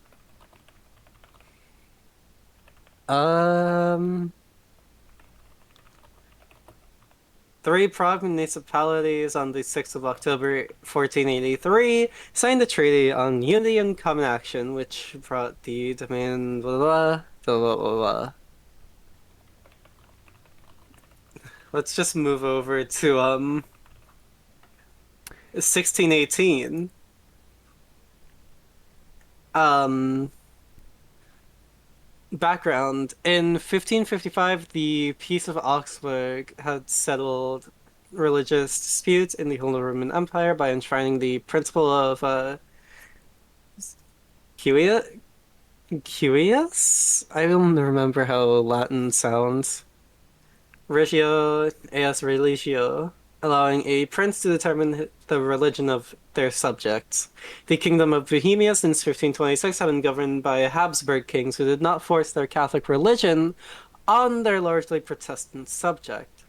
In 1609, Rudolf II, Holy Roman Emperor and King of Bohemia, increased Protestant rights. He was increasingly viewed as unfit to govern, as other members of the Habsburg dynasty and other members of the Habsburg dynasty declared his younger brother Matthias to be family head in 1606.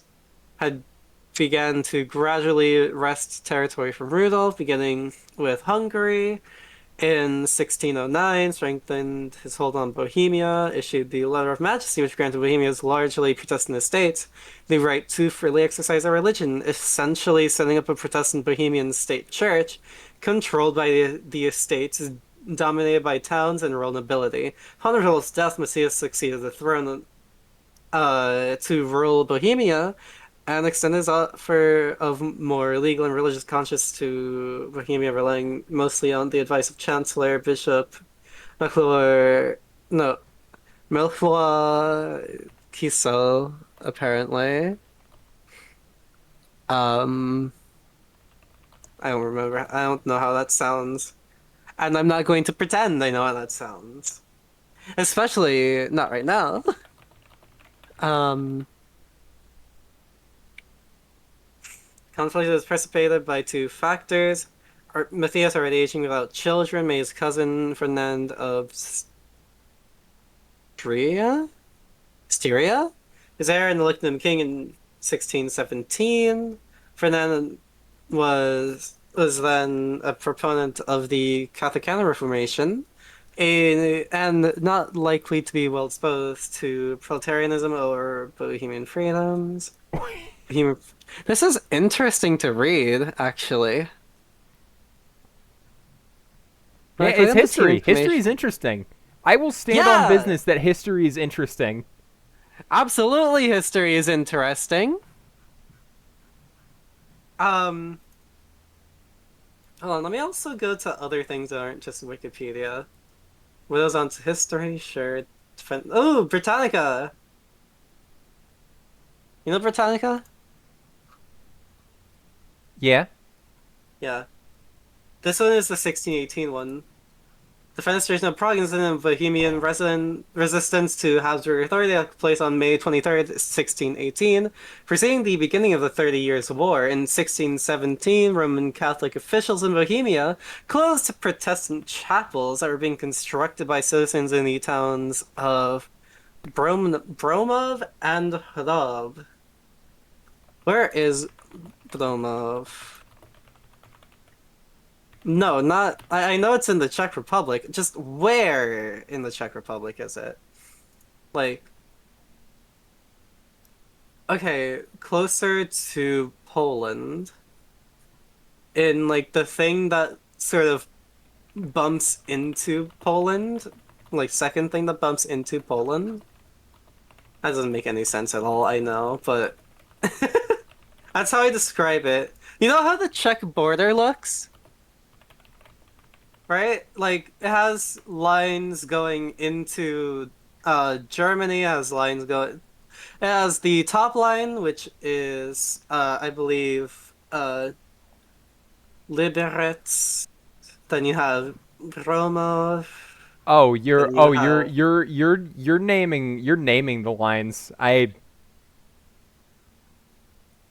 no, I'm saying like the closest thingy cities and whatever the fuck to the borders. whatever the what?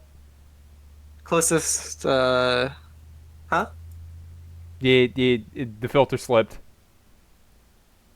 Huh? Did it? It did. What did I say? Huh? The closest to Closest to whatever the whatever the you said. did did I? Yes, you did. I feel like I'm being gaslit. You're not. It. I. It's We can go back in the VOD and listen if you want. I don't want okay, to, but sure. All right, sure. I'm sorry. okay. Um, closest. What are these? Like Bromov, Liberec, Ostrava. Right, they're like really close to borders. Sure. So I just name it like that. I was naming it like that. Banned, clip it. Okay, anyways. And Harab, thus violating the guarantees of religious liberties laid down by the Letter of Majesty of Emperor Rudolf II, 16. Oh, wait, never mind. In response, the defensors appointed under the Letter of Majesty to safeguard Protestant right called an assembly of Protestants at Prague, where the imperial regents William Slavata and Yaroslav Martinitz, I cannot roll my R's today. To be fair, I do need something to drink. I have not gotten milk, chocolate milk. Why not? I have not gotten milk in my fridge. Oh, okay. That's So no what, fair. chocolate milk. Martinitz were tried and found guilty of violating the Letter of Majesty, and with their secretary Fabric, huh? That is not a real name. That cannot be a real name. Hold on, that is not a real name. What's the name? Count Thurn? That is a real name. Yeah. No, Yindrich. not you. Oh. Huh? Huh? Huh? I don't How know. are you a real name? How are you a real person?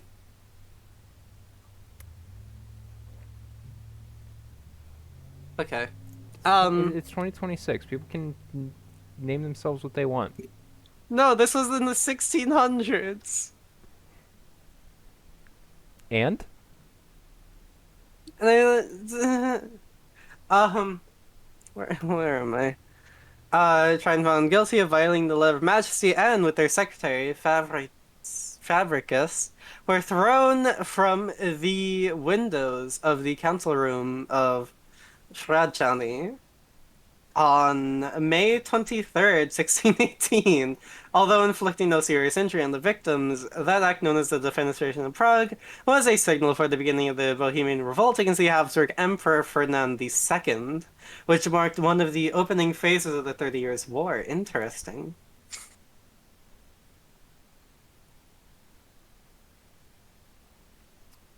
All right. Yep, those are going into the 1618 one.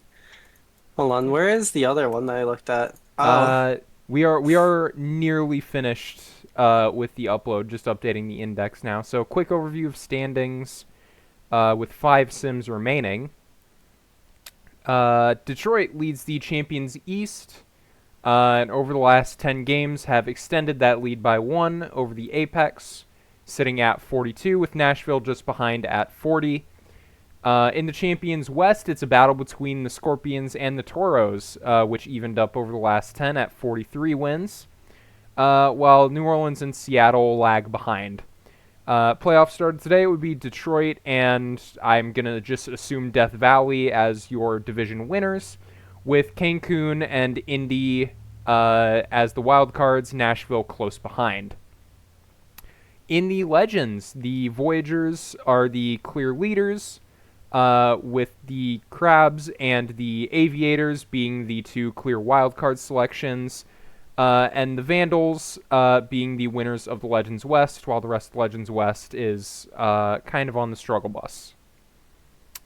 There was a move today, though, in terms of draft position, as Lunar Base winning 3 games this sim have pushed them ahead of the Pathfinders. So the Pathfinders are now currently in control of the #1 pick.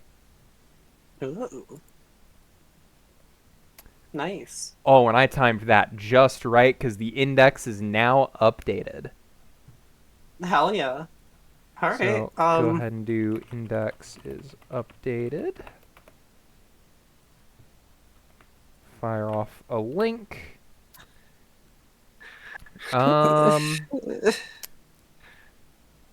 And I guess I'll ask, do we have anyone we want to send us off to?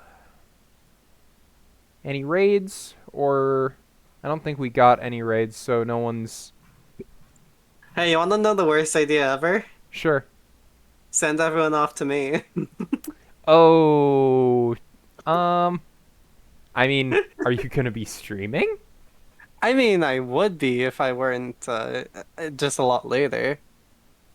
Yeah, that's what I was thinking. You're probably just gonna be streaming later. No, but like you know what I said it's the worst idea ever. Yeah,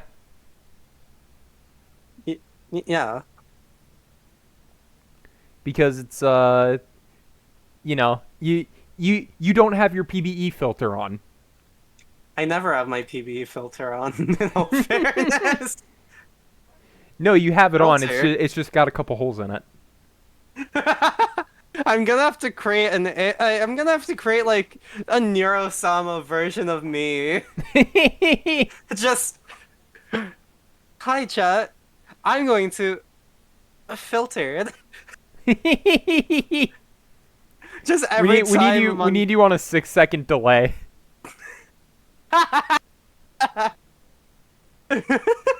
But anyway, yeah, that's gonna be our stream today. Thank you everyone so much for watching. And see you on Saturday with...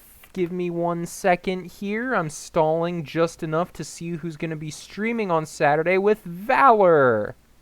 Valor will be streaming on Saturday. So, yeah. Have a good rest of your day. Have a good weekend. I wish everyone's March Madness brackets good luck.